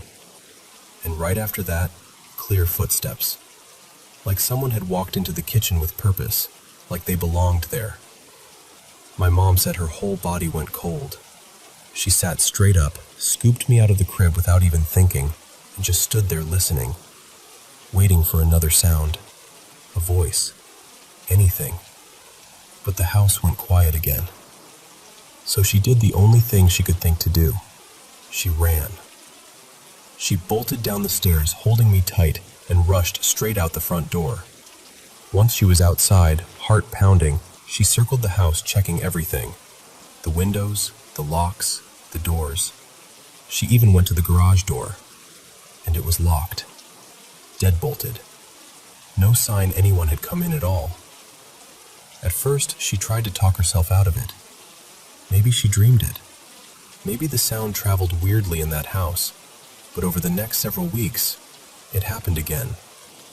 And again. Same pattern, the garage door sound, then footsteps through the kitchen. Sometimes down the hallway. Once she swore she heard the soft weight of someone settling into the recliner in the living room, like that old chair cushion giving in under a familiar body. And then there were the nursery sounds. Both my mom and dad would hear walking in my room when I was asleep. Not just a creak in the floor, actual pacing, like someone moving from one side of the nursery to the other. And the unsettling part was, they'd be in the kitchen, or the bedroom, or downstairs together. They'd go check, expecting maybe the other parent was up there, but no one would be in the room. Just me, sound asleep. Eventually there was one day, my mom never forgot this, when she heard that recliner moment again, and it hit her so hard she had to sit down. Because she realized the sounds weren't random. They were familiar. They matched her dad's routine. Apparently, when he was alive, he came home the same way every day, through the garage, A quick pause in the kitchen to greet her mom, then down the hallway to his recliner for the evening news.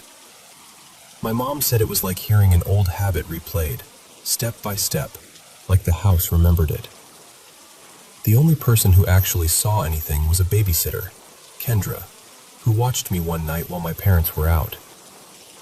Kendra told them she went upstairs to check on me, and as she reached the top of the stairs, she clearly saw a part of someone. Just a leg, jeans, a shoe, rounding the corner away from the nursery and heading down the hallway. Not a shadow, not a blur, a person, or at least enough of one to make her stomach drop. She ran after them, obviously, because who wouldn't? And the hallway was empty. No doors opening, no footsteps fading, just nothing. So she asked a priest to come by and bless the home. Nothing dramatic, nothing movie-like, just a calm, respectful blessing. And my mom, Marissa, said she spoke out loud too, kind of gently, like she was talking to her dad right in the room. She told him it was okay, that she loved him, that he didn't need to stay, that it was time to rest. And after that, it stopped. The garage sounds stopped. The hallway footsteps stopped. The nursery pacing stopped. Like someone finally listened and let go. My mom was the youngest in her family, and I was her first baby. And our family has always believed, quietly, without making it into some big scary thing, that it was just my grandpa coming back one last time, checking on his daughter, seeing the baby who carried his name, making sure we were okay. And honestly, when my mom tells it, it doesn't feel like a horror story. It feels like a goodbye.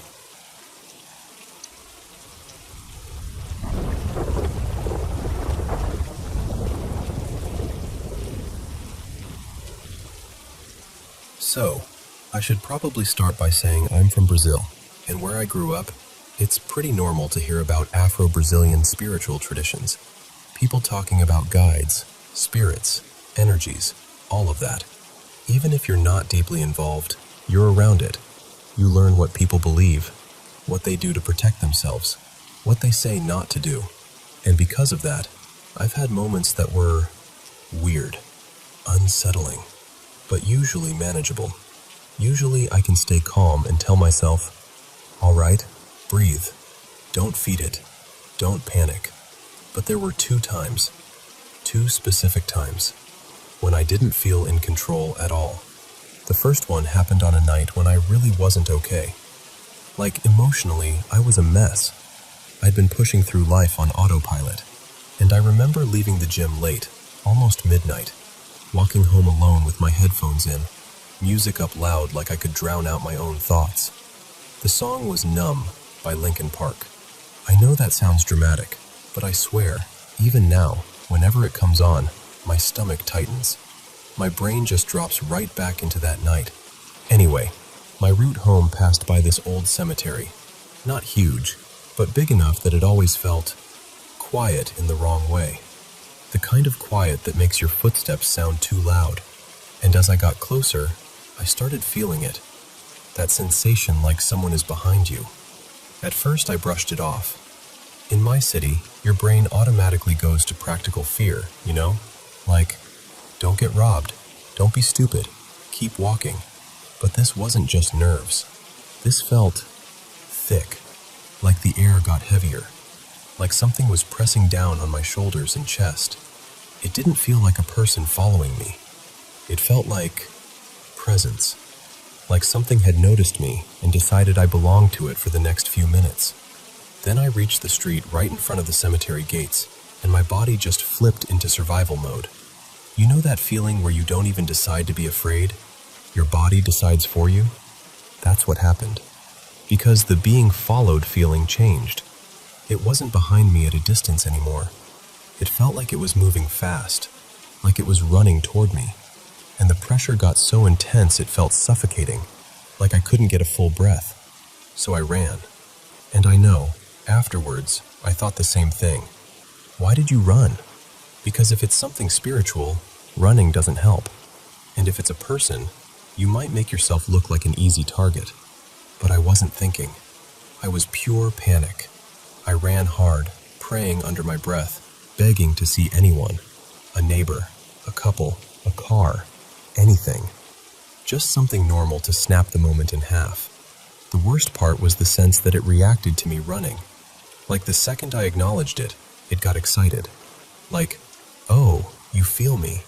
And it pressed in even harder, like it was right on my back. I got home shaking, hands clumsy, heart slamming, like I'd sprinted a mile. I didn't even turn on all the lights at first.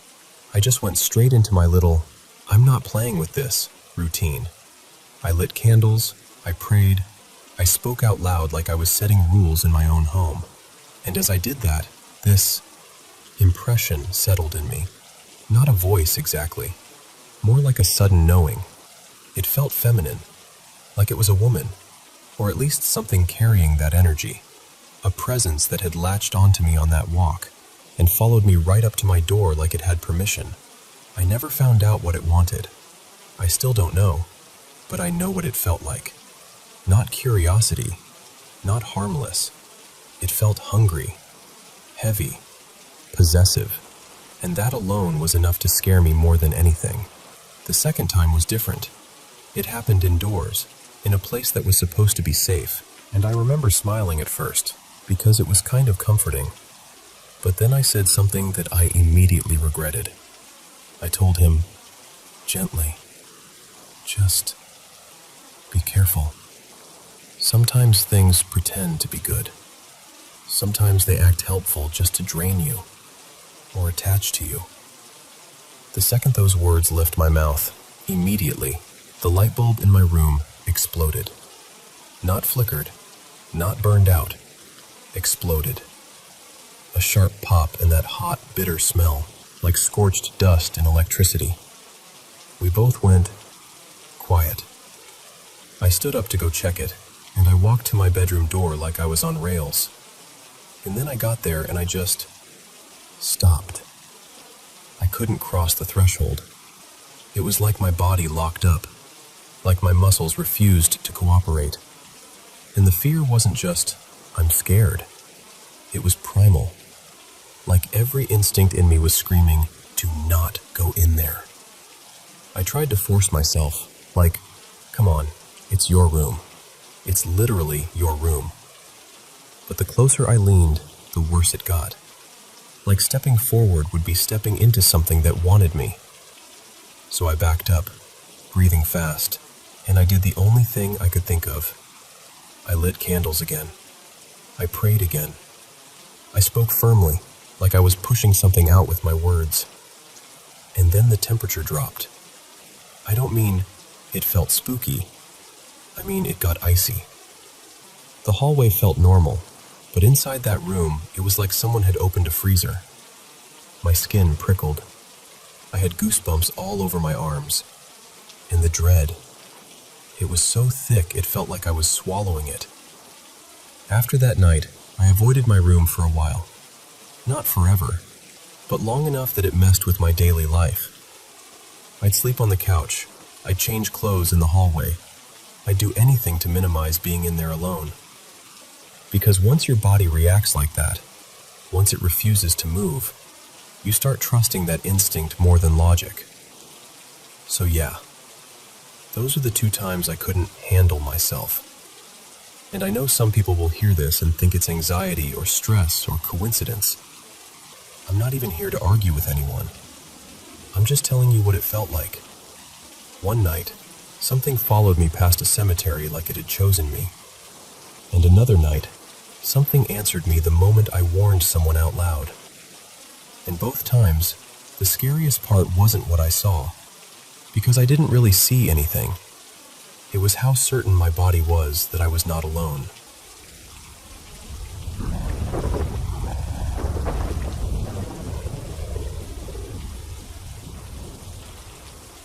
So this happened. I want to say around 6 or 7 years ago now. One of those sticky, bright summer afternoons where everything feels easy. My girlfriend at the time, Maya, our friend Eli, and I were just out walking near our place. There was this paved footpath we took a lot. On our right, this big open dog park, wide grass, a couple people tossing tennis balls, the whole wholesome scene. On our left, a thin stretch of trees that gave just enough shade to make it feel like a little tunnel for a minute. It was broad daylight, like the kind where you can see every detail. And our mood was great. We were talking about nothing important, laughing, enjoying that we should do this more often feeling. And then, this is the part where my stomach still tightens a little, even thinking about it. I glanced up the path, kind of absent-mindedly, and I saw something that didn't fit the picture. Just wrong in a quiet way. So I did that casual thing, trying not to sound dramatic, and I went, hey, do you guys see that? Like I was joking. Like it was going to be a weird sign or someone wearing something ridiculous. Both of them looked, and we all stopped walking at the exact same time. Up ahead, maybe like 30 or 40 yards away, there was this figure. Human-sized, technically, but the shape was all expanded. Like whatever it was wearing made it look too wide, too bulky, too solid. It was covered head to toe in what looked like thick, dark fabric, almost like heavy brown or black robes. No arms, no legs, no normal outline, just a big, uneven mass. And then the face, if you can even call it that. It had this huge mask, oversized, not like a Halloween mask, more like something ceremonial, something old. The top of it rose way above where a head should be, like an extra foot or two of height. And it was wide, comically wide, like it stretched out on either side. The whole thing came down low, almost to where you'd expect a person's thighs or knees to be. We didn't even say what we were seeing out loud at first. That's what scares me when I think back, because the silence meant we all knew we were looking at the same thing. No one had to ask, "What is that?" We just stared. And then it moved. Except, moved isn't even the right word. It looked like it was dancing, like it was bobbing up and down, swaying side to side. This slow, rhythmic shifting like it was stepping from one foot to another, facing us the whole time. I remember thinking, for a split second, is this some kind of performance? Like maybe someone was messing around, or filming something, or... But nothing about it felt playful. It felt deliberate. Like it knew we were there, and it was putting on a show for us specifically. We still didn't run right away. We were frozen, honestly, trying to make our brains accept what our eyes were insisting on. And then it started coming toward us, still dancing, still doing that slow sway step like it was taking its time. Only, here's the part that flipped a switch in my body. Even though the motions were slow, it was covering distance fast. Like sprint fast. Like the path between us was shrinking at an impossible rate that didn't match the movement at all. It looked like it should have been creeping forward, but it was closing in like something charging. That's when fear finally hit us all at once. Pure, instinctive panic. No conversation. No, should we go?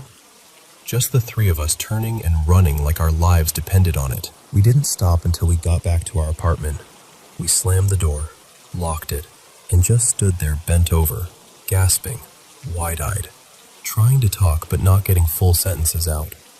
And the whole time, the only thing I could think was, it was daytime. We were sober. We all saw it, together. The same thing. To this day, I don't know what it was. I don't even know what explanation would make sense. But I do know this. That was the most terrified I've ever been in my life.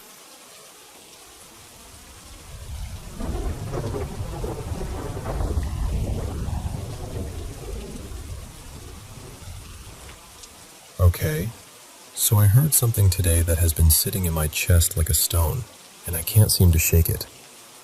I'm 25, and I've always been the kind of person who feels things before I can explain them. I'm not out here claiming I'm a psychic or anything, but my whole life, weird stuff has followed me. I'll walk into a place and immediately feel the tone of it. Sometimes I'll hear little things, or catch movement that doesn't make sense.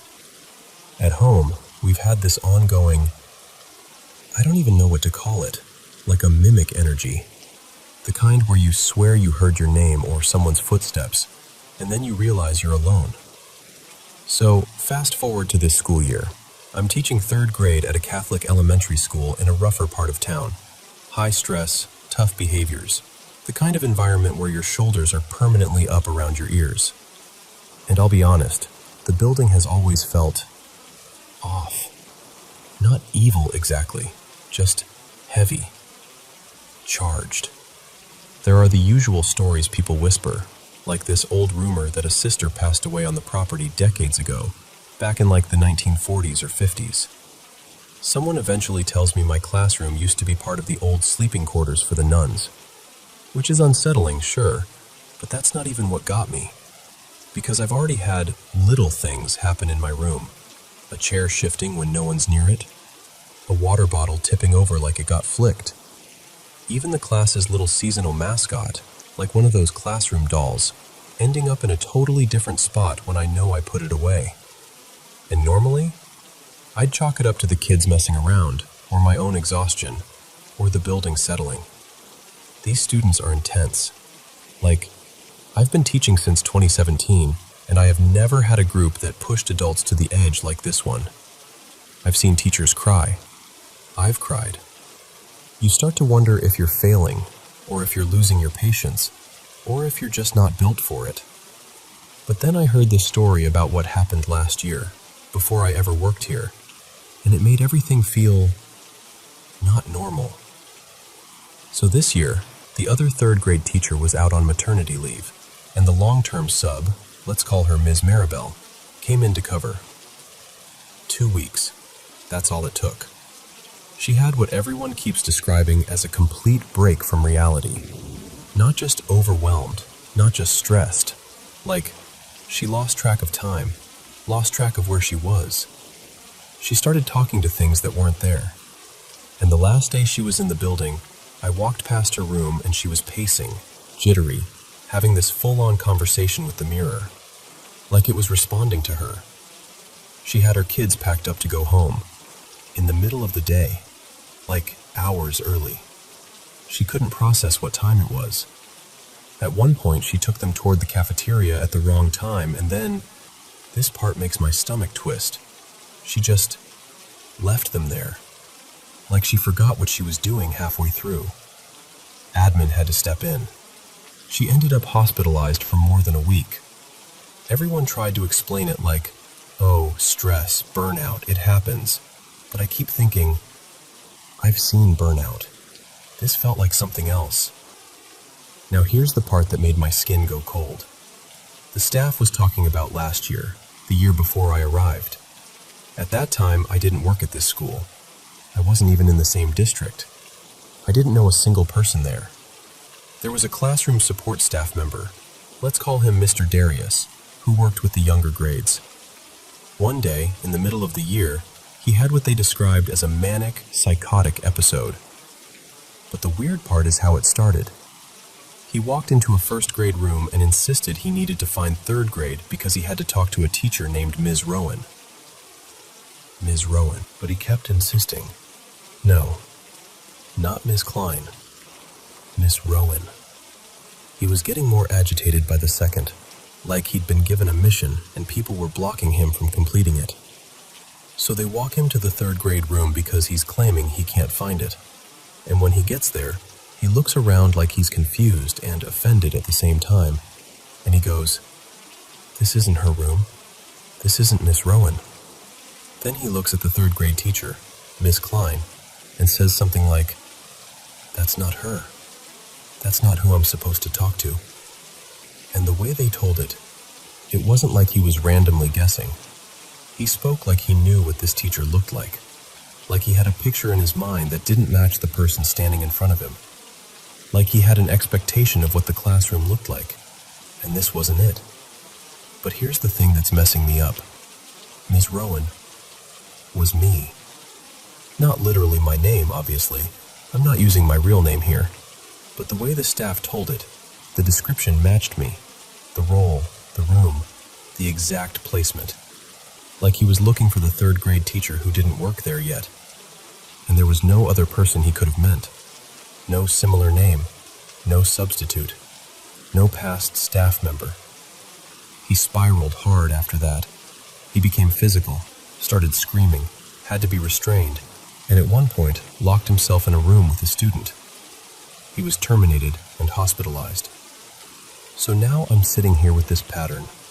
1 year, a support staff member breaks from reality and is desperate to find a third-grade teacher who doesn't exist yet, but insists he recognizes her. The next year, a long-term sub has a terrifying breakdown in the same grade band. And I'm the common thread, without even being there when it started. And now I can't stop asking myself the questions I don't even want to ask out loud. Is there something in that building that pushes people over the edge?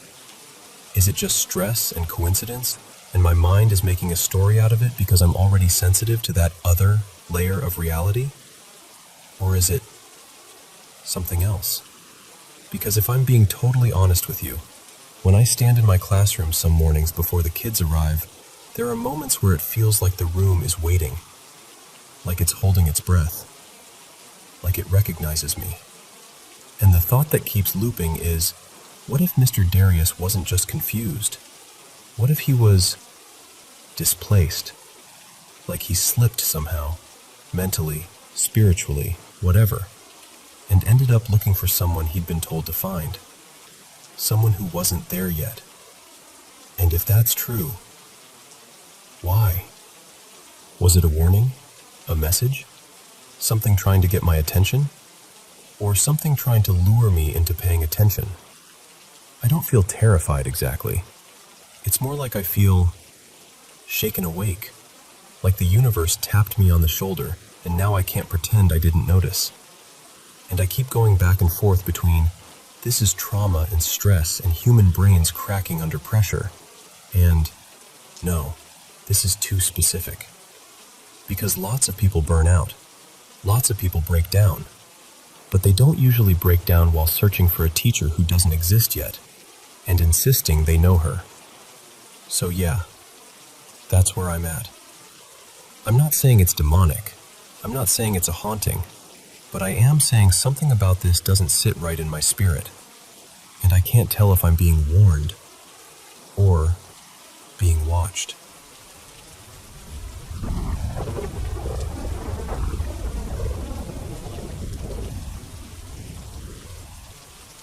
So, this happened to me a little over 2 years ago, and back then, I'd never even heard the word mimic.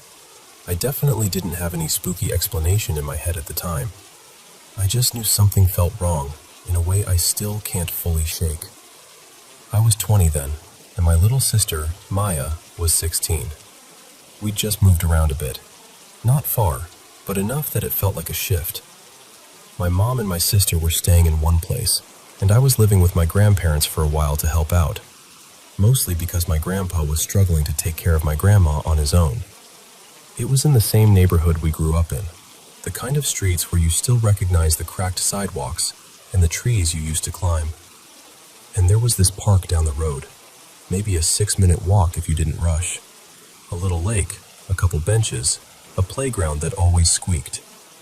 That park was basically our whole childhood. Me, Maya, our cousins, endless afternoons there. Scraped elbows, lost baseball caps, little bike wipeouts that felt like the end of the world when you're 9. The kind of place where you've yelled someone's name 1,000 times without thinking. One afternoon, late winter I think, like March maybe, still cold enough that the air felt sharp. I was home alone doing dishes. I had headphones on, music up, just zoning out and trying to get through chores. And then I heard someone scream my name. Not like a casual, "Hey." Not like a neighbor calling from the porch. A scream from far away. The kind that makes your stomach drop before your brain even catches up. I froze, yanked one headphone off, thinking maybe I imagined it. Then I heard it again, clear as day. It was Maya's voice. No question. Same tone, same way she said my name when she was scared or hurt or mad and didn't want to admit it. And it was coming from the direction of the park. I didn't even think. I didn't stand there and weigh options. My body just moved. I dropped the sponge in the sink, left the water running, shoved my feet into my shoes, and walked out the door like I was on autopilot. And the whole time I'm walking, I'm scanning the street, looking toward the trees, the path leading down to the lake. I even called back, shouted her name, shouted my name, like, Maya? Just trying to get any response. Nothing. Not a word back. Not even another scream. Which somehow made it worse, because it felt like whatever that was had already gotten what it wanted. Like it didn't need to keep calling once it knew I was coming. I got about halfway there, and that's when I saw my neighbor, this older woman named Tessa, getting into her car. She looked up and waved at me like it was any normal day. Just this small, ordinary moment. And that tiny wave snapped me out of it so hard it felt like waking up. Because in the same instant I thought, it can't be Maya. It's literally impossible. Maya wasn't supposed to be anywhere near here. She was hours away with my mom that day. There was no way she could be at that park, screaming my name. And as soon as my brain said that, my body reacted like it understood before I did. I got hit with this wave of nausea, hot and sudden. My throat tightened. My skin went cold, like somebody turned the lights off inside me. I stopped walking, because that's the part that haunts me. The voice wasn't just my sister's voice. It sounded like her when she was little, like 10 or 11. Like the version of her that used to chase me around that park and wipe out on her bike and yell my name like I was her lifeline. And I hated how it felt like it called me once to make me take my headphones off, and then called again to pull me outside. Like it knew the steps. After that, I turned around and went back home. I didn't go to the park. I didn't check just in case. I just couldn't. My instincts were screaming that if I kept walking, I'd be doing exactly what something wanted me to do. Nothing happened after that. No more voices. No weird shadows. No footsteps. I've been back to that lake plenty of times since then. In daylight. With people. Even alone once or twice, trying to prove to myself it was nothing. But later, much later, I started hearing stories about mimics, about things that copy voices or lure people by sounding like someone they trust. And I couldn't stop thinking about it. Like, what if something had been there long enough to hear us as kids? What if it listened while we played, memorized how Maya sounded when she was little, memorized how she used to yell my name 100 times when she fell or got scared or thought she saw a wasp? Because that park holds so many echoes. We practically poured our childhood into that place. But then, there's the other side of me, the side that tries to be logical. I'd just moved away from my sister in this emotional way, even if not forever. Maya's had mental health struggles since she was really young, and I've always felt like I understood her better than anyone else in our family. When we were kids, I used to have these awful nightmares about her getting hurt or dying, and I'd wake up panicked and go check if she was breathing. I carried that fear for years. So sometimes I wonder if I was just primed for it. If my brain was on high alert and turned some distant sound into the exact thing that would make me run. Maybe it was just a kid in the park yelling something that kind of sounded like my name. Maybe my brain filled in the blanks. Maybe I was stressed and lonely and worried, and it all twisted together for a minute. But I've told people other weird things that have happened to me, stuff that's creepy, stuff that's easy to laugh off later. Most of those happened in one house, in the same couple rooms, and I can talk about them like they're campfire stories. This one still catches in my throat. Because for those few minutes, I wasn't thinking about ghosts or myths or anything paranormal. I was thinking my little sister was in trouble. And something knew exactly how to make me come running.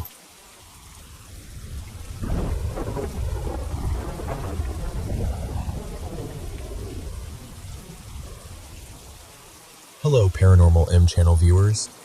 After a long day, this is my favorite moment, sitting down at the mic and sharing paranormal experiences with you.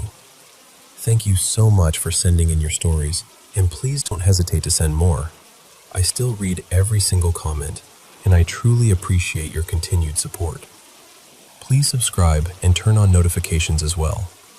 Now, let's get into today's paranormal stories. So, I've never really known what to call it. A ghost, a demon, something in between. Some kind of presence that's been hanging around my family for years, like it pays rent. Let me back up a little so this makes sense.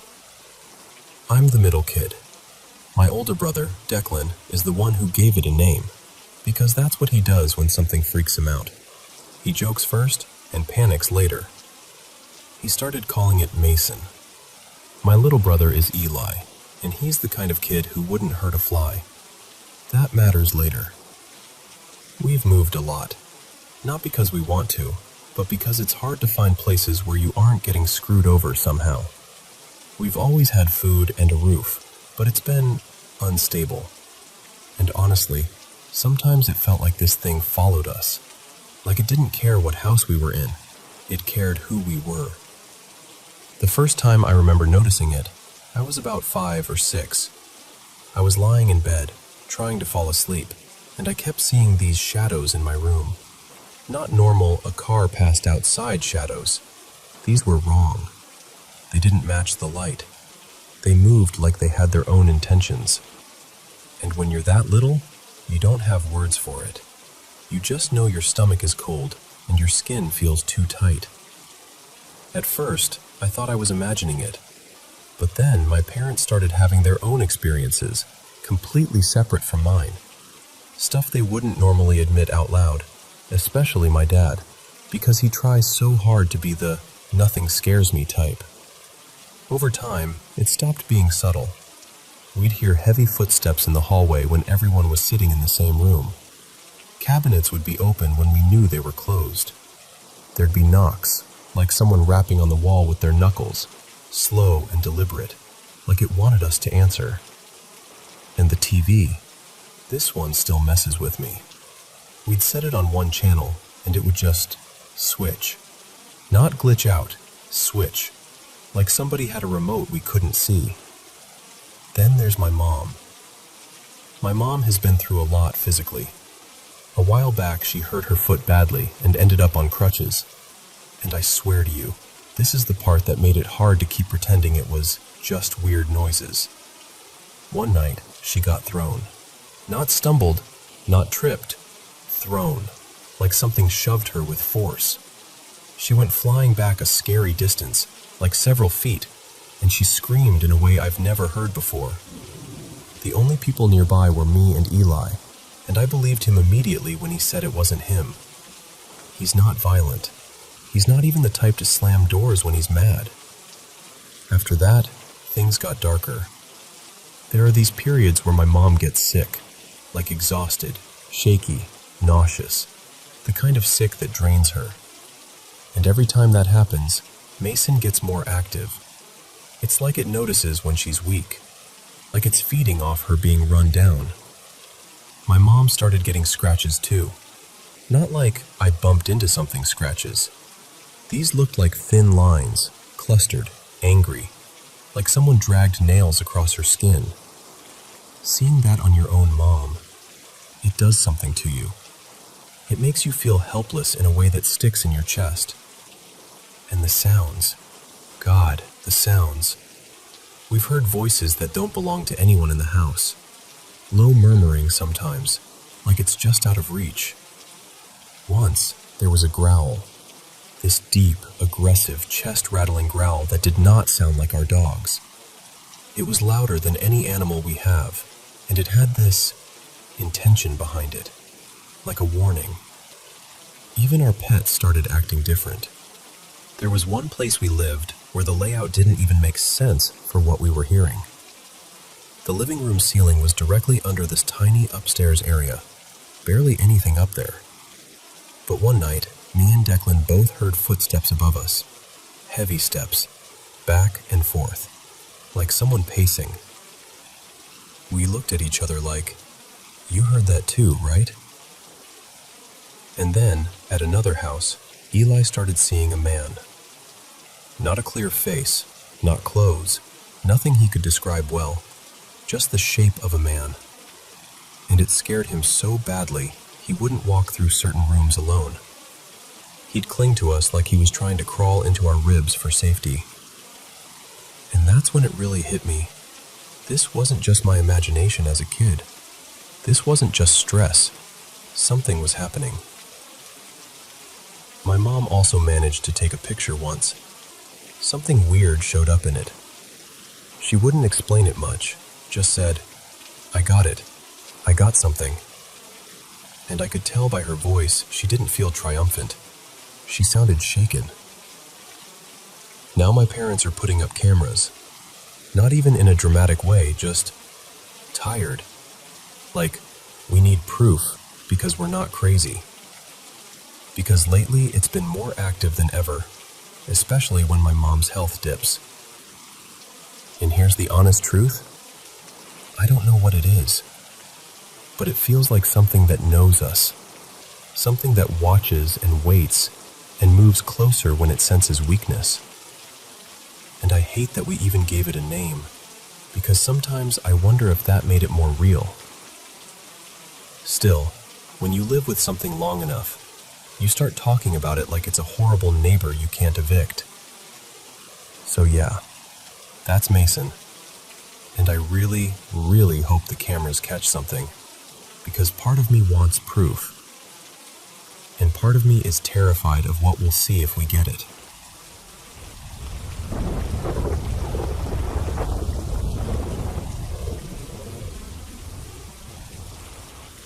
So, this morning I woke up to someone calling my name. Like, actually calling it. Clear enough that my body reacted before my brain even caught up. It was a familiar voice, too. It sounded like Diana, the woman who usually comes by to help take care of my mom. She's here a lot, so the sound of her voice doesn't feel strange in itself. Except for one detail. Today isn't one of her days. So before I even opened my eyes, I had that half-asleep confusion where you're trying to assemble reality out of fog. Like, did I sleep through something? Did she come early? Did I miss an appointment? I sat straight up in bed, heart already doing that small, uneasy sprint. And I'll be honest, my first thought wasn't ghost. My first thought was, what is going on with me? Because over the past year, I've had something else happening too. Knocking. It's almost always 3 knocks.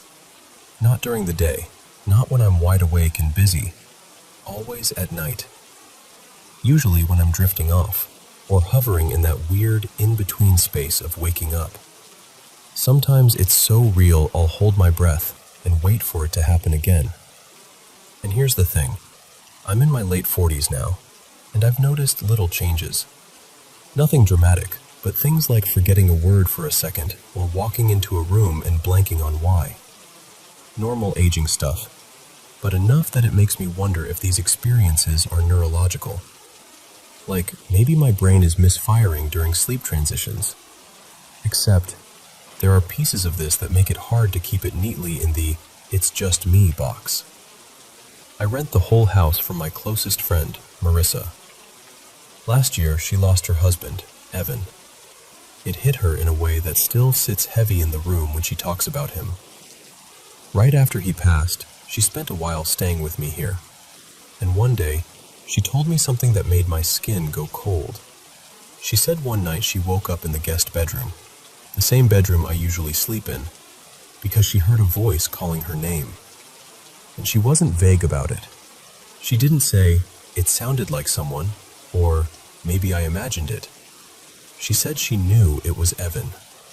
And the way she described it, quiet, stunned, almost embarrassed to admit it, made it worse.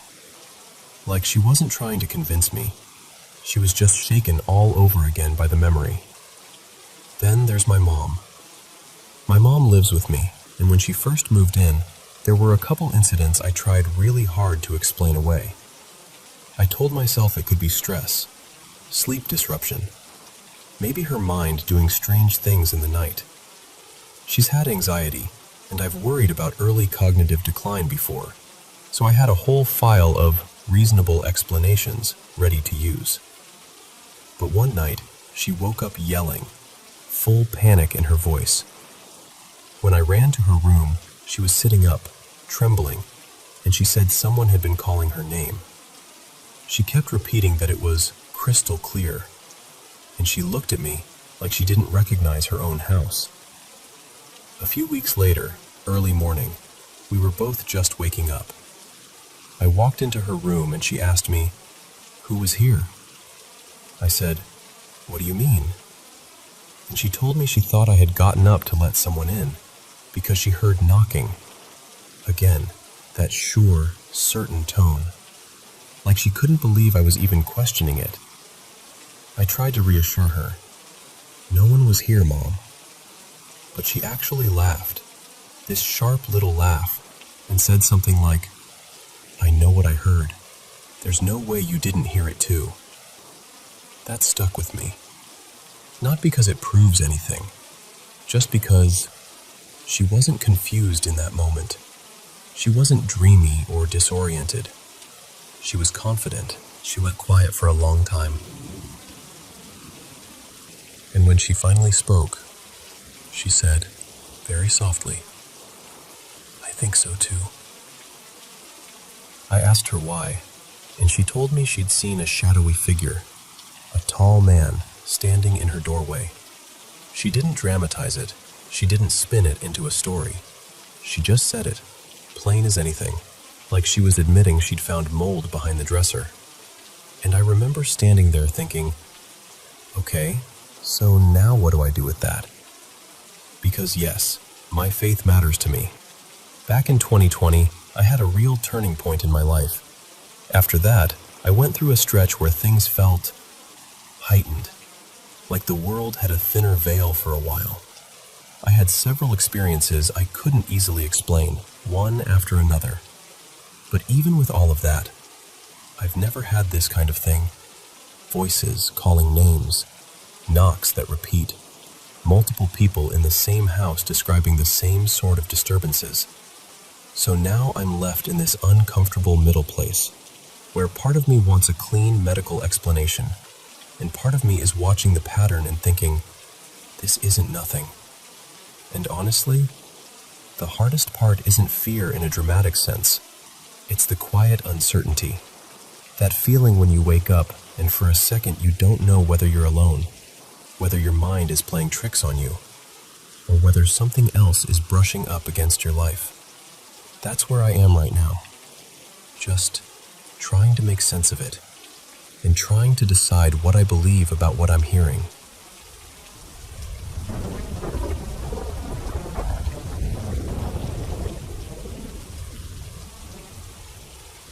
So, I want to tell you something that still gives me chills, even now. I'm from India, and this didn't happen directly to me, but it happened to someone very close to my heart. Let's call her Mira. Mira is originally from Odisha, but she grew up mostly in West Bengal, where I live. Her grandparents stayed back in their hometown, and for years, that place was like this warm little anchor for her. Familiar rooms, old stories, the kind of love that feels steady even when life changes. In January 2024, Mira's grandfather passed away, and this is the part she still carries with her, quietly. The day before he died, she was exhausted, just completely drained, and she didn't talk to him. Not properly. Not one last time. Later, she told me it felt like her body gave up right when her heart needed to show up most. Now, you should understand, Mira and her grandpa were incredibly close. Like, soft close. The kind where you don't need big conversations all the time, because love is already sitting in the room with you. And there was this one tiny thing between them that sounds silly until you hear it in context. When Mira was younger, she had this stuffed toy, a little plush bear she adored. It went missing back in 2018, and after that, every time she visited her grandparents, she'd jokingly tell her grandpa, "Okay, you have to find it this time." And he'd always play along, like it was a mission they were both still working on. Her grandmother, though, she's not someone who texts. She speaks Odia, and she doesn't really understand Bengali well. She's also never been comfortable typing, especially not with English letters. All she uses is this old keypad phone, the kind with physical buttons, something her husband used for years before it became hers. She mainly uses it for calls. That's it. Okay. Now fast forward to a monsoon evening in July 2024. Mira and her family were traveling to Odisha. They reached their hometown around early evening, maybe a little after 6. Everyone's tired, bags everywhere, that familiar rush of arriving after a long journey. And then Mira notices something. A message. An SMS. It had been sent from her grandmother's keypad phone to her mother's phone, just minutes before they arrived. And the message was written in a way that felt eerily specific, like it was meant for Mira's little brother, and like Mira herself had typed it and sent it. The wording even sounded like her. But here's the impossible part. They weren't there yet. No one had touched that phone, and her grandmother couldn't have written it. Not in Bengali, not like that, not on an old keypad. It wasn't her style, her language, or her ability. And the message asked about something painfully personal. It asked where the missing plush toy was. That toy, the one from years ago. The thing that only Mira, her grandpa, and maybe a couple family members would even remember. And it gets stranger. Even though the message appeared on the grandmother's phone as sent, Mira's mother never actually received it. No SMS came through. Nothing in her inbox. It was like the message existed in one place only, like a footprint with no person attached to it. Mira tried to make sense of it. Everyone did.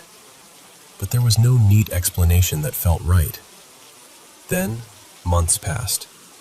And on January 3rd, 2025, something else happened. Mira was supposed to go back to her hometown that day, but plans changed last minute. She stayed back, and she noticed something that made her stomach drop. The message that had been dated July 2024 now showed a different date. It now said it was sent on 3/1/2025, the exact day she was meant to travel, but didn't. And again, just like before, her mother never received anything. No trace of it on her device. It was like the phone had rewritten its own memory. Mira didn't want to spiral into fear, so she tested it. She sent a normal SMS from that same phone, right then and there. That one went through immediately, so the phone could send messages. Just not that one. Not in the way reality usually works. And I remember sitting there when she told me all of this, listening, feeling this heavy quiet in my chest. Because whether it was a glitch or something else, it didn't feel random.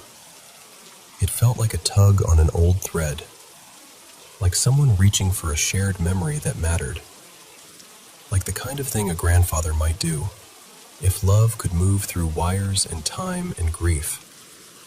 And I'm not saying that's what it was. I can't prove anything. But I will tell you this. The message wasn't about money, or instructions, or anything practical. It was about a lost childhood toy. A tiny, tender thing that only they would care about. And that's what makes it so hard to dismiss. So yeah, I don't know what it was. A technical error that lined up too perfectly? A strange phone bug that somehow pulled up an old, personal detail? Or something gentler and far harder to explain, like love refusing to fully leave the room. I just know Mira still thinks about it. And honestly, so do I.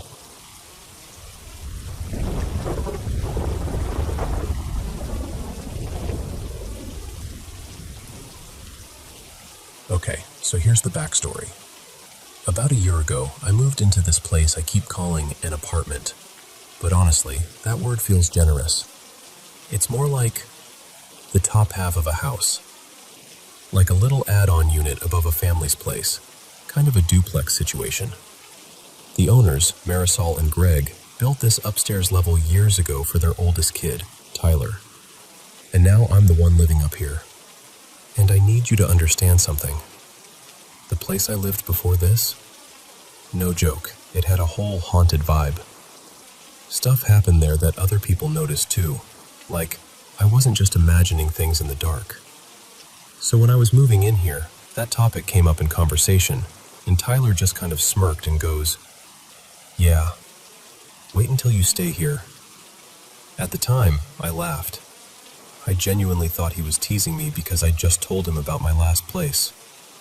But then, about a week after moving in, I'm in bed late, half asleep, not even scrolling or anything, and I start hearing this weird sound, like a soft, rushing, airy, whirling noise. At first I'm thinking, is the wind hitting something? Is there a vent open? It's subtle, but it's steady enough that I can't ignore it. So I get up, walk out into the kitchen, and that's when I see it.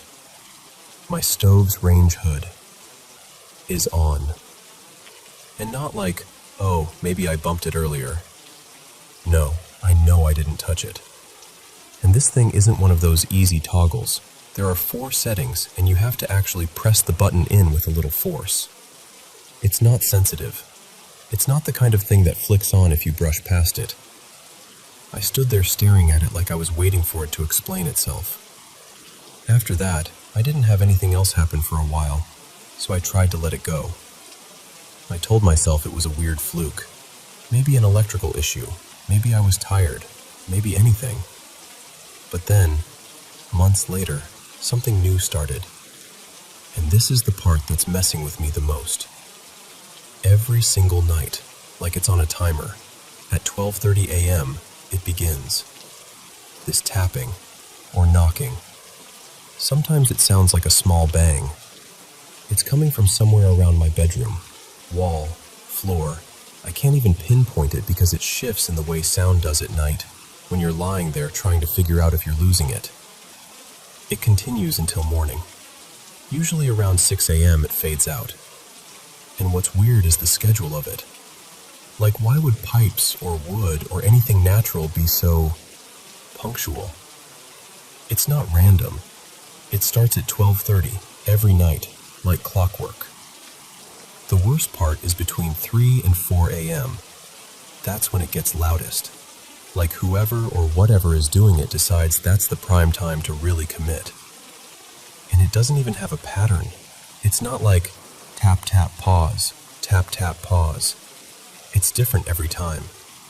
Sometimes it's quick, sometimes it's spaced out. Sometimes it's like someone is testing different intensities just to see what gets the biggest reaction out of me. It'll go for anywhere from 30 seconds to 2 minutes at a stretch, then stop long enough for me to think, okay, maybe it's done. And then it starts again. So I did what any normal person does. I talked to the owners. But here's the thing. It's gotten more aggressive over time. Not fading, not calming down, getting worse. And it's waking me up over and over again, like multiple times a night, night after night. It's that specific kind of exhaustion where you start dreading bedtime because you already know what's waiting for you at 12:30. And tonight, this is why I'm even telling you this right now. I'm sitting here wide awake at 4:20 a.m. because it woke me up again. I'm not even fully angry anymore, I'm just worn down. I need someone to tell me what this is, because I'm out of explanations. I've tried recording it too, and it's almost like it reacts to that. Sometimes the second I reach for my phone, it slows down or stops like it knows. Other times, it does the opposite. It goes completely full force, like it's daring me to catch it. I have clips from tonight, short ones because nobody wants to watch hours of knocking, but I've got enough to prove I'm not making it up. And I'm just sitting here thinking, what is this? Because I can handle a weird one-time range hood incident. I can even brush off the occasional house noise.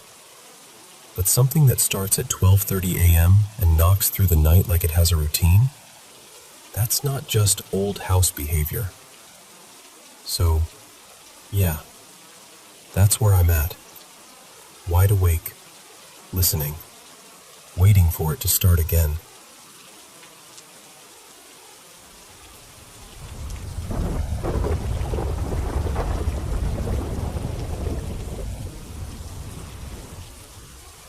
So, I didn't think I'd ever be the kind of person to tell a story like this, but here we are.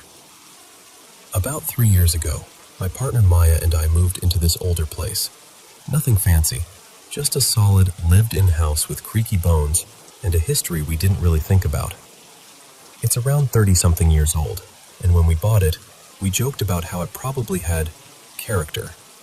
You know, the kind you laugh at while you're still unpacking boxes.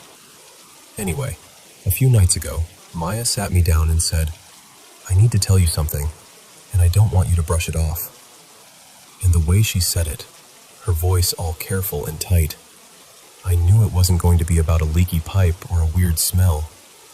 She told me that ever since we moved in, she's been hearing things. At first, it was small enough that she didn't even mention it. Just the occasional thump from the attic, like a heavy step, or something shifting. She'd grab the flashlight, climb up, check the hatch. Nothing. No raccoons, no loose boards, no explanation. The house would just sit there like it hadn't done anything at all. But over the last couple months, it's changed. Not just more often, but bolder. Like whatever it is has stopped being subtle. She said she's heard the stairs do this thing. 2 or 3 solid steps in a row. Not the soft settling creaks, not the usual house noise rhythm. She described it like someone deliberately stomping just enough to make sure she noticed. Like, "Hey, I'm here." Another time, she was sitting on the couch scrolling on her phone, and she heard a sigh.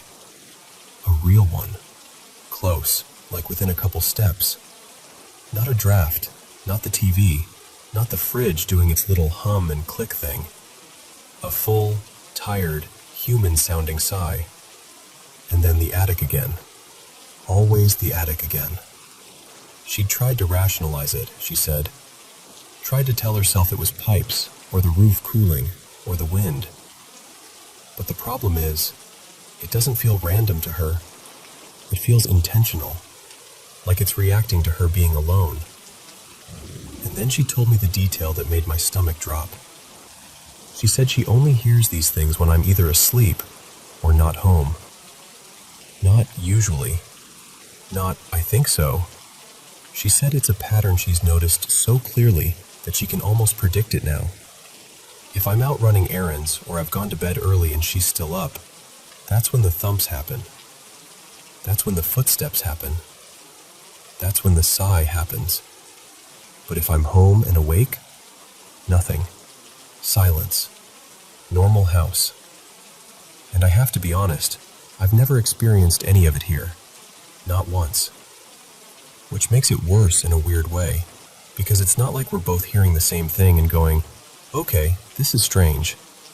It's like the house has picked one person to speak to, and it's not me. Maya isn't dramatic. She's not the kind of person who turns every little sound into a ghost story. She's the one who calms me down when I overthink things.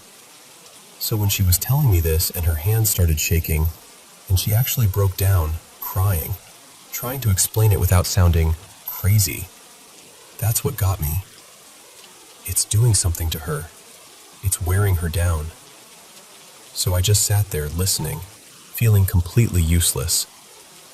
Because what do you even say? Maybe it's the house settling. When she's describing something that sounds like a person making sure she feels watched. And the thing she kept coming back to was the same question. Like it's waiting for the house to be quieter. Like it wants privacy. Now, here's the part that makes me feel even weirder admitting all this. I don't have Maya's experiences, but I do have this recurring nightmare. It happens every few months, not often enough to call it constant, but often enough that it sticks with me like a bruise. In the dream, there's this presence, not a person, more like an absence shaped like something. Just thick darkness, like a mass or an energy, and it's chasing me. Sometimes it's chasing me, sometimes it's coming after people I love. And I'm always trying to say prayers or recite something sacred, something I grew up believing had power. But in the dream, I can't. It's like my mouth won't work right, or I can't remember the words, or my voice is trapped in my throat. And I'm running, and I'm panicking, and the darkness is closing in like it's patient, like it already knows I'm not going to be able to stop it. And every time, right when it gets close enough that I feel this cold, final kind of dread, I wake up. Heart pounding, breath sharp, that awful feeling like you've been hunted. It could be just a dream. Stress, random brain nonsense, I know that. But when Maya told me what she's been hearing, how it seems to show up only when I'm not really present, I felt something in my chest go tight. Because now there's this thought I can't shake. What if it isn't random? What if something in this house has learned when it can get through? And if it really is something, what does it want with her? Why her? Why only when she's alone? I don't know. I honestly don't. I just know that the way she looked when she finally told me, like she'd been carrying it by herself for too long, made me feel cold all over. And since that night, I've been listening to the house differently. Not for a ghost, just for anything that sounds like it knows when I'm not paying attention.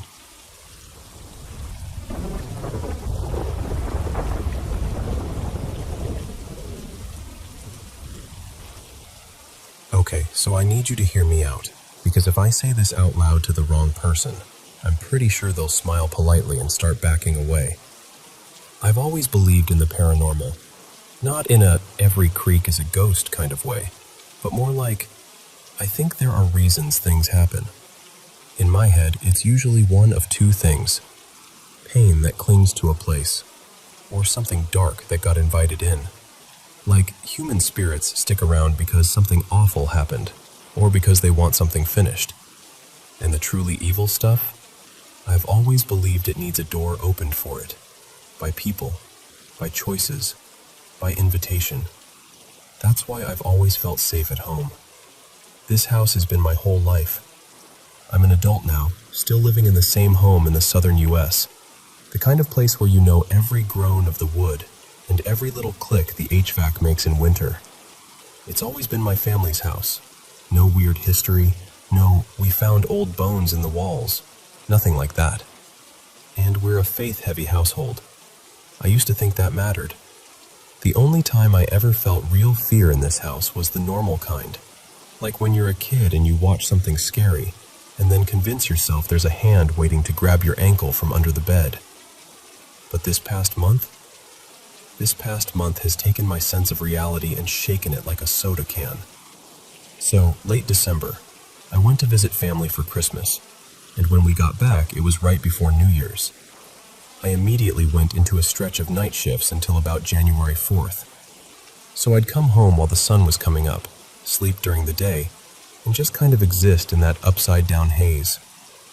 Then I switched back to my normal day schedule, and I haven't slept a normal night since. The first night back in my room, I felt sick, like genuinely nauseous, and I could not shake this feeling that someone was watching me. Now listen, I'm not dramatic. I'm not jumpy. I'm not somebody who spirals over a vibe. I knew my doors were locked. I knew my windows were covered. I knew there was no physical way someone could be staring at me through anything. And still, my body didn't care what my brain knew. My heart was pounding like I'd just sprinted, and I'm lying there in the dark thinking, why do I feel like I'm being hunted? I ended up turning my lamp on and reading just to avoid closing my eyes. I think I got maybe an hour of sleep after sunrise, and then I went to work. Next night, same thing. That same awful watched feeling. Stomach turning, skin prickling, heart doing cartwheels in my chest. This time I got paranoid in a different direction because, honestly, I'm more scared of a living person than any ghost story. I turned off anything that made noise and sat completely still, just listening. Like if someone had broken in, I wanted to hear them coming. I wanted footsteps. I wanted some kind of proof I wasn't losing it. But there was nothing. Just silence. And that feeling. Like an audience I couldn't see. That went on for days. A full week of almost no sleep and constant dread. And the part that freaked me out the most was how unlike me it was. I'm not an anxious person. I don't do panic attacks. I don't do irrational fear. Then came January 12th. By then, I'd almost adjusted to my broken sleep schedule. Not in a healthy way. More like my body gave up arguing with me. It was around 1 a.m. Whole house asleep. I'm in bed reading when I hear footsteps. 3 distinct steps on the roof above the garage, right near the side of my windows. And at first I'm like, okay, critters. Because yeah, sometimes you get squirrels up there, sometimes a raccoon. Normal. Then it gets quiet. A full minute. And then the footsteps come back. Heavy, deliberate, in a straight line across the roof. Not scampering, not claws, not a random little patter. It sounded like a person wearing work boots, like thick soles, like someone walking with intent. I froze so hard I felt my spine lock. I could hear it through the wall and through the window, steps moving toward the part of the roof closest to my room, and then stopping. Quiet again. I tried to talk myself down. I remember whispering, "It's a big raccoon." Like if I said it enough times, it would become true. And then, tapping, right at the center of my window. Not a scrape, not wind, not something brushing. Taps, like a knuckle, like a fingernail, like someone politely asking to be let in. And the center of the window is too far to reach from that roof. There's nothing under it. No tree, no awning, nothing. The tapping went on and off for almost an hour. And I want you to understand, my brain was running 2 movies at the same time. One was true crime. Someone is out there. Someone is trying to get in. Someone knows you're awake. The other was every ghost story I've ever heard. Don't open it. Don't acknowledge it. Don't invite it. I did not move. I didn't peek. I didn't pull the curtain. I didn't even breathe right. I sat there with my book open and my heart thumping so hard I thought it might shake the bed. Eventually the tapping stopped, and then the footsteps started again, dragging and shifting across the roof like whoever it was moving away, climbing higher, circling the edge, disappearing toward the far side of the house. Then, after a long, quiet stretch, one final stomp. Heavy, deliberate, like punctuation. Morning came, and I texted my stepdad, his name is Marcus, to check the security cameras when he woke up. Nothing. Not a shadow. Not a flicker. Not a single pixel of evidence. After that night, I didn't sleep with my guard down. I spent the next week basically glued to my legal protection like it was a stuffed animal. The roof noises didn't come back, but something else started. Dragging sounds from the garage attic. The best way I can describe it is like someone's moving heavy boxes, like shuffling, rolling, sliding something across a floor. And it wasn't quick. It would go on and on. From around 11 at night until just before dawn, off and on like whatever was up there was busy. I tried recording it because I needed proof, but my phone microphone barely caught it, like it was embarrassed for me. In person, it was loud enough to make my jaw clench. My family started saying it was sleep deprivation, auditory hallucinations, stress. "You're overtired, Leah," that kind of thing. Like if they made it medical enough, it would stop being scary. Marcus even went up there and added heavier insulation to muffle anything I might be hearing. But it didn't stop. And that feeling, being watched, never left. One night, my ceiling vent cracked loud enough to make me jump, like it shifted or popped in a way it never had before. Later on, it turned on automatically, and this scent came through. Cologne. Not ours. Not familiar. Not like laundry detergent or some leftover smell from the house. Cologne. It was coming from the vent. And in the last 5 days, the house started making noise during the day, too. That used to be my safe zone. If I could make it to sunrise, I could finally sleep. I could shower alone, eat something, pretend I wasn't unraveling. But now, things creak in places they never creaked before. The vent moans sometimes, like the metal is flexing and groaning, long and low. The wood floor outside my bedroom cracks like someone heavy is standing out there. But when I look under the door, there's no shadow. And the weirdest part? The noises almost always happen on the opposite floor from wherever I am. If I'm upstairs, I hear it downstairs. If I'm downstairs, it's above me. Like it's staying just out of sight on purpose. Then tonight, this is what finally pushed me into telling anyone, even you. I was downstairs in the living room, alone, quiet, and I heard something fall directly above me. There's an upstairs common area up there, and my cat, his name is Doodle, likes to hop on and off furniture. So I tried to tell myself it was him, but I couldn't take the chance. I was too wound up, too tired, too sure something was playing with me. So I grabbed a kitchen knife, because I guess that's who I am now, and I went up the stairs. Everything upstairs was exactly where it should be. Nothing knocked over. Nothing fallen. No mess. No obvious source. And Doodle? He was in the same chair he'd been in earlier. He hadn't moved. So whatever I heard wasn't him. And then all the creaking started focusing in one spot. There's a room up there we call the storm closet. It's basically a storage room, big enough to feel like a small basement, tucked into a part of the house that never became a bedroom. The door is right off the upstairs common area, and the noises started coming from inside that room. Rapid creaks, quick shifts, like someone standing up fast, like weight moving on the other side of the door.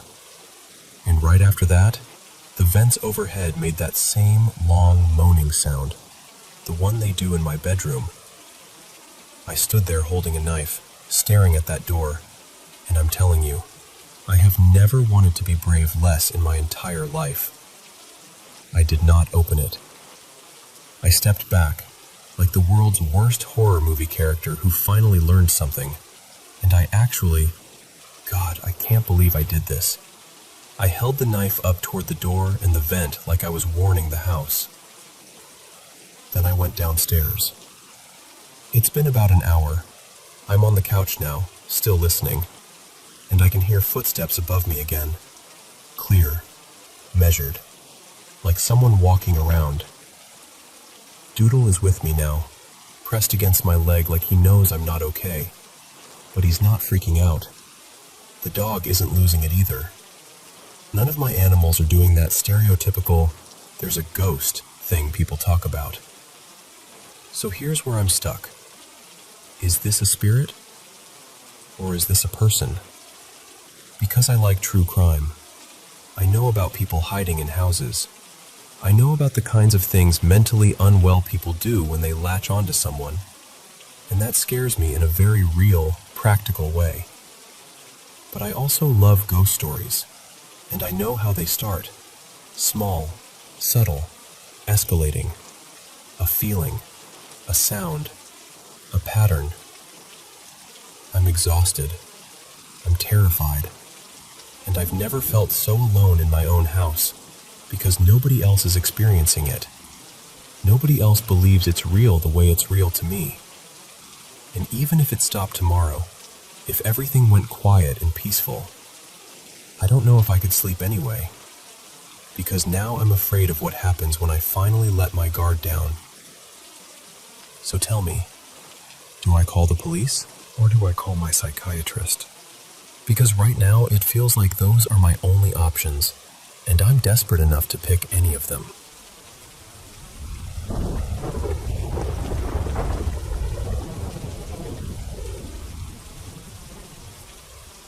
So, this all kicked off a few months ago, back when I was still living in our old place with my boyfriend.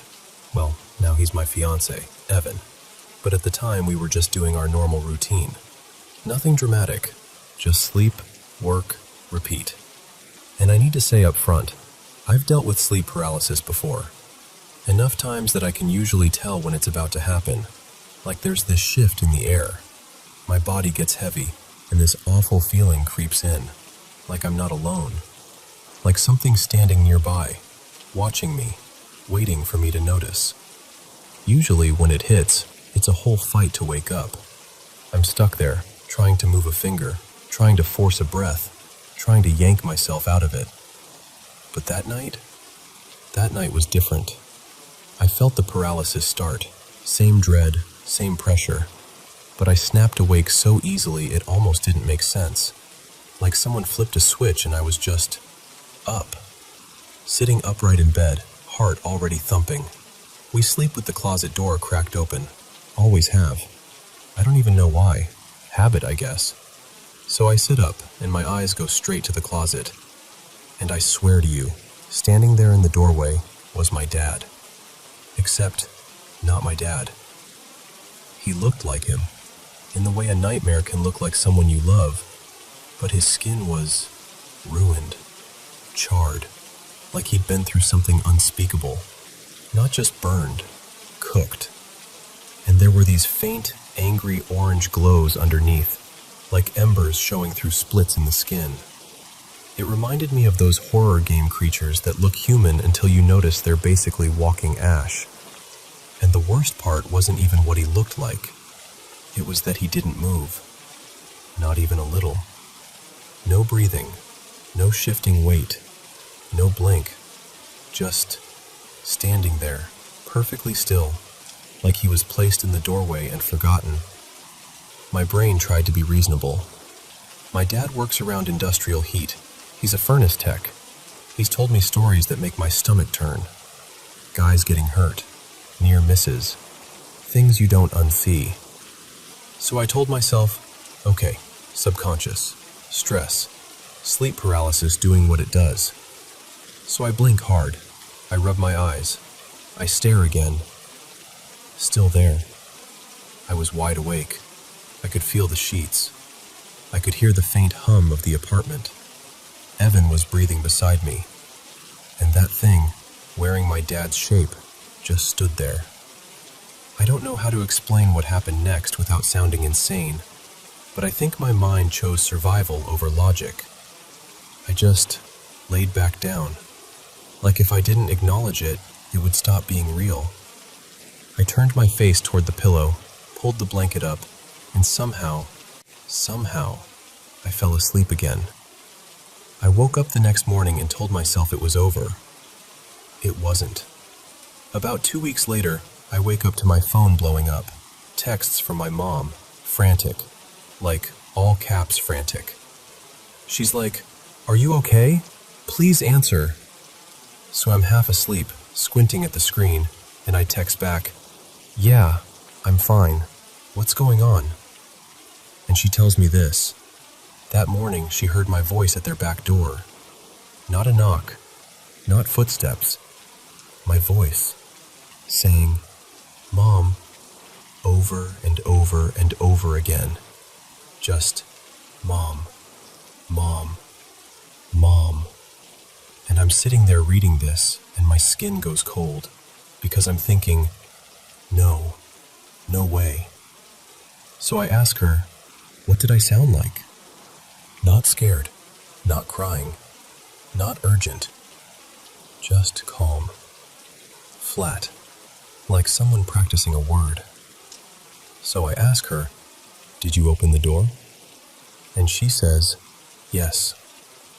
And I swear, the moment I read that, my whole body felt hollow, like a pit opened up in my chest. Because when she heard that voice, I was still asleep at my own house, miles away. Then the third thing happened, and this one still makes me feel like I'm holding my breath even when I talk about it. About a week after my mom's door incident, my dad tells me he woke up around 1 a.m. and went into the kitchen because he thought he heard something. And when he got there, he saw me standing in their kitchen, not moving, facing the oven. He couldn't see my face fully, but he said he knew it was me in the same way you know someone's silhouette. Same height, same hair, same shape. Just me, standing there in the dark like a mannequin. And again, he tells me this while I'm sitting in my own home, nowhere near them. I asked him, are you sure you weren't dreaming? And he got quiet and said, I don't think I was. And that's when I started feeling like I couldn't trust the walls anymore. Like something had picked me as a costume. Like something was borrowing my voice, my outline, my name, wearing me like a mask and walking up to the people who love me most. Fast forward to now. Evan and I moved into a new apartment, a few states away. Fresh start, new place, new air, new everything. And I thought distance would make it stop. But I'm still on edge all the time. I'm jumpy. I check corners without meaning to. I hate walking through the apartment in the dark. Some nights I'm scared to fall asleep, because part of me worries that if I drift off, something will take that moment. Like it's waiting for the exact second I'm not fully in control. I've tried cleansing the place. I've done the whole fresh energy thing. Open windows, salt, prayers, incense, all of it. And maybe it helped the apartment feel lighter for a day or two. But it didn't help my nervous system. I'm still carrying that fear like a weight in my ribs. And I know some people would say, it's just sleep paralysis. It's just stress. And I get that. I want it to be that. But explain the back door. Explain my dad seeing me in the kitchen. Explain my mother opening the door to a voice that sounded like me when I was nowhere near that house. So yeah, that's where I'm at. I moved, but the feeling followed. And I'm trying so hard to calm down and feel safe again. I just don't know how to convince my body that it's over.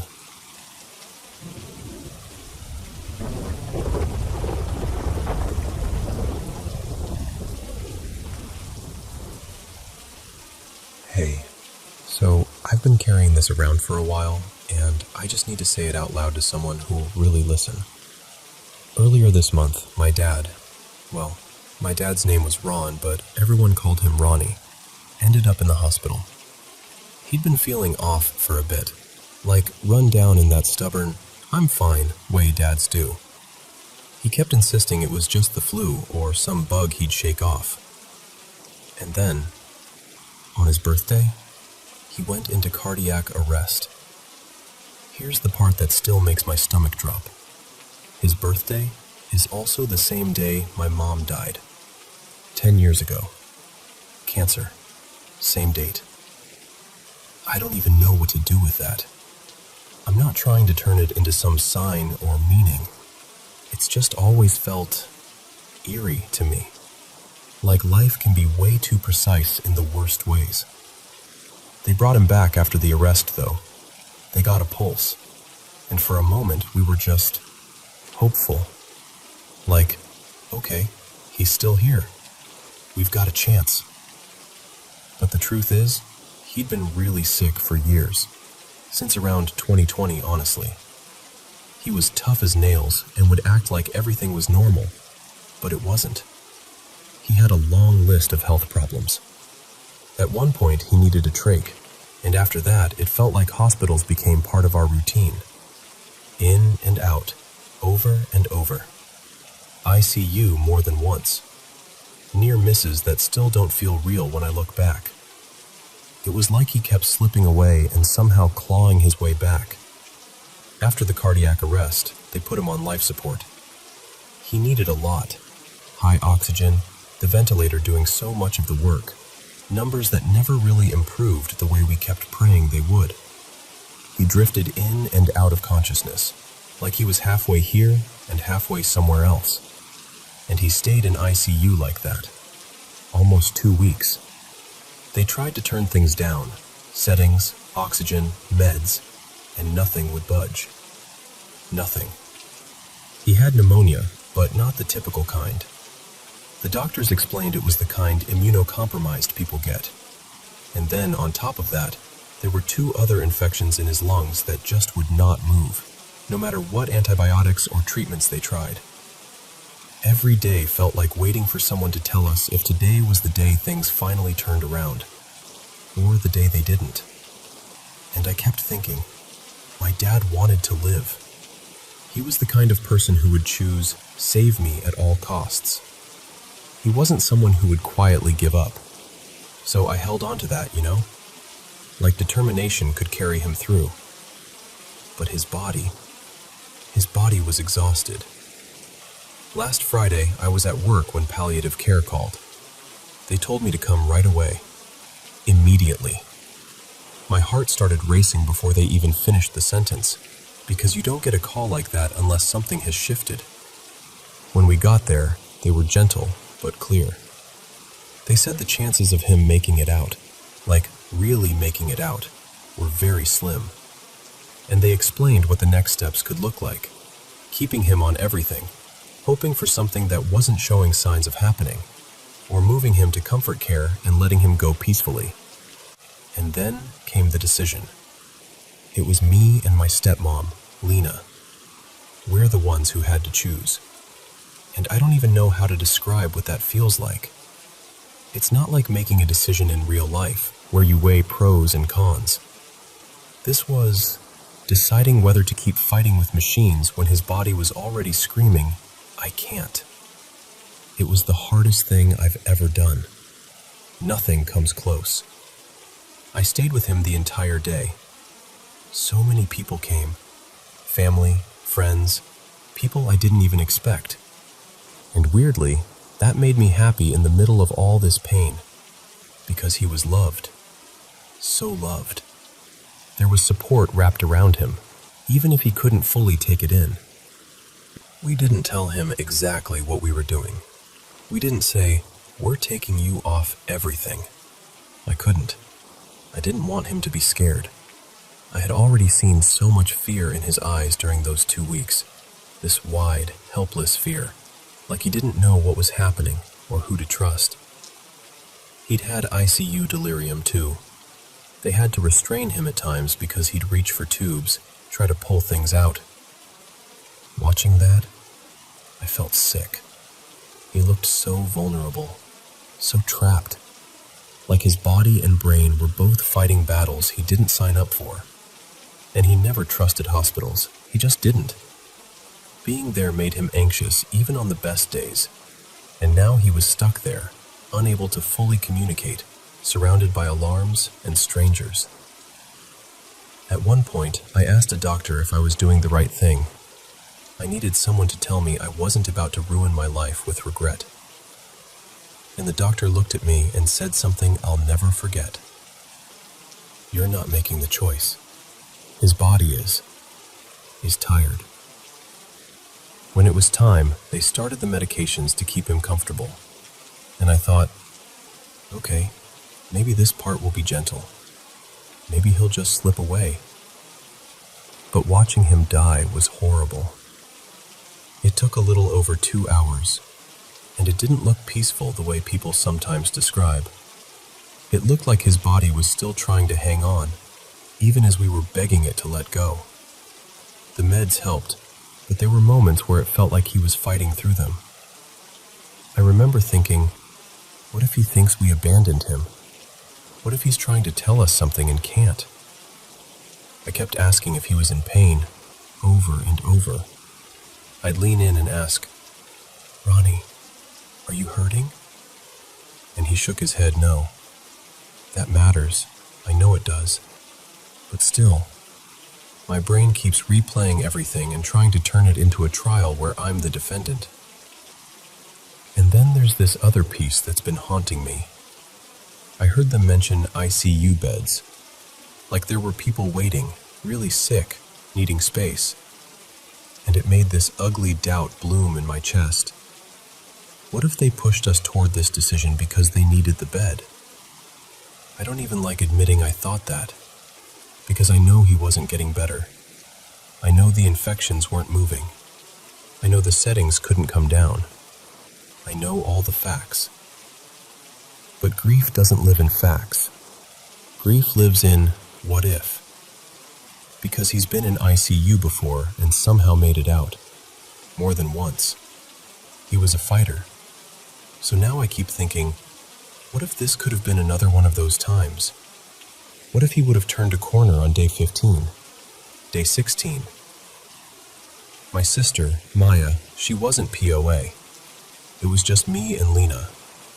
But she questioned us. Not in a cruel way, just in a scared way. She said, what if he can get better? And that sentence has been bouncing around in my head ever since, like a pinball I can't stop. And then, there's this other thing I'm almost embarrassed to say out loud, but it's real. Sometimes I knew when someone was going to die. With my mom, I had this knowing. With pets. With a couple other people. And with my dad, I had this horrible, quiet certainty about his age. I kept thinking my mom would be 53 and my dad would be 62. And they both passed right after turning those ages. Like, right after. That knowing has given me so much anxiety because I kept hoping I was wrong. This past Christmas, my boyfriend, Ethan, and I stayed longer at my dad's house than usual because something in me was screaming that time was running out.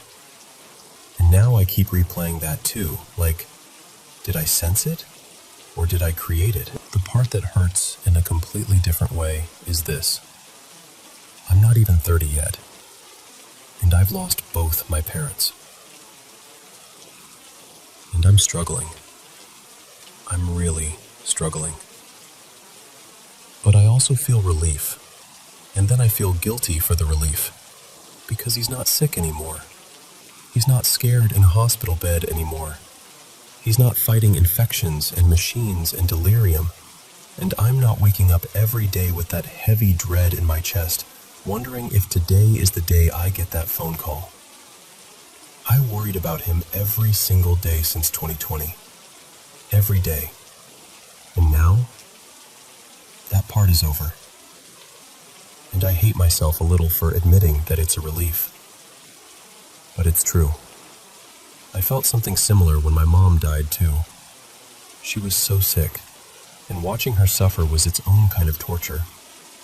When she passed, there was grief, and there was also this quiet release, like the suffering had finally stopped.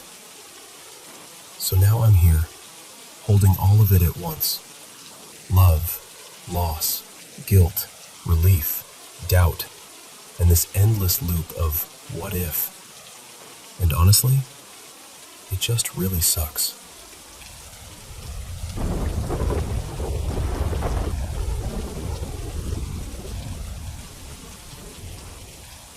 So, I've got to tell you about the house I grew up in, because it's the kind of place that feels like it's holding its breath. It's an old home, built back in the 1920s by a family in town called the Harrisons.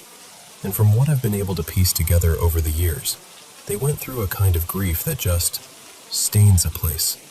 You know what I mean? Like the walls remember. The mother, her name was Edith. She lived a long life, and she eventually passed from natural causes, right there at her little writing desk in the kitchen, downstairs. That part is sad, obviously, but I've never felt like she stayed. Same with the rest of the family, honestly. But the upstairs? That's different. Upstairs has always felt occupied. When I was younger, I didn't have a name for it. I just knew there was something up there, especially near the landing, where you can look down over the staircase. It was like there was a heaviness parked in that spot, like an invisible person who never moved on. Years later, after I got older and started digging into the history, I learned about Edith's son. His name was Daniel Harrison Jr., and his story hit me right in the chest. In the late 1950s, Daniel got wrecked by life in a way that's painfully human. He'd lost his money, bad business decisions, debts piling up, and on top of that, his marriage fell apart in this ugly, drawn-out divorce. The kind where you don't just lose a partner, you lose your sense of who you are. He ended up moving back into the house with his mother, kind of defeated, kind of stuck. People around town described him as quiet after that, which is such a gentle way to say someone is drowning. And eventually, he couldn't take it anymore. From what I've been told, and what records hint at, Daniel went upstairs and took his own life, right above that landing that overlooks the stairs. The exact place that's always felt wrong to me. That detail made my stomach flip when I first read it, because it was like the house finally explained itself. I'll be honest, finding out his name weirdly made me feel calmer. Not because it isn't tragic, it is. It's awful. But because it meant the presence I'd lived with all those years didn't feel like some faceless monster. It felt like a person. A desperate, hurting person. And I hate admitting this, but I understood it. I've never wanted to die, not truly, and I wouldn't do that to myself. But I know what it's like to brush up against depression so hard, you start thinking thoughts that scare you. That dark, hopeless tunnel feeling. So when I learned Daniel's story, I felt sad, but not terrified. It made the haunted feeling upstairs feel less like something evil, and more like grief that never got put down. And listen, it isn't just me. So many strange things have happened in that house. Things my siblings experienced. Things friends experienced when they stayed over. Even people in my town have told me stories about weird moments in that house, like they already knew it had a reputation. And some of them added little details about deaths and tragedies connected to it, like the place has been whispered about for decades. More recently, my own grandmother passed away in the house, but I didn't feel her. I didn't feel Edith either. Downstairs feels quiet in that way. Sad memories, sure, but not present. The only thing I've ever truly felt as a presence is still upstairs. That same heavy, watchful feeling I've known since childhood. And now, I believe it's Daniel. There's this video I took recently because I wanted proof, or at least something tangible. In it, you'll hear me actually call his name. I'm talking to him like he can hear me, like he's right there. And while I'm standing at the bottom of the staircase, the stairs leading up to where he died, you hear this loud thump. Just a solid hit, like something heavy dropped. And then a few seconds later, you hear two loud scraping sounds, like something dragged across the floor up there. And the thing is, nobody was upstairs. No friends, no siblings, nothing. And none of my pets were up there either. I checked. I always check. So when I listen back to that audio, I get this chill. Not the horror movie kind, not the run for your life kind. More like that unmistakable feeling of being responded to. Like something heard me. Like someone heard their name. And I don't know if that's comforting or devastating, but I know the upstairs still doesn't feel empty. Not even after all these years.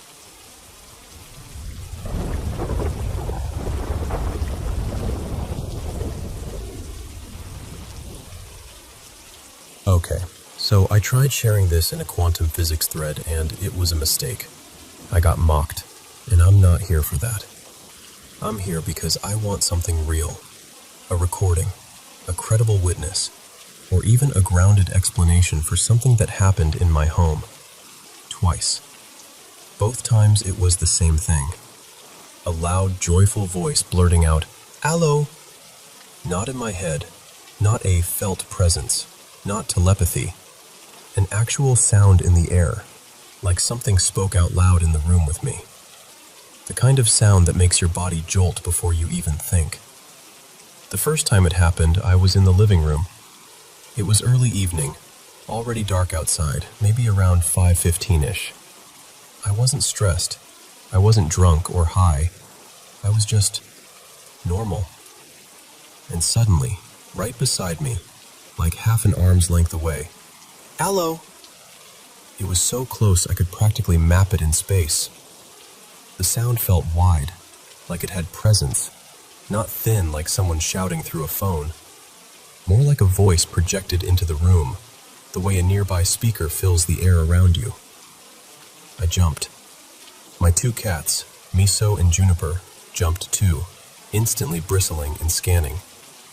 They didn't react like, "Oh, a noise." They reacted like something had appeared. The second time was weeks later, late at night, close to midnight. Different room, the kitchen, right next to the living room. Same exact voice, same tone, same cheerful, almost sing-song delivery. "Allo!" And again, no visible source. But I could place where it came from, and this time it felt farther, like it came from the back corner of the kitchen. Here's the part that keeps getting under my skin. My cats didn't just startle. They tracked something. Right after the voice, both of them locked onto the same spot near the pantry area, the way cats do when they're watching a bug. Except there was nothing there. They followed it like it was moving, sometimes still, then suddenly darting fast, like it could zip from one place to another. Juniper stayed on it for nearly 15 minutes, pacing and staring, then whipping her head to a new point like whatever it was had jumped. I picked her up to calm her down. Didn't matter. Her eyes kept snapping back to it. She was tense, not curious. And cats get spooked by weird things all the time, sure, but both of them reacting the same way, right after the same voice, twice? That's what I can't shrug off. If it had happened once, I could have convinced myself it was a fluke. Neighbors, a radio, some odd acoustic trick, my brain misfiring, whatever. But it happened twice, in 2 adjacent rooms, with the same exact word and same older woman vibe to the voice. And this is an old house, about a century old, so of course everyone wants to jump straight to ghost stories. But that's not where I'm going with this. I'm not interested in myths, religion, or feeding fear. I'm not trying to turn this into a spooky campfire tale. I want facts, or at least theories that respect reality. Acoustics, electronics, weird interference, something environmental. Anything that could create a clean external voice in open air that 2 cats and a human all react to at the same moment. So if anyone has had something like this, an actual audible voice in the room, not imagined, especially with an animal reacting too, I want to hear it. Ideally with a recording, or an honest, detailed account, or a theory that doesn't treat me like I'm stupid for asking. That's all. I'm just looking for something solid.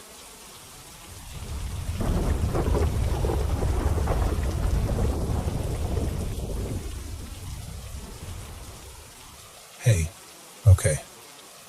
I know this is going to sound dramatic right out of the gate, but please just hear me out. I honestly don't even know where to put all of this, or who to say it to, so I'm kind of just talking into the void and hoping someone understands.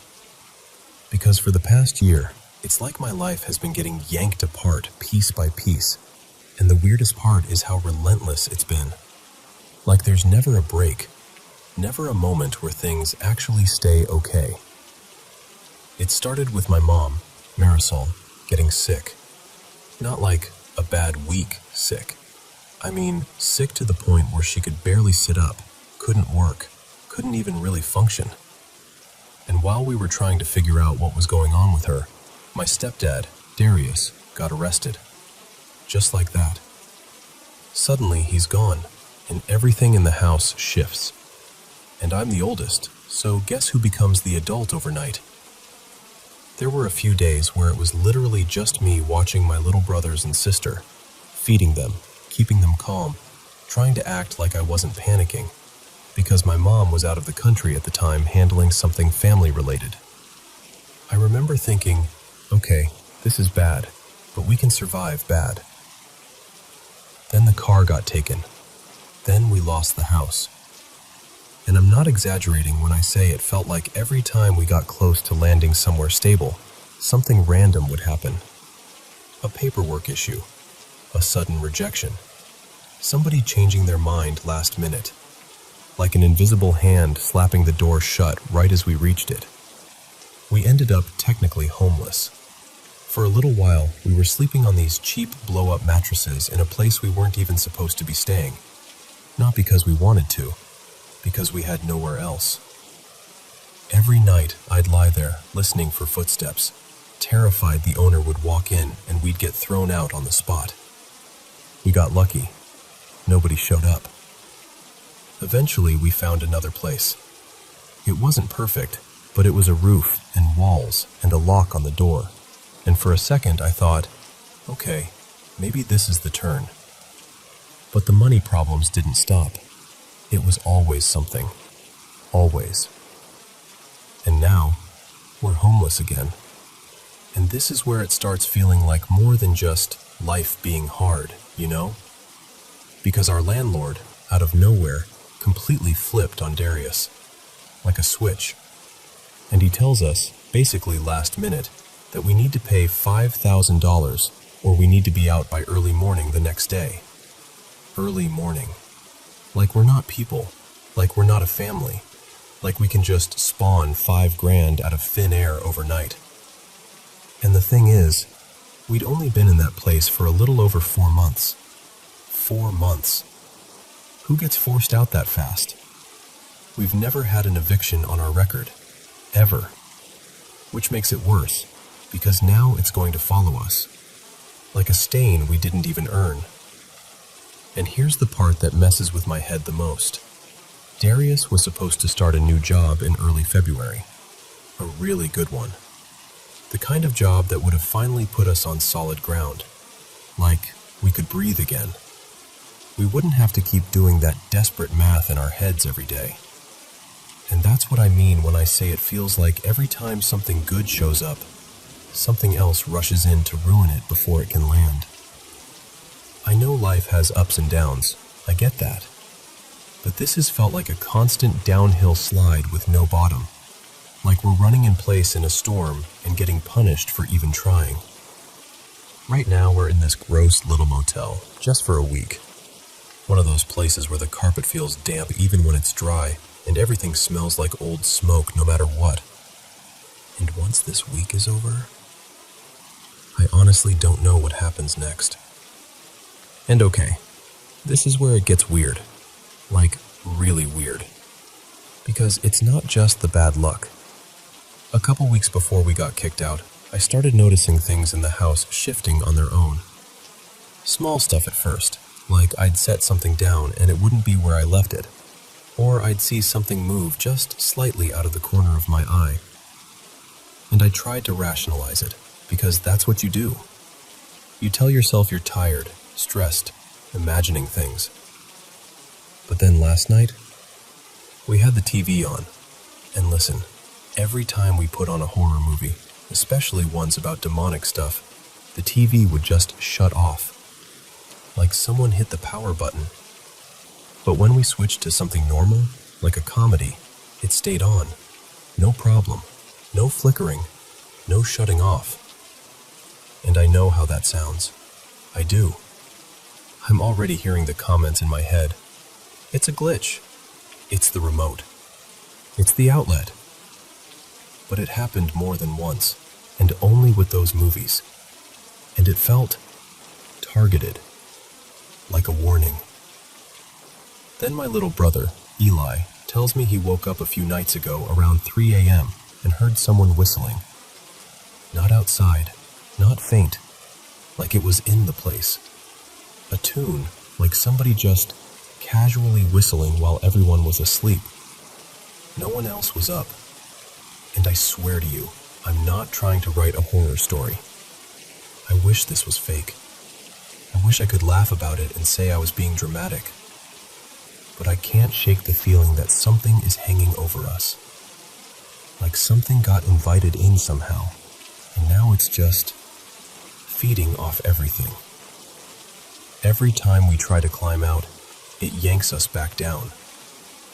I don't know if it's a curse or some kind of entity, or just the cruelest streak of coincidences I've ever seen, but it feels eerie in my bones. And I'm sitting here, in this motel, trying to keep my siblings calm, trying to act normal, while inside I'm thinking, what if this isn't normal? What if something is actually wrong? And what do you even do when you don't know what you're fighting?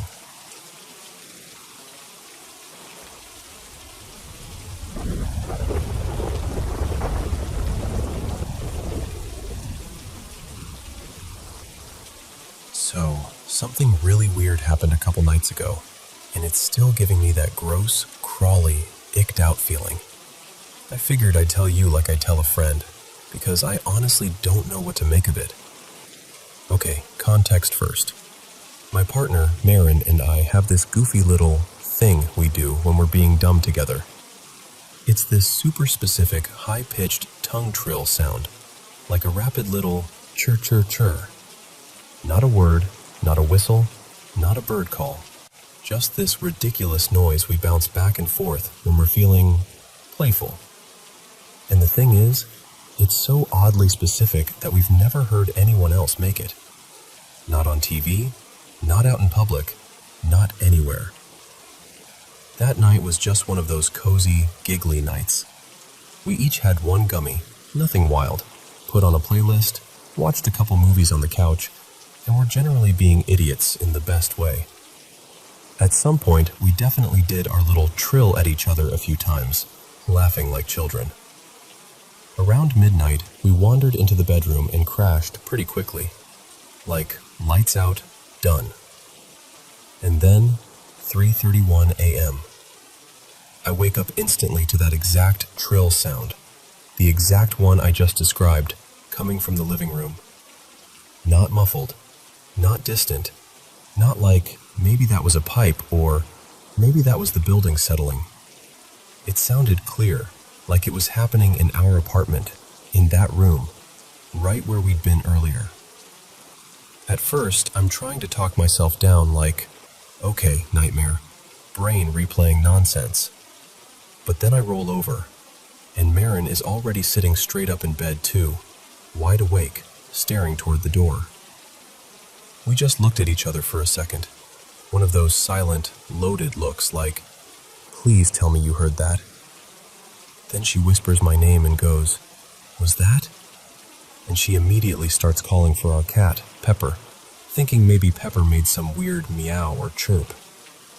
Except Pepper was asleep, curled up right by the bed. Didn't even flinch.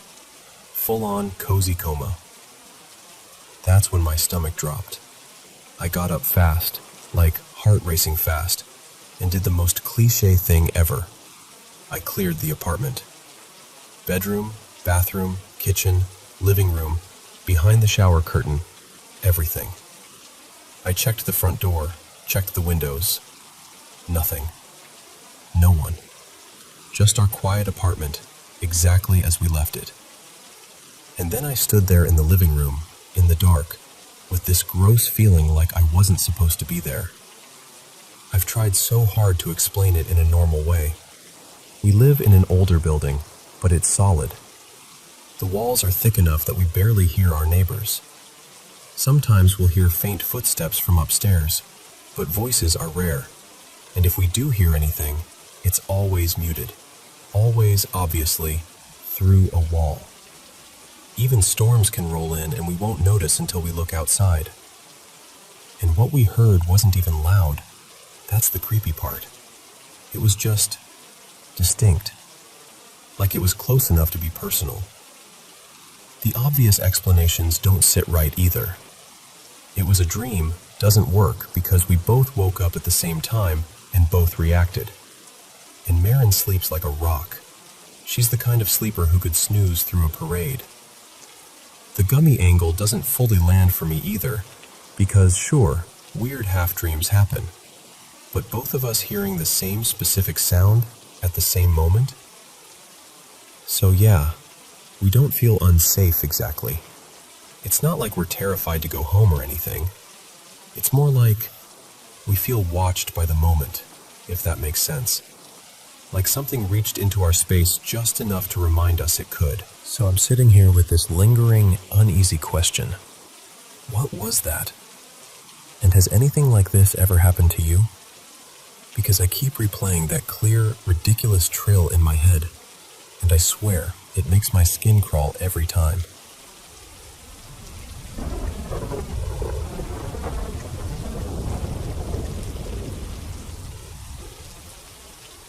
So, I grew up in Shropshire, in England, and this happened when I was about 4, maybe 5. We were living in our very first proper family house. It was a new build, still smelled a bit like fresh plaster and carpet, and there hadn't been anyone in it before us. Late 90s, around 1998 or 1999. I was never one of those kids who just went to sleep when you told them to. My mom in this story is called Claire. She'd do the whole routine, tuck me in, read me a little book, leave the nightlight on, kiss on the forehead, the usual. And then she'd leave, and I'd lie there, wide awake. Most nights I'd keep myself busy. I had this little pile of Lego I'd quietly play with. Quiet enough that I thought I was getting away with it. Or I'd creep out onto the landing because our cat Marmalade used to hang out at the top of the stairs like he owned the place. He'd rub his head against my legs and purr like a little engine. That kind of thing makes you feel safe when you're small. But this one night, nothing dramatic happened at bedtime. I actually fell asleep pretty fast. No creeping around, no Lego, no cat patrol on the landing. Just sleep. And then I woke up. And when I say I woke up, I mean I woke up blind. My eyes were sealed shut. Not like it's dark so I can't see, but like I physically couldn't open them. I remember panicking for half a second, shuffling my hands up to my face, and my fingers just stuck. They were coated in that gritty sleep gunk, whatever people call it, the crust that gathers in the corners of your eyes.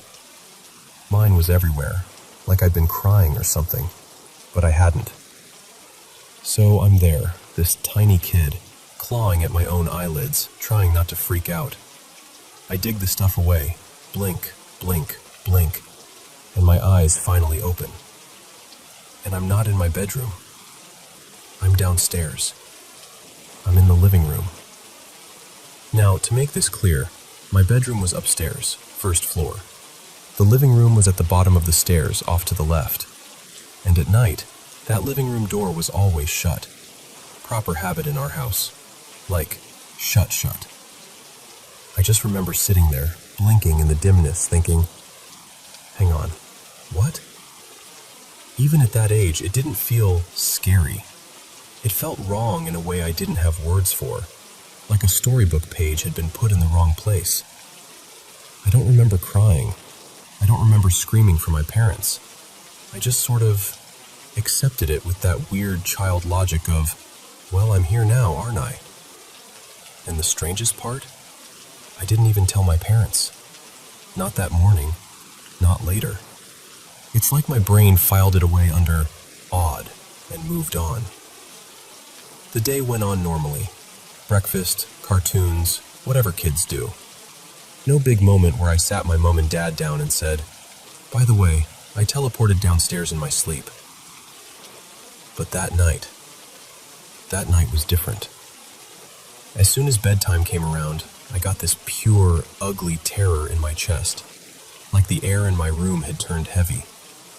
The nightlight suddenly felt useless, like putting a plaster on something massive. I remember just knowing something was coming. Not imagining, not guessing, knowing. That kind of fear where your body decides before your thoughts do. So I bolted. I ran straight into my parents' room. My dad, let's call him Gareth, was normally strict. Very, "You're fine, go back to bed," sort of parent. But that night, even he let me climb in. Eventually, I fell asleep. Then I woke up again, still dark. The kind of dark where you don't know if it's midnight or 3 in the morning. And something grabbed me. Not a gentle tug, not I rolled and felt weird. Something dragged me down the bed, towards the foot. I remember the fabric pulling under my back and the sudden, shocking lift. My right leg was yanked up into the air like someone had hooked their hand around my ankle. I'm frozen. I can't speak. I can't even properly breathe. And at the foot of the bed, there's this figure, this tall, black shape. Not like a shadow from a coat, not like your eyes playing tricks. It had definition. It was there. I remember a face, not a normal one, just eyes and a mouth. The mouth was open, like it was stretching wider than it should. And it was holding my foot up in front of it, like it was inspecting it, or claiming it, or something. I was absolutely terrified. The kind of terror that makes your stomach drop out of your body. And then, this is the bit that always makes my throat tighten. I think I passed out. Not fell asleep. Passed out. Because the next thing I remember is morning. And here's where it stops being something you can brush off as just a nightmare. When I woke up, the bottom of my right foot, the skin was dead. Not bruised, not scraped, not sore. Dead skin, white and papery, like the top layer had been cooked or dried out. And it peeled away the way sunburn peels. Just that thin sheet lifting off, revealing normal skin underneath. Only it hadn't been sunny. And it hadn't hurt. There was no blistering pain, no sting, none of that. It was just gone. I showed my parents. My mom, Claire, tried to explain it away, of course. She said maybe I'd stepped into a bath that was too hot, or maybe I'd done something and not noticed. But I hadn't. And even if I had, it would have hurt. Kids don't ignore burns. You scream with burns. But I didn't have a memory of pain. Just the memory of that dark room, that dragging, that foot held in the air, that black figure at the end of the bed. Even now, thinking about it, I get that sick drop in my stomach, like my body remembers it before my mind does. I've had a few smaller, strange moments since then in my life. Nothing as clear as that, and I've gone back and forth on what I believe about anything supernatural. I'm not someone who wants everything to be ghosts and monsters. But that's one of the only things I've never been able to shrug off. Because I can explain fear. I can explain nightmares. I can't explain waking up with the skin on the bottom of my right foot peeling away like it had been taken from me.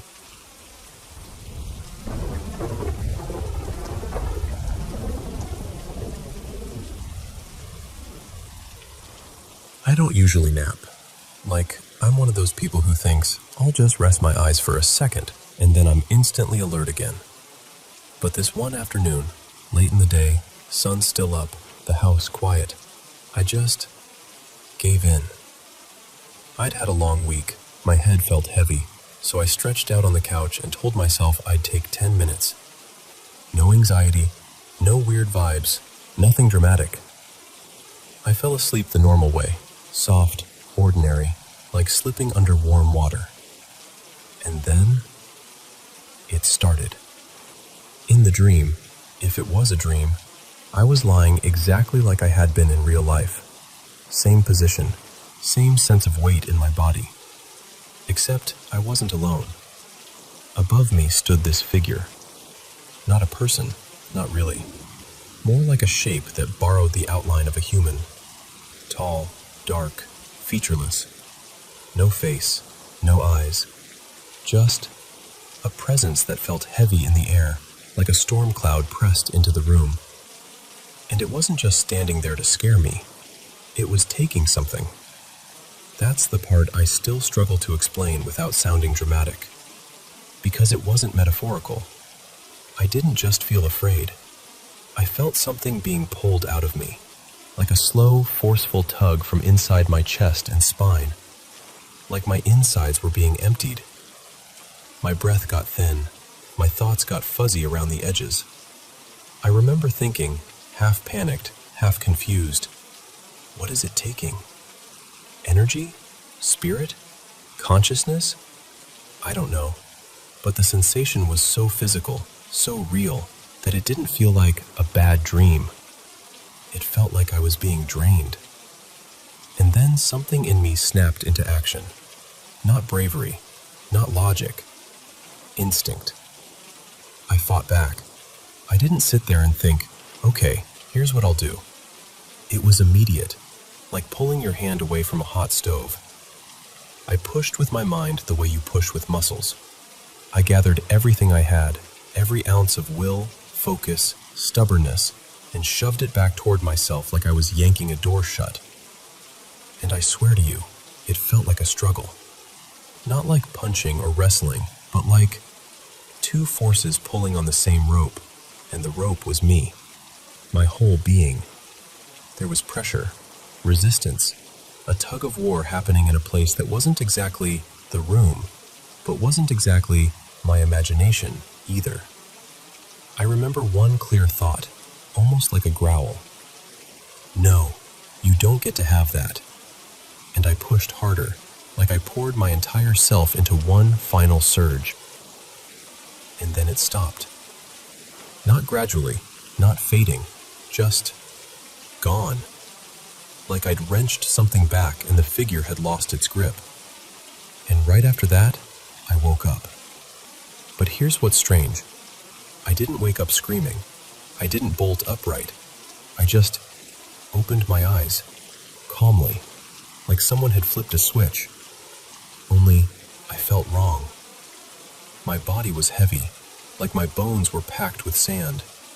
My arms and legs felt drained, and my head felt hollowed out. Not sleepy, not groggy. Exhausted in a way that felt earned, like I'd just run a mile in panic. The room looked normal. The light was the same. The air was the same. But I wasn't. I sat there for a minute, blinking, trying to convince myself it was just a nightmare. But my chest still felt like something had been pulling at it.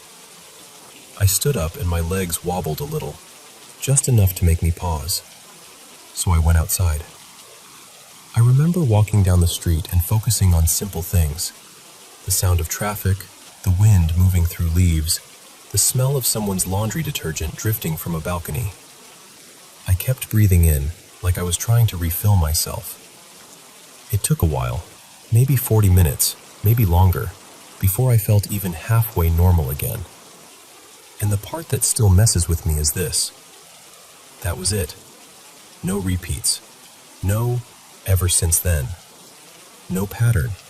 No follow-up. And yet that one afternoon, it was like something reached into me and tried to take a piece. So of course I've tried to explain it. Hypnagogic hallucination. Stress. A fluke of brain chemistry. Some strange overlap between dreaming and waking. And I can accept all of that, intellectually. But then I remember the feeling of resistance, the sensation of winning. The way it didn't just fade, it retreated, like it met something in me it didn't expect. And I don't know. Part of me still believes that day wasn't just a dream. Part of me believes I pushed something away, something invisible that tried its luck, and when I fought back, it decided I wasn't worth the effort. Maybe it was nothing. Or maybe, for one quiet afternoon, I really did face something I can't name, and I didn't let it take what was mine.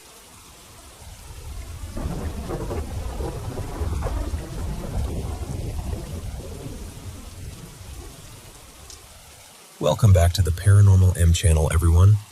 How was your day? Drop a comment down below and let me know. Thank you so much for always supporting the channel and for sharing so many of your mysterious experiences with us. Don't forget to subscribe and turn on notifications so you won't miss any new videos. And now, without further ado, let's hop into bed, switch on the bedside lamp, pull up the covers, and dive into today's mysterious stories. So, my Aunt Marisol lives in Mexico City with my Uncle Tavo, and basically a whole village of relatives. Cousins, nieces, nephews, everybody. They own this 4-story building on a busy street, and it's one of those places where it feels like there's always someone awake, always someone cooking, always a door opening somewhere. The ground floor is all little family shops, like a hardware store and a small clothing spot. And then the upper floors are where everyone lives. Rooms packed, extra mattresses, people rotating in and out. It's loud in a warm way, you know? Like chaos, but family chaos. We visited a couple times a year, and most of the time it was normal. Loud, fun, exhausting. But one trip, something felt off in a way I can still remember in my stomach. It started small. One afternoon, my cousins and I were playing hide and seek. I decided to hide in my cousin Jimena's room. She had 2 beds, one near the window and the other closer to this narrow, unused staircase tucked into the corner. Like a stairwell that didn't really feel like it belonged inside a bedroom. I went for the bed near the window and slid underneath it, trying not to laugh. And I swear to you, the second I got under there, I heard the bed above me creak like someone climbed up onto it. Not just a little shift either. It sounded like bouncing, like weight, like the mattress springs complaining in that squeaky way beds do when someone is moving around on top. But I was alone. No one had followed me in. No footsteps. No door. Nothing. I froze for a second, holding my breath like maybe I'd hear someone giggling, like it was a prank. But it was just that creaking, and then this weird pause, like the room itself was listening. I crawled out so fast I almost smacked my head on the frame, and I didn't even try to act casual. I just left the room and was like, yeah, I'm done. I didn't want to play anymore. I didn't even want to be on that floor. And later that night, this is where it really gets to me. We all slept in the same room. My mom, my sister Daniela, and me. My mom and I shared the bed that was closer to that unused staircase, and Daniela took the other bed near the window. I couldn't sleep, so I stayed up watching videos on my mom's phone with my earbuds in, trying to relax. It was one of those nights where you're tired but your brain won't shut up. Then I started hearing something, even with the earbuds.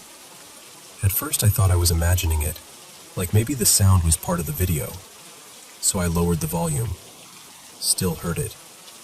I sat up, heart pounding, and I swear I didn't even want to pull the earbuds out because it felt safer to pretend it wasn't real. But I finally did. And the sound got clear. It sounded like heavy footsteps on the stairs, right next to our bed. Like someone was climbing up fast, like they were angry or in a hurry. And then there was this fluttering sound, like paper whipping through the air, and this sharp crinkling like plastic bags being handled. And this is the part that made my blood go cold. What sounded like someone talking, muffled, like a conversation you can't quite understand through a wall. It was around 2-something in the morning, maybe closer to 3. My first thought was, rat. Like, okay, big building, old stairs, a rat got into something. But no rat sounds like that. No rat makes footsteps that heavy. And the noises didn't stay small. They grew louder, like whatever it was getting closer, like it was moving up the staircase beside me. I whispered my sister's name and tried to wake her up. When she finally stirred, I almost snapped at her to be quiet because I was so desperate to hear if it was real or if I was half dreaming. She wouldn't. That freaked me out almost as much as the sounds, honestly, because it felt like whatever was happening, it was happening to me, like I was the only one who was allowed to be aware of it. Eventually the noises faded and I just collapsed back down. Like my brain couldn't hold fear that long. I fell asleep with my whole body tense. The next morning at breakfast, I told everyone. I tried to laugh it off, but I could tell my face wasn't matching the joke. And my sister, Daniela, looked right at me and was like, I heard it too. That's when my Aunt Marisol got quiet. Like, real quiet. And she told us something I still wish I'd never heard. She said years earlier, the neighbors right next door, this family with 2 sons and their parents, had something terrible happen. One of the sons was unstable, struggling for a long time, and one day, the mother made lunch, called everyone to eat, and the son attacked her. My aunt described it in this shaken way, like she hated even remembering it. She said there were screams, horrible screams, and loud banging, the kind that makes your hands go numb. The police came, paramedics came, and my aunt and uncle saw them take the mother out. She said the son looked like he wasn't even himself, like his face wasn't his, like something else had climbed into him and was wearing him like a coat. After that, the family fell apart, and the other son, the one who was left, didn't handle it. According to my aunt, he started acting strangely, disappearing, showing up on rooftops. People in the neighborhood would sometimes see him jumping between buildings, and she swore he'd been spotted hiding up on their 4th floor before, like he was slipping into spaces where he shouldn't have been able to get. And after all of that, my aunt said they started experiencing things. Shadows where there shouldn't be shadows.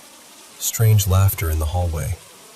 Once, she said, a neighbor swore they saw a woman-shaped figure on a balcony, like a person, but washed out, like light was passing through her. I didn't know what to do with that information. I just sat there stirring my food like my spoon weighed 50 pounds. But the trip still wasn't done with me. Later that day, I was downstairs in the hardware store with my older cousin Sergio. It was quiet, just the 2 of us sitting near the counter, facing each other, talking about nothing. A few feet away were shelves stacked with boxes and supplies. Earlier, my aunt had placed a light bulb, still in its cardboard box, up on one of the highest shelves. I watched her do it. She laid it flat, deep on the shelf, like it couldn't just slide off by accident. Then she went upstairs. Sergio and I turned to look out toward the street for a second. Cars, people walking, normal life. And then he said something, and I turned back toward him. And right as we turned, out of the corner of both our eyes, we saw it. That boxed light bulb, like it got punched from behind, shot off the shelf and flew toward us. Toward me. It didn't tumble down like gravity pulled it. It moved forward like something aimed it. It landed on the floor near my feet with this hard smack, like it wanted me to know it arrived. Sergio and I just stared at each other, eyes wide, not even speaking at first. Because what do you say? Hey, did you just see physics break? We both knew my aunt had put it away securely. We both knew no one was near the shelf.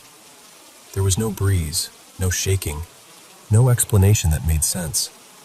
And in that moment, all I could think was, is this the same thing from upstairs? Is it the staircase? Is it the neighbor's tragedy bleeding into this building somehow? I don't know. And honestly, I get it. Because once you feel a house notice you, it's hard to ever feel safe inside it again.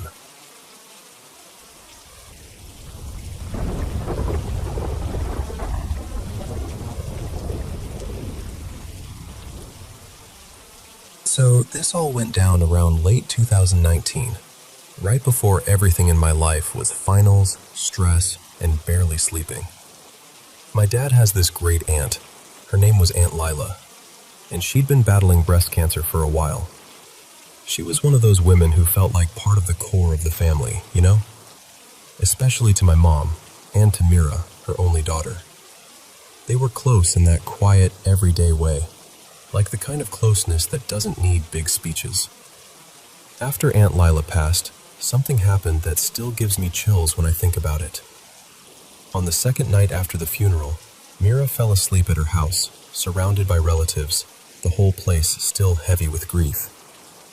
And then she started sleepwalking, which is wild on its own because she'd never done that before in her life.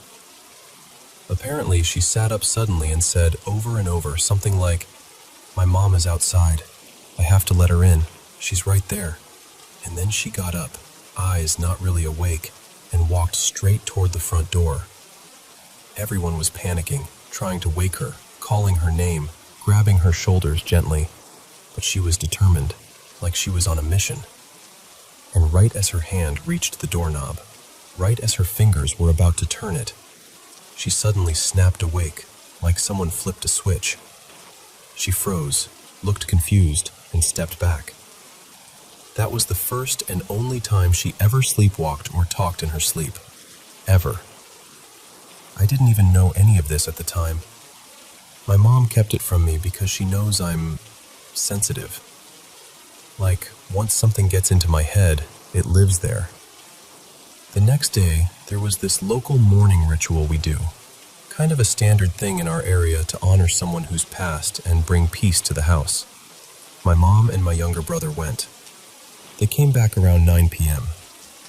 My bedroom is right beside the porch, and my parents' room is right next to mine. Usually when they come home late, I crack my door so they can walk through quietly without fumbling with keys and lights. That night, I opened my door, then ran to the back to help them get in because they went around back to wash up first. I remember doing this little zigzag through the house, front, back, front again, half on autopilot. Eventually, I came back to my room, closed the door, and collapsed into bed. And this detail matters. I sleep under a mosquito net. It's one of those nets that hangs down and tucks around you like a thin little tent. That night, I pulled it down like usual, because mosquitoes here don't play. I was half asleep, like floating between dreaming and waking, when I felt it. That feeling that someone is standing too close. Not a noise, not a shadow at first, just presence. Like the air in the room had weight. I opened my eyes, and I saw a figure, just a silhouette, moving in the pale porch light that comes through my window panes. It wasn't fully in the room the way a normal person would be. It was more like the shape of someone was there, and the light made it visible. And I swear to you, I heard it. Not with my ears exactly, but in that way you sometimes hear something in your head when you're dreaming. It was asking me to come with it. Not angrily, not screaming, more like a patient insistence. Like, come on, get up, let's go. And I, in my exhausted, sleep-drunk brain, refused. I was so tired. I'd been studying all day. I remember thinking, not now, please. I just want to sleep. Until it grabbed me.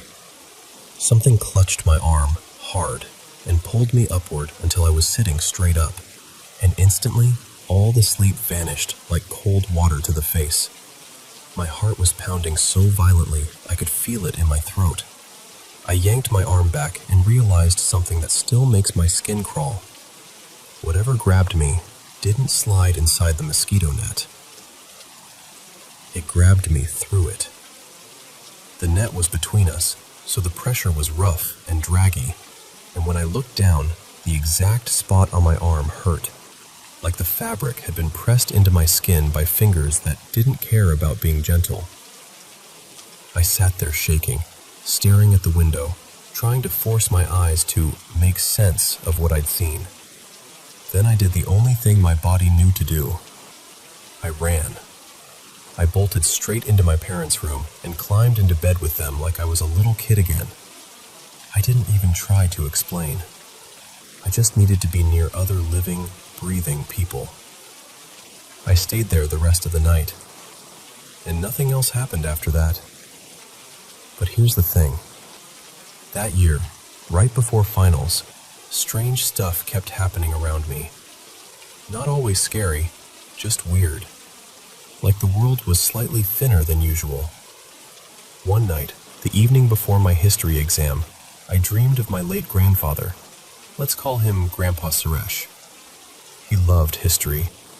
He used to talk about it like it was gossip, like every king and war was personal business. In the dream, he looked at me the way he used to, all calm and sure, and he basically told me, "You'll do fine. Stop worrying." And I did. I got 96 out of 100. I remember laughing afterward like, okay, what was that? Then there was another morning, bright, normal, nothing spooky, where I was practicing math and accidentally knocked my little medicine bottle off my desk. It rolled under the bed. I saw it go, and I was just too lazy to get down and fish it out. My mom called me to the kitchen for breakfast, so I left it. When I came back later, I walked into my room and stopped dead. The bottle was out from under the bed, and it was standing upside down, like perfectly balanced, right beside my books. I stood there staring at it for a long time, waiting for my brain to offer a normal explanation. Like maybe I moved it without noticing, or maybe someone came in. But nobody had been in my room, and I know I didn't do it. So yeah, a lot happened around that time.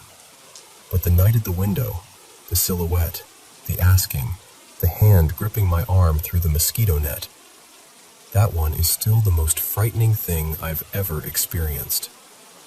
Even now, years later, sometimes when I'm tired and the porch light spills through a window just right, I catch myself looking at that patch of shadow just for a second longer than I need to.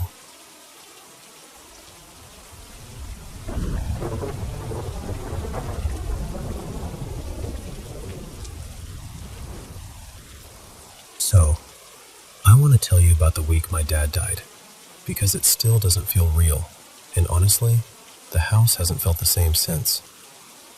My dad, Caleb, passed in the hospital after a long, brutal fight with cancer. The kind where you try to prepare yourself, but your body and your heart just refuse to believe it's actually coming. Afterward, our extended family stayed over for a few nights, because no one wanted my mom to be alone, and none of us really knew what to do with our hands or our thoughts. That first night, things got messy fast. Two of my uncles were outside in the front yard, arguing, really arguing, over old grudges and a property issue that's been simmering for years. And it felt especially cruel, because my dad's biggest wish, the thing he said out loud more than once, was that everyone would stop tearing each other apart and just be a family. He was the oldest, and he was always the one who refused to pick sides. He loved them all, and he hated the way adulthood had turned them into strangers who shared a last name. So there we all were, me, my mom, cousins, a few aunts, watching this fight unfold like a storm we couldn't stop. And then, right when the shouting peaked, this empty glass bottle sitting near the end of the driveway, by the post where the mail gets dropped, just shattered. No one kicked it. No one threw anything. It didn't roll. It wasn't stepped on. It was just standing there, and then it broke, like something snapped it from the inside. And I swear to you, every single person's attention got yanked toward it at the exact same time, like we were all pulled by the same invisible string. The arguing stopped.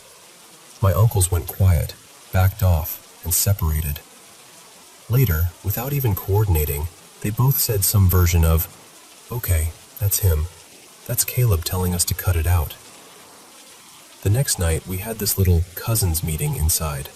No dads, no uncles, no older voices dominating everything. Just me, my brother Eli, a few cousins, and my mom sitting off to the side. We were trying to figure out how we could keep the peace, how we could protect our grandpa from the stress, how we could honor what my dad wanted. But instead, we started getting heated too. Not over land, over grief, over frustration, over the unfairness of losing him and then immediately being dragged back into the same family chaos he spent his whole life trying to soften. Voices rose. Someone slammed a hand on the arm of the chair. someone else started crying. And right in the middle of that, we heard it. A voice, clear as anything, go, "Hey!" Like a sharp little call meant to snap everyone back. And the weirdest part? We all heard it. Me, my cousins, my mom, except Eli. He was sitting farthest from where it seemed to come from, and he just blinked at us like we'd all lost our minds. The next day, my mom went out and bought candles and set up a small altar area for my dad. Not some huge dramatic thing, just a quiet space with a photo, a few of his favorite snacks, flowers he always pointed out when we drove past certain yards. She was arranging it so gently, like she was trying not to startle the grief. But she broke, like fully broke down. The kind of crying that doesn't care if you're breathing right. The kind where it feels like your whole chest is being wrung out. And while she was crying, the candle flames went out. Not one, all of them. And then, the flames came back. Not slowly, not like we relit them. They just returned, as if they'd never gone out at all. My mom went pale like she was going to faint. I had this cold rush go all the way down my arms because I knew what I saw. I knew what we all saw. Later that night, our rabbit, Juniper, started acting completely wild. She was racing around, thumping, darting, stopping like she was listening to something we couldn't hear. Then she came right up to my bedroom door and wouldn't stop until I got up. I called Eli over because it was freaking me out. And Juniper led us straight to the couch, specifically the spot where my dad used to sit and cuddle her when he watched TV. She stopped right there and froze, completely still, ears up, body tight, like she was staring at something standing right in front of her. She stayed like that for what felt like forever, probably a minute or two. Then she suddenly hopped onto the couch, turned in a tight circle, hopped down, and went straight to the hallway. And then she dragged something out. One of my dad's shoes, the pair he wore constantly near the end, pulled right out and dragged in front of the couch like she was placing it there on purpose. I just stood there, mouth open, because rabbits don't do that. Juniper doesn't do that. And it wasn't random. She brought it to his spot. After the family went home and the house finally got quiet, just me, my mom, Eli, and my partner Mara, it didn't stop. We started hearing things we never heard before. Footsteps in the hallway when everyone was accounted for. A door easing shut when no one was near it. A familiar cough, soft like the one my dad had toward the end, when the house should have been silent. And then the dreams started. Not just one of us, all of us. Different dreams, but the same feeling. Like he was near. Like he was trying to check on us. Like he hadn't fully left the way I thought death meant someone leaves. And what messes with me the most is this. Before all of this, our home was just a home. No paranormal stories, no weirdness, no "I saw a shadow" moments, nothing. So now I'm stuck between grief and fear. Because I miss him so much it makes my throat ache, and a part of me wants to talk to him the way I always did. Just speak out loud. Tell him I love him. Tell him we're taking care of Mom. Tell him I'm trying, even when I don't know what I'm doing. But I'm also scared. Not of him exactly, just of the unknown. I don't want to open some door I can't close. I don't want to invite something in that doesn't belong here. This house has always felt safe, and I don't want to lose that. My mom keeps saying, "Don't be afraid. If anything, it's your father." And I want to believe her. I really do. So I keep turning it over in my head. How do you talk to someone you love who's gone without calling on anything else? Do you just speak to them like they're still part of the room? Does it matter if it's day or night? Do you say their name or avoid it? I don't want to say something that feels disrespectful, like demanding proof, because if it is him, I don't want my love to sound like a challenge. I just want him to know I'm still here. that I still love him, that I'm trying my best to hold this family together the way he always did, and that I'm taking care of the people he worried about most, especially my mom and my brother, because I know he would have wanted that more than anything.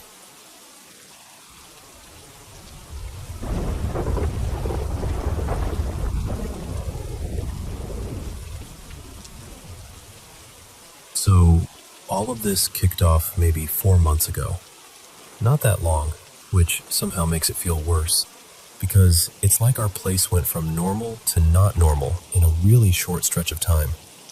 I live in a small apartment with my wife, Maya, our son Eli, and our cat Miso. Regular life, you know. Work, school stuff, laundry piles that magically appear overnight. And then one day the apartment just started doing things. The very first moment still messes with my head the most, because it involved me actually talking to someone who wasn't there. I'm in the bedroom at my desk, gaming, and the closet is right to my left, 2 doors. My chair blocks my side, but Maya can still open hers easily. She walks in, opens the closet, grabs something, shuts the door. Totally normal. Then my memory splits from hers. From my point of view, she comes in, grabs whatever she needed, and I catch her in my peripheral vision settling onto the bed behind me. I even get up from my chair and sit down at the foot of the bed with my back to her, because I'm doing that lazy, might as well start laundry thing, picking up clothes off the floor, making a pile. While I'm doing that, I ask, "Hey, do the clothes near your desk need to be washed too?" And without hesitation, she answers, "No, everything on my desk is clean." So I'm like, okay, finish building the laundry pile. Then I turn around to say something else, and the bed is empty. Nobody. Not even a dent in the blanket. Instant cold confusion. I walk straight to the living room, and as soon as I see Maya, I go, "Were you just in the room?" And she looks at me like I'm nuts and goes, "No, I've been in the kitchen feeding Miso." I swear my stomach dropped, because I say, "No, you were on the bed. I asked you about laundry." And she goes, "I never laid down. You never asked me anything." So, who did I see get into our bed? And who answered me? That was the first crack. Not long after, there's another night where we're in bed facing each other. My back is to the bedroom door. Maya's facing it. We're half asleep, and suddenly she goes stiff, like panicked stiff, and whispers, shaky, "Turn around." I spin fast, expecting, I don't know, anything. Nothing. And she's staring past me, eyes wide, telling me she saw a silhouette, like a person, lean into view from the doorway, like it was peeking around the corner. And when it realized she saw it, it slowly pulled back out of sight. She was terrified. Like the kind of scared where you can't fake it. Neither of us slept. And within that same week, she calls me while I'm out, crying, saying she saw another shadowy figure in the kitchen. After that, it stopped being one weird thing. It became a pattern. One night, it's late. Eli's asleep. Miso's in the room with us. I'm at my desk and Maya's in bed. Then we hear this loud thud, like something slammed into the bedroom door. I get up fast, and there, directly in front of the door, is one of Eli's squishy cube toys, those dense stress toy things. This one's heavy. It doesn't bounce. And our carpet is thick. The weird part is, that toy had been sitting on the dresser. The dresser isn't close enough for it to just fall and somehow smack the door that hard. We tested it, slid it off gently, dropped it a bunch of ways. Every time it only landed a couple inches away from the dresser. To get where it ended up, it would have had to be thrown, hard enough to hit the door and make that noise. So, cool, great. Then my headphones disappear. I'm one of those people who always put stuff back in the same place. My headphones stay in their box unless I'm literally using them. I knew they were in there because I'd taken a photo of them recently to sell them. Empty. I come home and we tear the apartment apart. Under couches, inside drawers, behind everything. The closet, laundry baskets, everywhere. Gone. A couple days later, Maya opens the closet and just freezes. My headphones are hanging on a coat hanger, hooked neatly with one of my jackets I haven't worn in forever. And we had both been in that closet multiple times since they vanished. So either one of us somehow missed them, or someone put them back where we definitely notice. And then there's the iron. We keep the iron on the top shelf of our closet. That's just where it lives. Neither of us uses it much, but we both know where it is. One afternoon, I'm grabbing something from Eli's closet and I look down, and the iron is on the floor. Eli can't reach those shelves, not even close. I wait until Maya gets home and ask her if she moved it or used it. She swears she didn't. And I believe her, because at this point, neither of us is playing pranks. We're past that. We're too tired and too freaked out. Then comes the marble situation. A couple nights ago, we're asleep, and both of us get jolted awake by this sharp metallic clank, like something hard hit metal. It sounds like it came from my desk area, so I get up and look around. Wedged between the desk leg and the wall is a marble. We're both standing there like, where did that come from? We try to rationalize it. Maybe it was on my desk and rolled off, hit the leg on the way down, made the noise. Okay, fine. I go to the bathroom, come back a minute later, and the marble is sitting on my pillow, right where my head had been. Maya's already drifted back to sleep, but I wake her up immediately like, did you put this here? She's groggy but instantly serious, swearing she didn't touch it. I get this full-body goosebump wave and I don't even think. I just grab the marble and toss it outside. A night or two later, I'm at my desk again. Everything looks normal. I shift some stuff around, nothing strange. Later, Maya sits in my chair and goes, why is there a marble on your desk? A marble. Again. And here's the thing. Eli lost marble privileges forever ago because he tried to put one in his mouth. We got rid of the ones we found. So where are these marbles coming from? After that, I start using the bathroom with the door cracked. Because before all this, I'd had times where the bathroom door would get knocked on, multiple knocks, when I was home alone. My logic was, door open means nobody can do the creepy knock thing.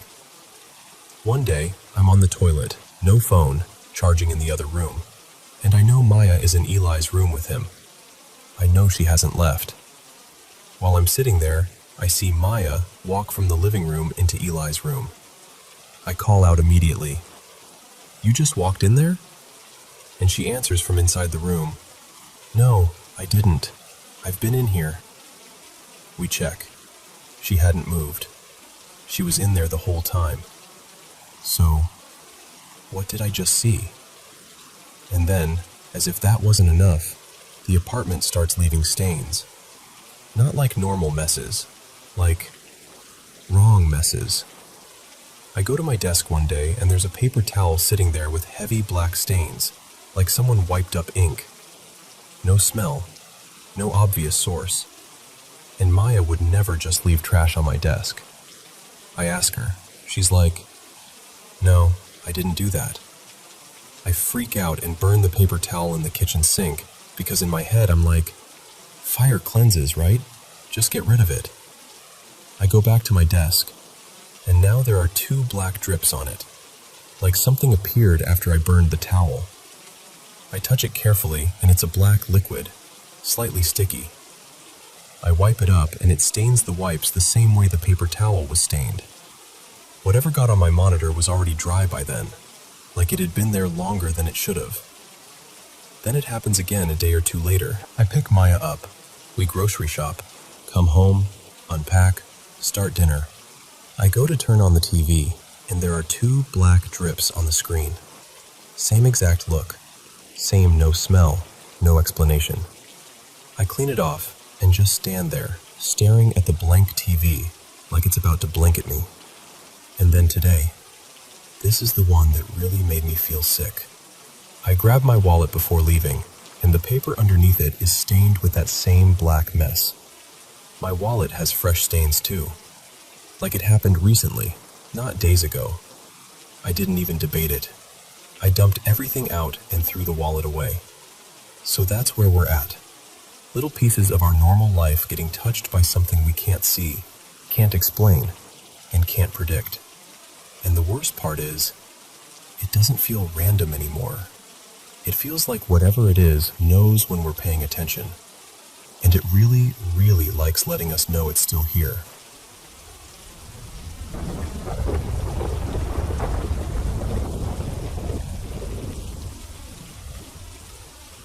So, my grandma died at the very end of September, and the part that still makes me pause is that it happened on her birthday. 93 years old, and she left right around lunchtime, like she'd kept her own quiet appointment with the day. She'd been in hospice a little over 3 weeks, and I should probably back up, because the family situation matters here. My grandma, Maeve, had 4 sons. Most of them barely spoke to her anymore. My dad, Declan, the youngest, still did. And as far as grandkids go, I was the one who kept showing up. Not because I was some saint or anything, it just happened. We connected in this really unexpected way over the outdoors, wildlife, bird calls, the little dramas of the woods. She had this soft spot for small creatures, and somehow, I did too. There was a squirrel that used to come around. She swore it recognized her. I started calling it our regular, and she'd brighten up every time it showed. A few days before she died, one of the nurses actually let me bend the rules a little. I brought that little visitor in, just for a moment, just near the window, so Maeve could see it again. I know how that sounds, but it mattered to her. It mattered to me. It felt like letting her say goodbye to something simple and good. When she first went into hospice, my 2 sisters came by, and a couple cousins too. They stayed a few days each, did their visits, said their words, and then left to go back to their lives. And I don't say that to judge them. People do what they can handle. But after that first wave of visitors faded, it was mostly me. I stayed, night after night. I slept in that stiff recliner in the room, some nights barely sleeping at all, because I couldn't stand the idea of her waking up and finding strangers instead of someone she knew. I learned the rhythm of the machines, the timing of the nurses' rounds, the way the light in the hallway changed when it got late. And I ended up being the one making the calls. Meds, comfort measures, the little choices that add up when someone is slipping away and you're trying to keep them from suffering. And here's where it gets hard to explain. That side of my family carries grudges like heirlooms. Old, dense resentments, passed down and polished until they feel justified. I'd heard it my whole life. The stories, the bitterness, the ways people spoke around certain names like they were stepping over broken glass. I'd even spoken out about it at my grandfather's funeral when I was younger, because it always felt like something poisonous that no one wanted to admit was in the water. A few days into being there, I started to feel something. Not fear exactly, more like pressure, like the air had weight. The best way I can describe it is the sensation of 2 magnets repelling each other, like there was a force in the room that didn't want to be near me, and I didn't want it near her. It felt oppressive, like something had wandered too close and was testing the edges of the space. One night, Maeve woke up panicked, really panicked, and she kept insisting there was a big black dog coming for her. She was trembling, eyes wide, scanning the room like she could see it right there. I know there are all kinds of stories across cultures about black dogs. Guardians, omens, messengers. Sometimes comforting, sometimes terrifying. I'm not an expert in any of it. I don't pretend to understand what that image means in every tradition. I just know what she said, and I know what it felt like in that room when she said it. At one point, I asked the chaplain to come in. A nurse stayed too. We didn't make a spectacle of it. We just prayed. Quietly. Plainly. Like people do when they don't have fancy words, but they do have instincts. And my gut, my whole body really, kept telling me whatever that heaviness was, it was tangled up in the family's unforgiveness. Like all that stored up hatred had left something behind. Not a metaphor, something you could feel, something that fed off it. The strange part is, I wasn't the only one. The nurse admitted she felt it. The chaplain paused in this way that told me he felt it too, even if he didn't want to give it a dramatic name. And my dad, Declan, he felt it. He never used the same words I did, but I could see it in his face. That uneasy recognition, like he'd walked into a room and realized the temperature was wrong. But here's the thing that still sticks with me. When I was there, it didn't come close. It was like it hovered at the edge, pacing outside the door, but wouldn't step into the room. And the whole time, I had this steady, unshakable sense that I wasn't there by accident, that I was meant to keep watch. Like I'd been assigned a quiet duty. Stand guard until she was safely gone. And that doesn't match my personality, honestly. I'm not someone who goes looking for paranormal stuff. I don't chase spooky stories. Most of my life is the opposite. These days, I live in a little camper out in the woods with my dog and a couple rescues I've taken in. Half feral creatures that needed patience more than anything. The woods are peaceful. Even when they're loud, they're peaceful. I've seen death out there too. Natural death. The kind that's sad, but not cruel. I've done wildlife rehab. I've stayed up through brutal nights, done long shifts, held animals while they passed, helped them when they didn't. I've been around endings enough that I'm not easily shaken. But I have never, ever felt anything like what I felt in that hospice room. I can't tell you with certainty what it was. I can't put a clean label on it and wrap it up like a lesson. All I know is that something felt wrong, real enough that other people sensed it too, and that when I stayed beside Maeve, it was like the room held, like the line held. And then, on her birthday, around noon, she went quiet and finally let go. Sometimes I think about that little woodland visitor near the window and how her face softened when she saw it. Sometimes I think about the heaviness and the way prayer seemed to thin it out like fog lifting. And sometimes I just think about the simple fact that she didn't wake up alone. Not once. Not at the end. And I guess what I'm still wondering is, has anyone else ever been in a situation like that? Where grief and old resentment felt like more than emotions, like they changed the air. Where you felt like you were standing watch over someone, and you didn't even fully understand why, only that you had to. Because I'm still carrying it. Not in a way that scares me every day, more in a way that makes me look at forgiveness differently. Like it isn't just being nice, it's clearing something out, making room, letting the living breathe, and letting the dying leave in peace.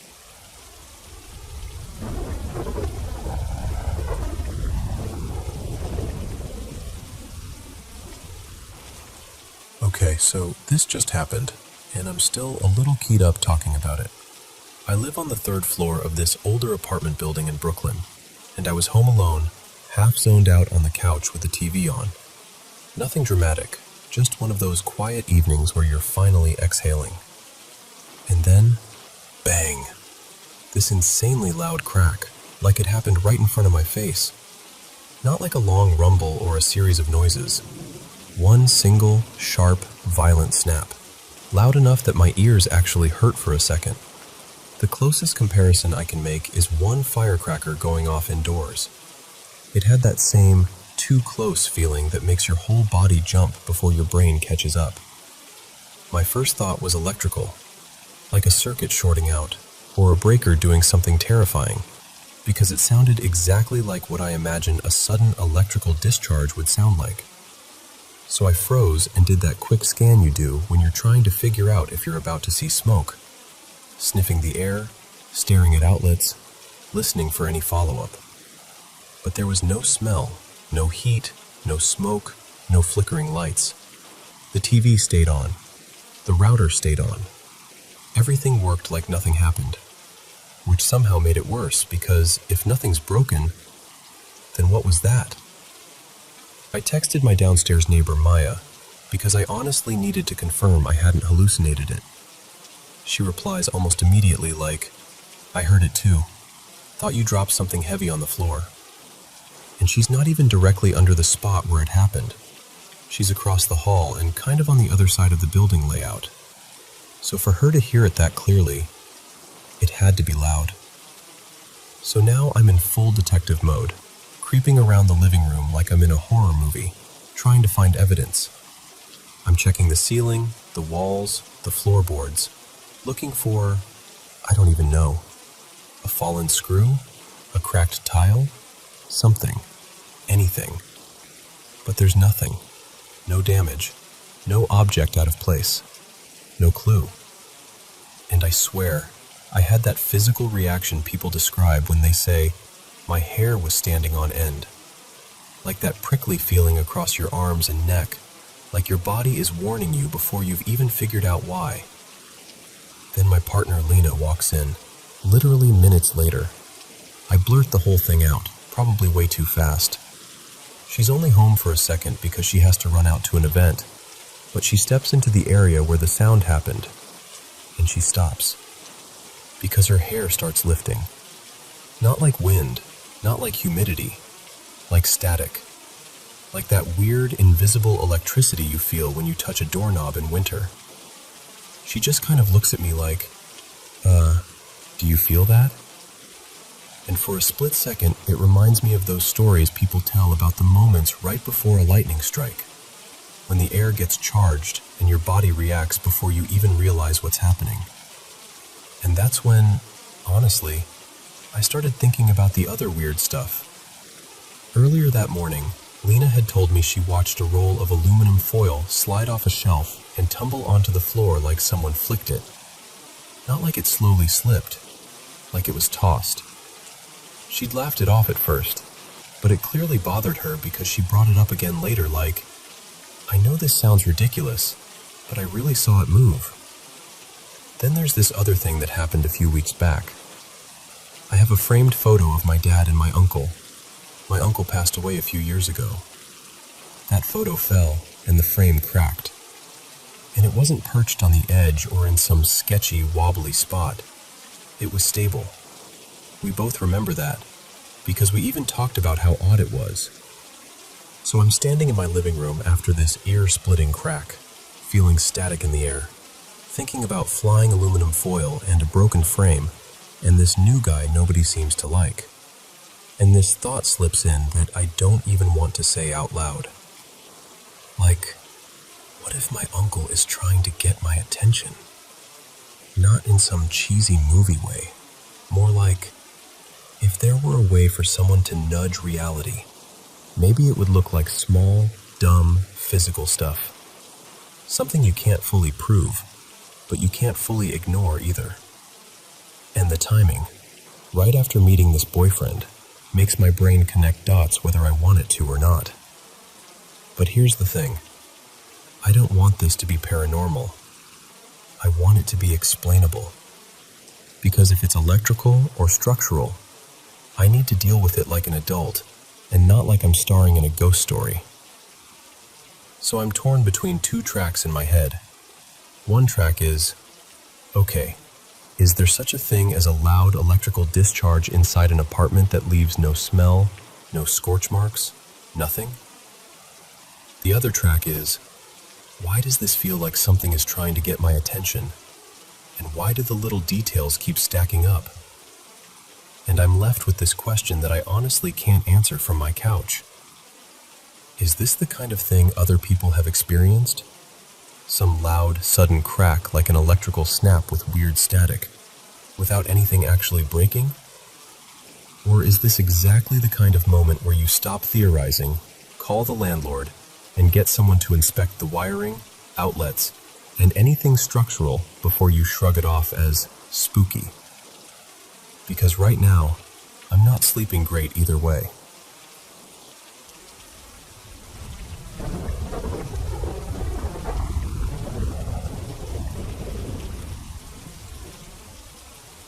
Okay, so I need to tell you something that's been sitting heavy on my chest, because I can't shake it. And even saying it out loud makes my skin prickle a little. Here's the backstory.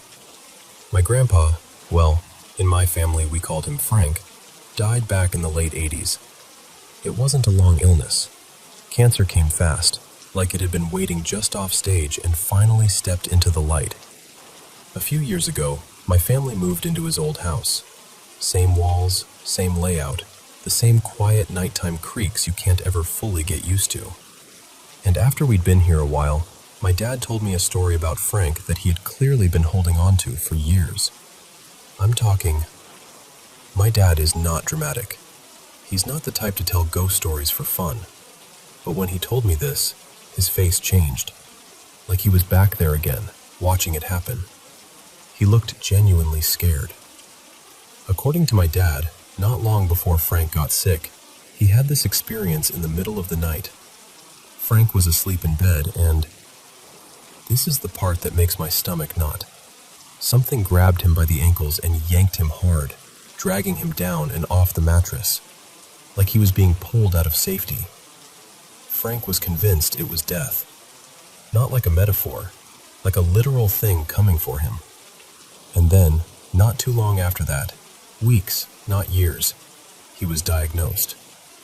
That story freaked me out when I first heard it, I'm not gonna lie. But my grandma, Marlene, lived in this same house for decades after he passed. She stayed here a long time, lived to a really old age, and nothing ever happened to her. So I filed the whole thing away under creepy but probably a one-time thing, and I went on with my life. Until last night. I don't even know how to explain the beginning properly, because it was that hazy, half in, half out of sleep kind of moment. But at some point, I jolted awake, like something in me hit a panic button, and I saw a figure beside the bed. Not a clear face, not details, just a shape, a shadow that looked placed, like it was standing where a person would stand, close enough that it felt personal, like it was there for me. I completely freaked out. I grabbed my husband, his name is Eli, and I shouted his name until he stirred. But the second I moved, the figure was gone. Just gone. Like it had never been there at all. And I did what people do when reality feels too weird to hold. I tried to explain it away. I told myself I'd been dreaming, or my eyes were still adjusting, or my brain was doing that thing where it turns darkness into shapes. So I laid back down. I tried to breathe. I tried to go to sleep. But then I had this dream. And it wasn't like a normal dream with a storyline. It was more like a feeling turned into an image. I dreamt this black... Something came onto the bed. Not a person. Not smoke exactly. More like a dark mass that moved like liquid, smooth and slow, spilling across the mattress from the side where I'd seen the figure. In the dream, it flowed over Eli first, like it was crossing him to get to me. And the worst part is, I didn't fight it. I didn't scream. I didn't run. I just went still and let it happen, like my body had decided resisting was pointless. I remember in real life I had curled closer to Eli, away from the side of the bed where that shadow had been. And in the dream, I tried to scoot away from the blackness too, but it still kept coming. Patient, steady.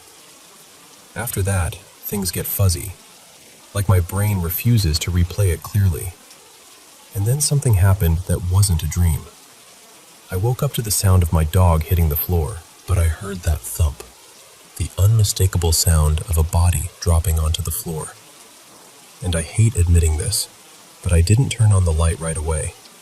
I didn't jump up. I didn't even check on her like I normally would. It's like something in me went quiet and numb. The way you go numb when you're too scared to confirm what you already suspect. This morning, when I finally woke up for real, Nell was asleep on the floor, in the exact spot where I'd seen the shadow figure standing. Not by Eli, not in one of her usual places. Right there, like she'd chosen it, or like she'd been placed there, or like she'd gone there because she sensed something I didn't fully understand. And ever since I noticed that, I've had this awful crawling feeling under my skin. Like last night didn't end when morning came. I've had bad nights lately, 3 in a row, honestly. But last night was different. Last night felt targeted. And I know how easy it is to say, it was just a dream. But I've had experiences before that make it hard for me to comfort myself with that. Years ago, I had this weird, shared dream with my mom. Like we both dreamed the same thing. And it ended up lining up with her death and even the timing of her funeral months later. So when something feels off in that deep, instinctive way, I take it seriously. Maybe too seriously, but I can't help it. So yeah, that's where I'm at. I'm tired, I'm rattled, and I'm honestly scared to go to sleep tonight. And what I really want to know is, have you ever had a night like that? Where it feels like the house is watching you back? Where you can't tell where the dream ends and something else begins?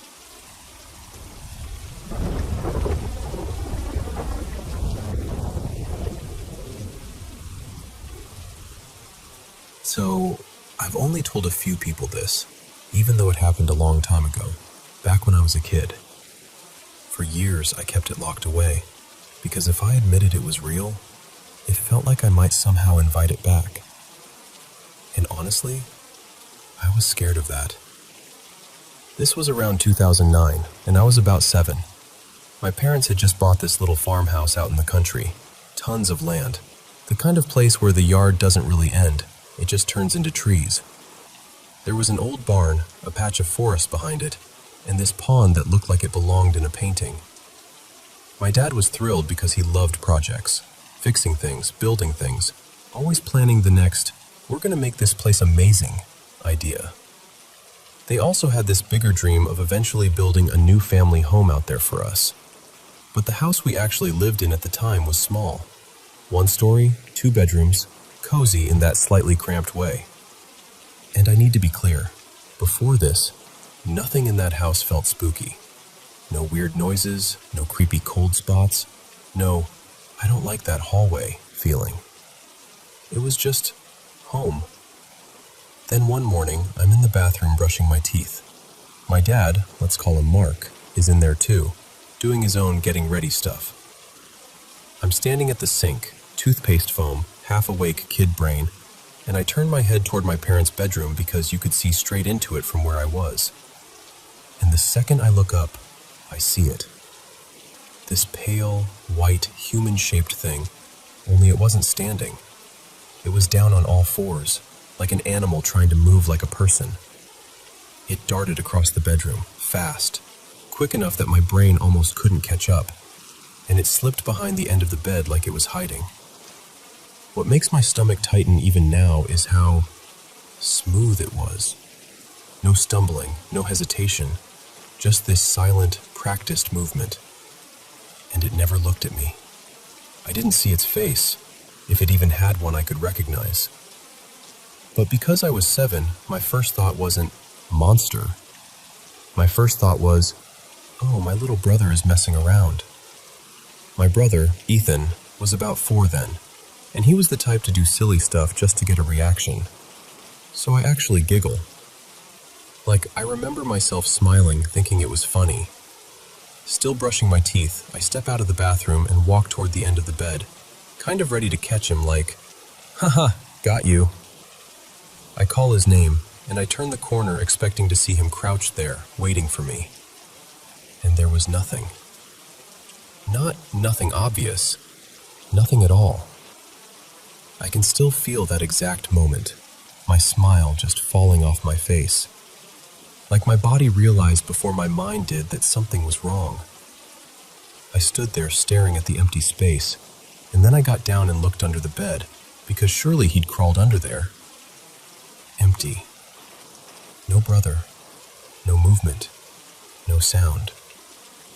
I didn't run screaming or anything dramatic, which almost makes it creepier to me. I just quietly backed out of the room and went to check on Ethan. And there he was, asleep in the other bedroom. Fully asleep. Like he hadn't moved in ages. I never told my dad. I never told my mom. I don't even know why. Maybe because I didn't want it to become real if I said it out loud. Maybe because I didn't want anyone to laugh. Or maybe because some part of me knew that if I talked about it, I'd have to keep thinking about it. And the strangest part is, that was it. I never saw it again. Not once.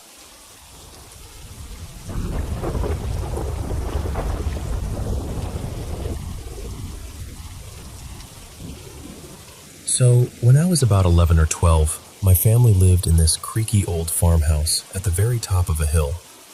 It was the oldest place on the street, like it had been standing there stubbornly forever. And it sat a short walk from this city cemetery that clung to the edge of a bluff. People in town had stories about that cemetery. Every so often, cops would end up driving up there late at night because some group had decided the cliff was the perfect place to do ritual stuff, with candles and chanting and all that. I never actually saw any of it myself, but just knowing it happened nearby made the whole area feel charged, like the air held on to bad ideas. Here's how the house was set up. My parents, Marion and Doug, took the upstairs, and I lived downstairs in the basement. Not like finished basement cozy, more like the kind of basement that always feels a little too cool, no matter what season it is. Down there were 2 bedrooms. Mine, which was tiny and narrow with a twin bed, and a spare room that had this ridiculous king-sized waterbed left behind by whoever lived there before us. There was also this long, skinny storage space we used like a pantry, and at the very end of that, a door. Behind that door was a sealed-off little room with a big metal tank inside. I assumed it was an old fuel tank from back when the house ran on something more primitive than modern heat. But honestly, the tank wasn't what mattered. That room was just wrong. The upstairs? Totally normal. Sunny, boring, safe. No weird sounds, no shadows, nothing. It was like the house had decided it would behave, as long as you stayed up there. But the basement had its own rules. The tank room was basically forbidden without anyone officially saying it out loud. Even with the pantry light on, this weak pull-cord bulb that barely lit anything, you'd see shapes darting through the darkness inside that room. Not, maybe my eyes are playing tricks. Not, a coat hanging funny. I mean, quick, deliberate movement, like something slipping behind something else. And the feeling you got when you cracked the door, it was pure panic. Like your body already knew you were in danger, and it was begging you to run before your brain caught up. Late at night, there were scratching sounds from in there too, thin and persistent, like fingernails on wood or metal. But we never found droppings, nests, chewed wires, nothing. No pests, no rodents, nothing that made sense. The spare bedroom had its own thing, one single weird pattern that I still can't explain. Every once in a while, the waterbed would shift like someone had sat down on it, and then the comforter would show these little dents forming in a line, like the prints an animal would leave walking across a soft surface. Just step, step, step. No cat, no dog, no explanation. Just those tiny depressions moving across the bed like something invisible was taking a stroll. My room was worse. My room had the voices. Not full conversations, not like I could make out a clear sentence. More like murmuring that would swell and dip, like people talking in the next room even when I was alone. shadows in the corners that didn't behave like normal shadows, little clicks and thumps that sounded intentional, and lights, lamps, the little pull chain, even a cheap plug-in nightlight, flickering or snapping on and off as if someone was playing with me. And then there were nights where I'd be lying there, still as a statue, and I'd feel something press down onto my body, like a heavy hand on my chest, or a weight sinking into the mattress beside me and then into me. It wasn't sleep paralysis-y in a dreamy way. It felt physical, like my body was being pinned. I had a boombox, big plastic thing, clunky buttons, and an old-school radio dial, not digital, no remote. To change stations, you had to actually turn the knob and watch the needle slide. We'd be listening to music, me and my friends or me alone, and suddenly the station would drift out of tune, and we would watch the needle move by itself, slow and steady, like an invisible hand was turning it. It always landed on the same spot, all static. Not a faint station, not talk radio, just harsh, empty hiss. And if you walked over and turned it back to the music station, it would play for a bit. And then, before the next song even ended, it would slide right back to that static again. I don't remember the exact number, but it was up in the high end of the dial. Something like 99 point something. It felt like the basement had a favorite frequency. And then, okay, this is the part that still makes my stomach twist. There used to be an air vent between my parents' room upstairs and my room downstairs. It had been removed before we moved in, but it left this weird setup. Outside my parents' bedroom, there was a vent cover you could lift, and behind it was basically an open channel where the vent used to run. In my ceiling, there was a matching opening, like a square mouth you could reach up into. This was back before cell phones, before cordless phones. We had this one phone with a long cord that could stretch through the house if you dragged it carefully. So sometimes, my parents would drop the phone down through that open vent space, and I could reach up from my bedroom and grab it. The important detail is this. My parents' room was directly above mine. They could stand upstairs and talk in a normal voice, and it sounded like they were right next to me. There was no privacy up there because I could hear everything through that open channel. Casual conversations, little arguments, laughter, all of it, clear as day. So when the worst nights happened, when I'd feel that weight pinning me down and I'd panic and start fighting it, I would scream. Not like a little squeak. I had a loud, sharp scream, the kind you'd think would wake the dead. And yet, not once, not a single time, my parents ever came running. In the morning I'd ask, shaking, angry, confused, "Why didn't you come? Why didn't you help me?" And my mom would frown like I'd spoken another language. My dad would swear he didn't hear anything. They'd look honestly baffled. They could hear me, but they couldn't hear me scream. How does that make sense? How does a normal conversation travel perfectly through that open space, but a scream, my scream, just doesn't exist? That was the detail that made me feel like I was trapped inside a bubble nobody could see. Now, I'll be real with you. As an adult, I've been diagnosed with a mental illness, and I know what people might say. Oh, it was hallucinations. It was anxiety. It was your brain doing brain things. And sure, I've wrestled with that thought myself. But then I remember my friends, because I never told them what I thought was happening.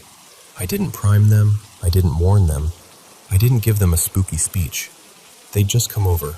We'd be downstairs listening to music, messing around, being kids. And then they'd freeze and ask why the radio was moving. Or they'd point at the waterbed and go, is something walking on that?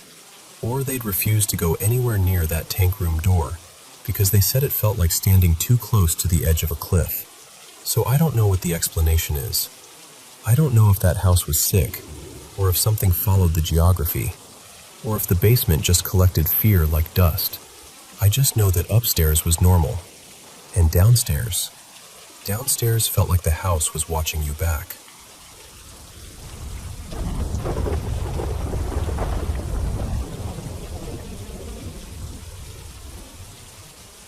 So, my brother, Liam, passed away a little over 3 years ago. He was 35. He'd been fighting alcoholism for a long time, and no matter how many times he tried to climb out of it, it kept pulling him back down. I miss him every day. Before I tell you what happened, I should say this. I've been a paranormal investigator for close to 2 decades, and I'm the annoying kind, honestly. The kind who always looks for the normal explanation first. Drafts, wiring, bad timing, people misremembering. I don't jump straight to ghost just because something feels weird. But this one still sits in my chest. The night Liam died, I was home alone. The kids were staying over at my mother-in-law's, and my wife was on a late shift. I was in the living room, half zoned out, playing on my console, when I heard the front door. Not a creak, not a rattle. The handle went down, clean, deliberate, and the door pushed open from the outside. I paused the game and walked over, expecting, I don't know, maybe a neighbor, maybe someone at the wrong house, maybe even just the wind catching it. I pulled the door open wider and looked out onto the street. No one. I stepped out, looked left and right. Nothing. No footsteps, no voices, no car pulling away. Just empty. I shut the door and slid the little brass security latch across, kind of like a chain, but sturdier. Then I went back and sat down. And the moment I dropped into the chair, like my weight had barely settled, it happened again. The handle pressed down. The door pushed inward, harder this time, like someone was leaning their shoulder into it. Only now the latch caught, so the door couldn't swing all the way open. It just thudded into the metal and held there, pushing, insisting. I remember standing up slowly, heart beating in that stupid, confused way, thinking, okay, that's not wind. I didn't sleep much after that. I kept replaying it, trying to be logical. Maybe the latch didn't catch the first time. Maybe the door wasn't fully shut. Maybe... And then, just after midnight, my phone rang. It was my mom. Her voice was shaky in that way you never forget. She'd come home from work and found Liam, gone, lying on his bed. And I swear to you, my whole body went cold, because the timing felt like a nail being tapped into place. The next day, Mom came to our house because she couldn't stand being alone in hers. We sat in the living room and tried to do that thing people do after a death, reaching for the good memories like they're life rafts, laughing at stories, then going quiet, then laughing again. Our house sits a little lower than the sidewalk outside, so if someone's walking past, they can see straight into the front room unless we keep the blind drawn. And we do, always. Sometimes the postman cuts across the little front garden, and you'll see his silhouette slide across the blind before he knocks. So when I saw a shadow cross the blind that afternoon, my brain automatically filed it as someone coming to the door. Except, it wasn't shaped like the postman. It was Liam. Same height, same broad shoulders, same familiar stance. And he used to keep his hair shaved down, almost always. The silhouette had that exact rounded head shape, like someone had taken a pair of scissors and cut him out of memory. The shadow moved toward the door, the way a person does when they're about to knock. I was on my feet instantly, 2 seconds, maybe less, pulled the door open, stepped out. No one. Nothing.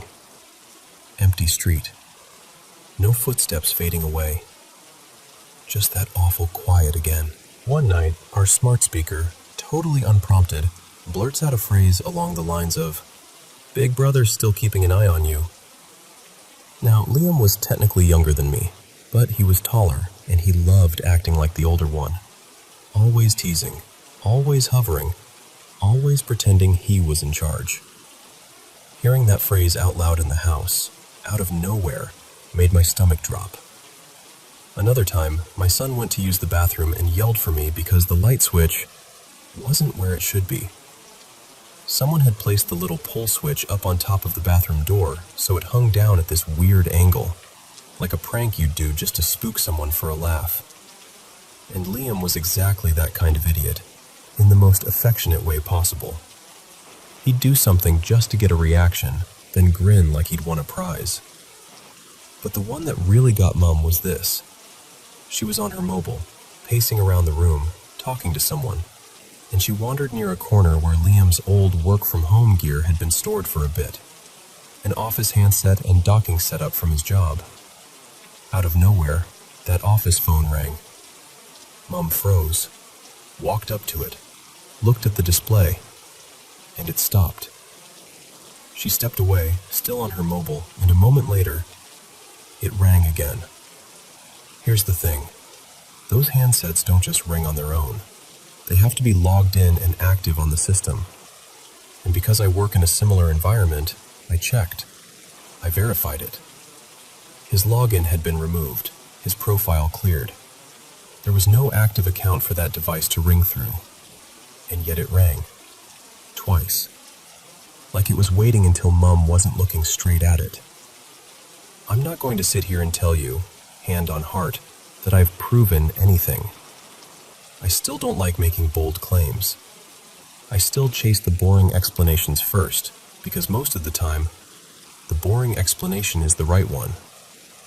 But when I think back to that front door, how it opened, how it pushed again the moment I sat down, then Mum's call at midnight, and then a shadow that looked exactly like him crossing our blind the next day, I don't know.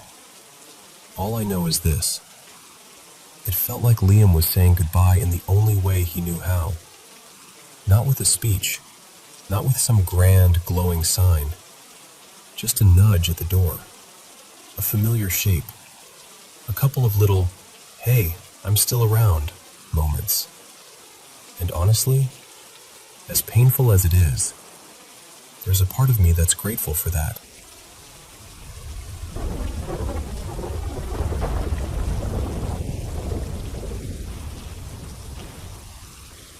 Hey, I'm going to share this even though it makes me feel a little exposed, because honestly, I don't know what else to do with it.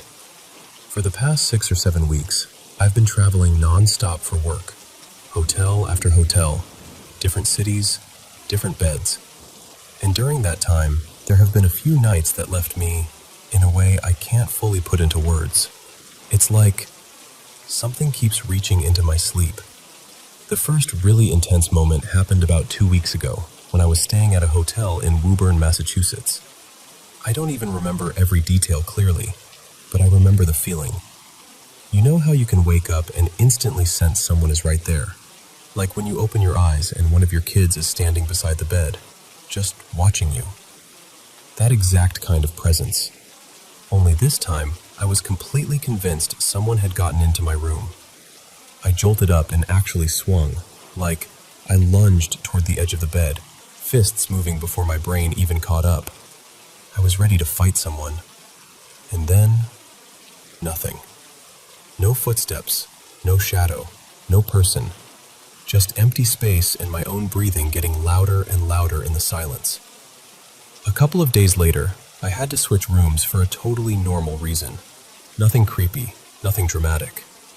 But that second room was worse. I was asleep, and suddenly it felt like someone, or something, was pressing me down.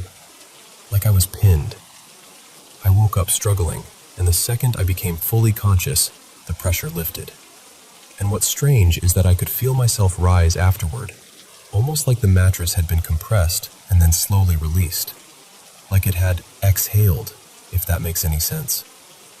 That's when my mind started connecting dots. Because during Christmas week, I'd been in Las Vegas, staying near the Arts District, and I'd had the first version of this. I can't remember exactly what happened there either. Just that same unmistakable awareness that I wasn't alone in the room, even though I absolutely was. At the time, I shrugged it off. Jet lag, stress, weird hotel vibes, whatever. But now it felt like part of the same thread. And then I traveled again, this time to Columbus, Ohio. The second night there, I had a dream that still makes my chest tighten when I think about it. The details are blurry, like dreams usually are, but I remember being aware inside it. And there was a figure. Somehow I felt like it was a woman, though I can't tell you why. She floated toward me, slow and deliberate, like she had all the time in the world. And then she put both hands around my throat and started choking me. I snapped awake, gasping, like my body had to remind itself how to breathe. Last night was more of the same. I can't even tell you what happened exactly, just that I felt that presence again, that wrongness. And I woke up with my heart hammering like I just run a sprint in the dark. And I'm sitting here trying to be rational, trying to explain it, trying to tell myself I'm overreacting. But I don't feel like I'm making it up. I feel like something is happening to me, and I don't know what to call it. I'm Jewish, and I've never been the type to run to clergy for things. But I'll be honest, I've even caught myself thinking, should I go talk to a priest? Should I ask someone to pray over me or something? That's how unsettled I am. That's how much I want someone to tell me there's a way to make it stop. I keep calling it a spirit, but I don't even know if that's the right word. Is it something trying to hurt me? Why does it only happen when I'm away from home? Why does it always happen when I'm half asleep, like it's waiting for me to be vulnerable? I'm not posting this to be dramatic. I'm posting it because I'm scared, and I don't know what to do next.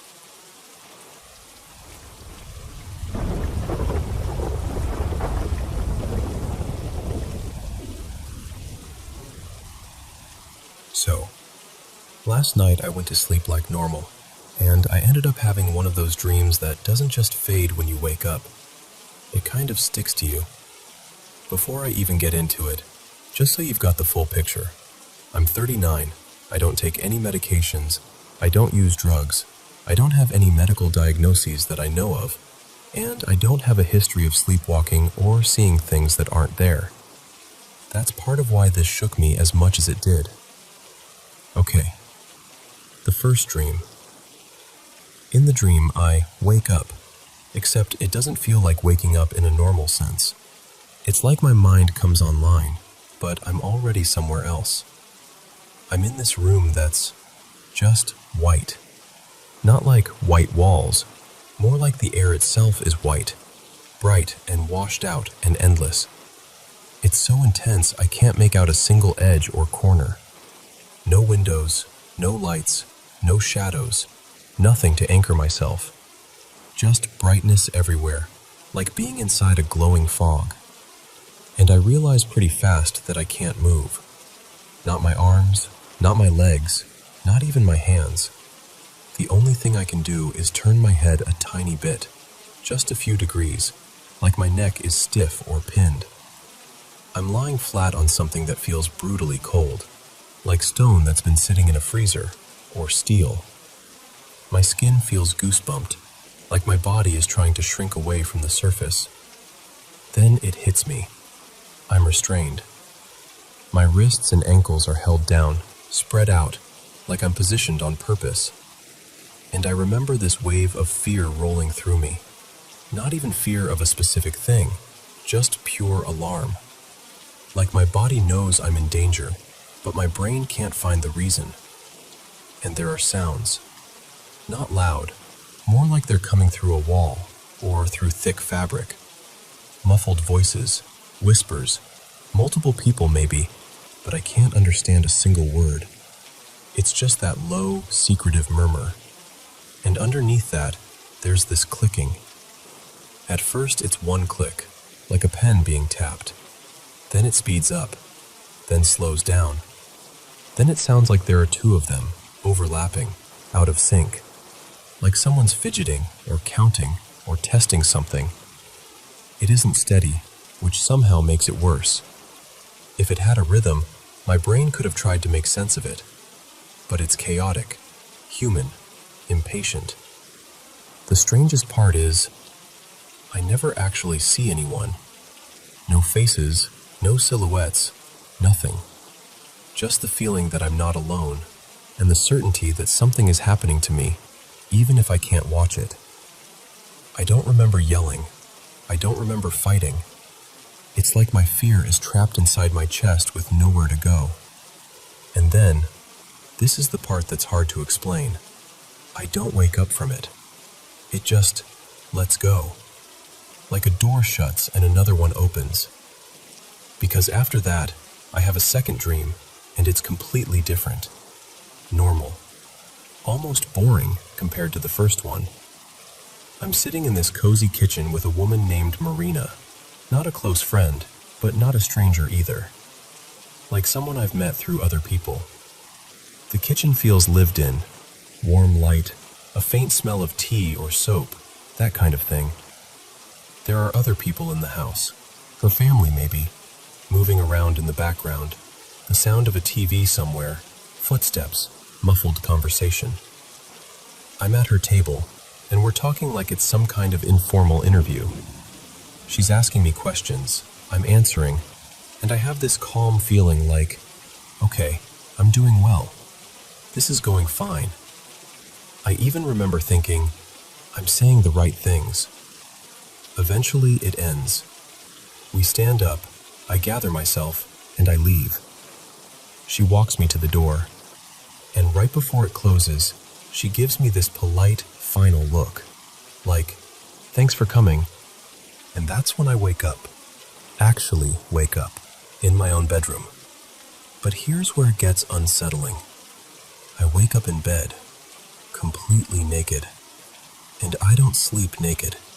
I went to bed wearing a pajama top and underwear. I'm sure of it. It's muscle memory. It's routine. But when I sit up and look around, my clothes are gone. Not kicked off, not tangled in the blankets, just gone. I pull the covers back. Nothing. I check the floor. Nothing. I look around like an idiot, thinking maybe I tossed them somewhere half asleep. Still nothing. Like they vanished. And then I check my watch, because it tracks sleep, and I needed something solid, something objective to grab onto. It shows a pretty normal sleep pattern overall. Mostly core sleep, a couple long REM stretches. But there are a few short spikes where it says I was awake for about a minute at a time. And one part stands out. Around the early morning hours, my heart rate jumps. My normal resting rate sits around the high 60s or low 70s, and during that window, it shoots up into the 130s before settling back down. So now I'm sitting there in my bed, trying to piece it together. A dream where I'm pinned down in blinding white light, hearing whispers and clicking. A second dream that feels like someone calmly evaluating me. Waking up naked with my clothes missing. And a sudden heart rate spike in the middle of the night like my body panicked, even if my mind didn't fully remember why. And I'm not saying anything supernatural happened. I'm not even claiming it means anything. But I am saying I've never had a night like that before. And it left me with this lingering feeling, like I didn't just have a nightmare. Like something about that night was off. And I've been unsettled ever since.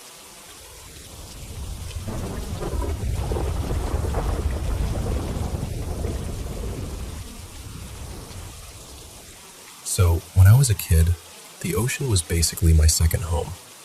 I was one of those kids who could spend hours in the water, snorkel on, eyes wide, just drifting over reefs and pretending I was some kind of explorer. Honestly, I never really grew out of that. Every summer, my family would do this little escape ritual. We'd pile onto our boat and hop between small islands off the coast, trying to stretch that sun-soaked freedom for as long as possible before we had to go back to city life. Traffic, routines, the same streets, the same everything. And then there was this one trip, maybe 7-ish years ago now. One that still shows up at every family dinner like it's a legend we're obligated to retell. My aunt had come along, and so had a couple cousins. One of them, Leo, was my age and always up for anything even mildly adventurous.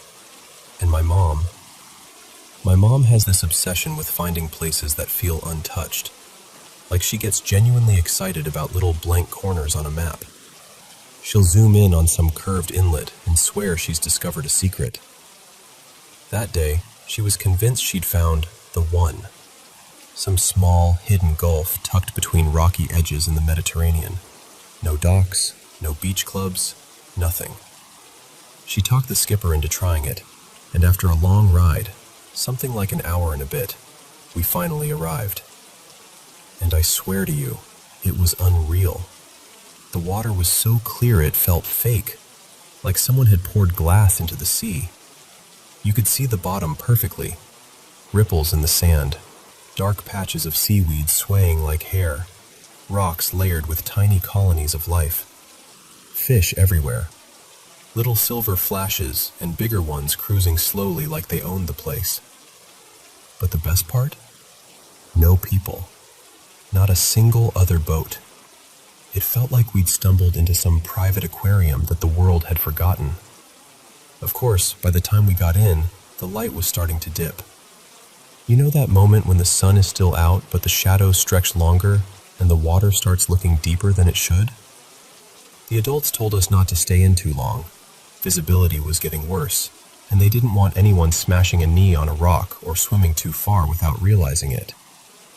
But I had my snorkel gear, and this small, waterproof flashlight I was weirdly proud of, like it made me a professional or something.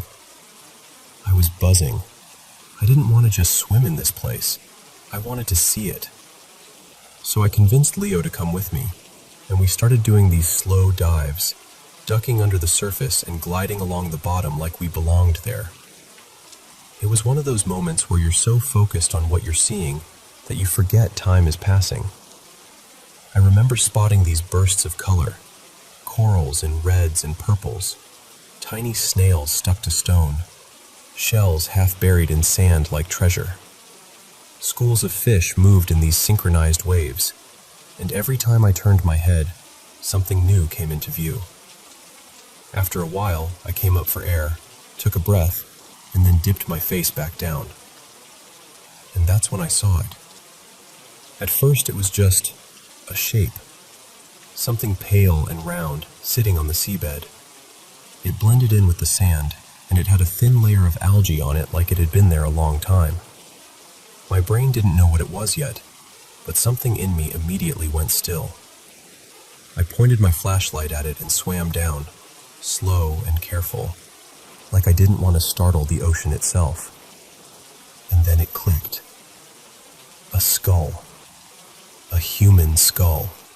And I felt this sharp drop inside my stomach, like the world had suddenly gotten colder.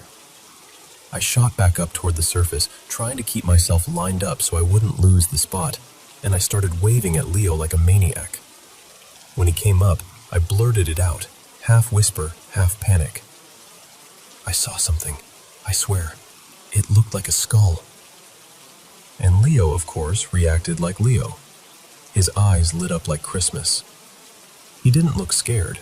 He looked thrilled. He took a breath and went straight down. I stayed up top, barely blinking, watching his silhouette move over the bottom. He searched for a bit, long enough that my heart started kicking harder. And then he came back up, sputtering seawater and shaking his head. "I don't see anything," he yelled. And I was like, no, there is no way I imagined that. So we tried again, and again. For what felt like forever, probably closer to 40 minutes, we combed that area. We dove along the rocks, checked behind corals, traced the sand in widening circles like detectives at the bottom of the sea. Nothing. Not even a hint of it. It was like the ocean had swallowed the evidence the second I looked away.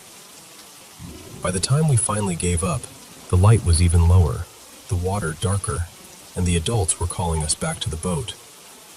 We climbed aboard, dripping and breathless, and I couldn't stop looking back at the water like it might suddenly reveal it again, just to prove I wasn't crazy.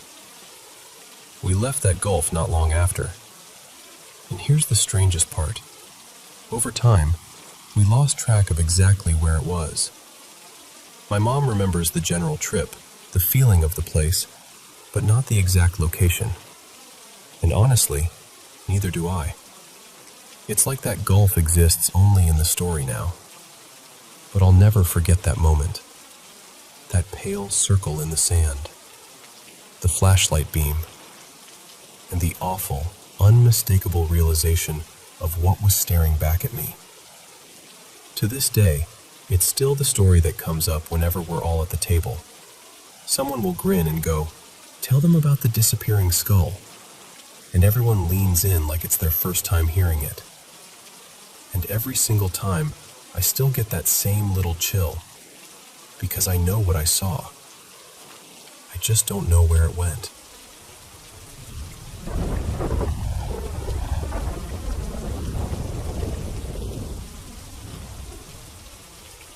Okay, so I've always been that kid. The one who grew up obsessed with ghost stories, demons, haunted houses, anything creepy. I didn't just like scary stuff. I collected it in my brain like it was a hobby. When I was about 14, I went over to my friend Mara's house. We were sitting on her bedroom floor, and she pulls out 2 pencils like she's about to do a science experiment. She's like, "Let's play Charlie Charlie." If you've never heard of it, it's this game where you balance one pencil over another in a little cross, write yes and no on paper, and supposedly you're talking to a spirit named Charlie. You ask a question, and the pencil points to yes or no. And listen, at first I was rolling my eyes so hard I swear I saw my own brain. I was like, this is so fake. This is air movement. This is someone breathing too hard. This is gravity. I did not believe it. But then, one of our friends took a picture of us while we were doing it. Later, when she looked at the photo, there was this weird reddish ring, like a circle, around me and Mara. And I know how that sounds. I know. But it didn't look like a normal camera glitch. It looked like something had basically highlighted us. And that was the first time I felt that little shift in my stomach, like, okay, maybe I don't know everything. Now jump ahead. When I was 16, I ended up in St. Adelaide's. It was a mental health facility. I'm not going to sugarcoat it. I was in a really dark place back then. I'd tried to hurt myself more than once, and school basically said I needed more help than they could give. There was this setup where we still had school inside the facility. Like you'd show up in the morning, eat breakfast, do therapy, and then later there was rec time. Rec time was in this gym, and the gym had this stage attached to it, like an old, half-forgotten stage that looked like nobody had touched it in years. Behind the stage was a mess, cardboard, dusty junk, and somehow glass bottles. Which, looking back, I have no idea why that was even allowed back there. The supervision wasn't great, and the older kids knew it. So one day a few of us, me, Jade, and Kelsey, we got this genius idea. We broke a bottle, used a smooth piece of glass like a planchette, and drew our own Ouija board on cardboard. I remember thinking, this is so stupid, but also kind of exciting. Like a scary movie where you already know what not to do, but you do it anyway. We started asking questions, and I swear to you, the glass moved. At first I told myself it had to be one of the girls pushing it, because that's what people do. That's the explanation that makes sense. But then we asked who we were talking to, and it spelled out a name. Eli.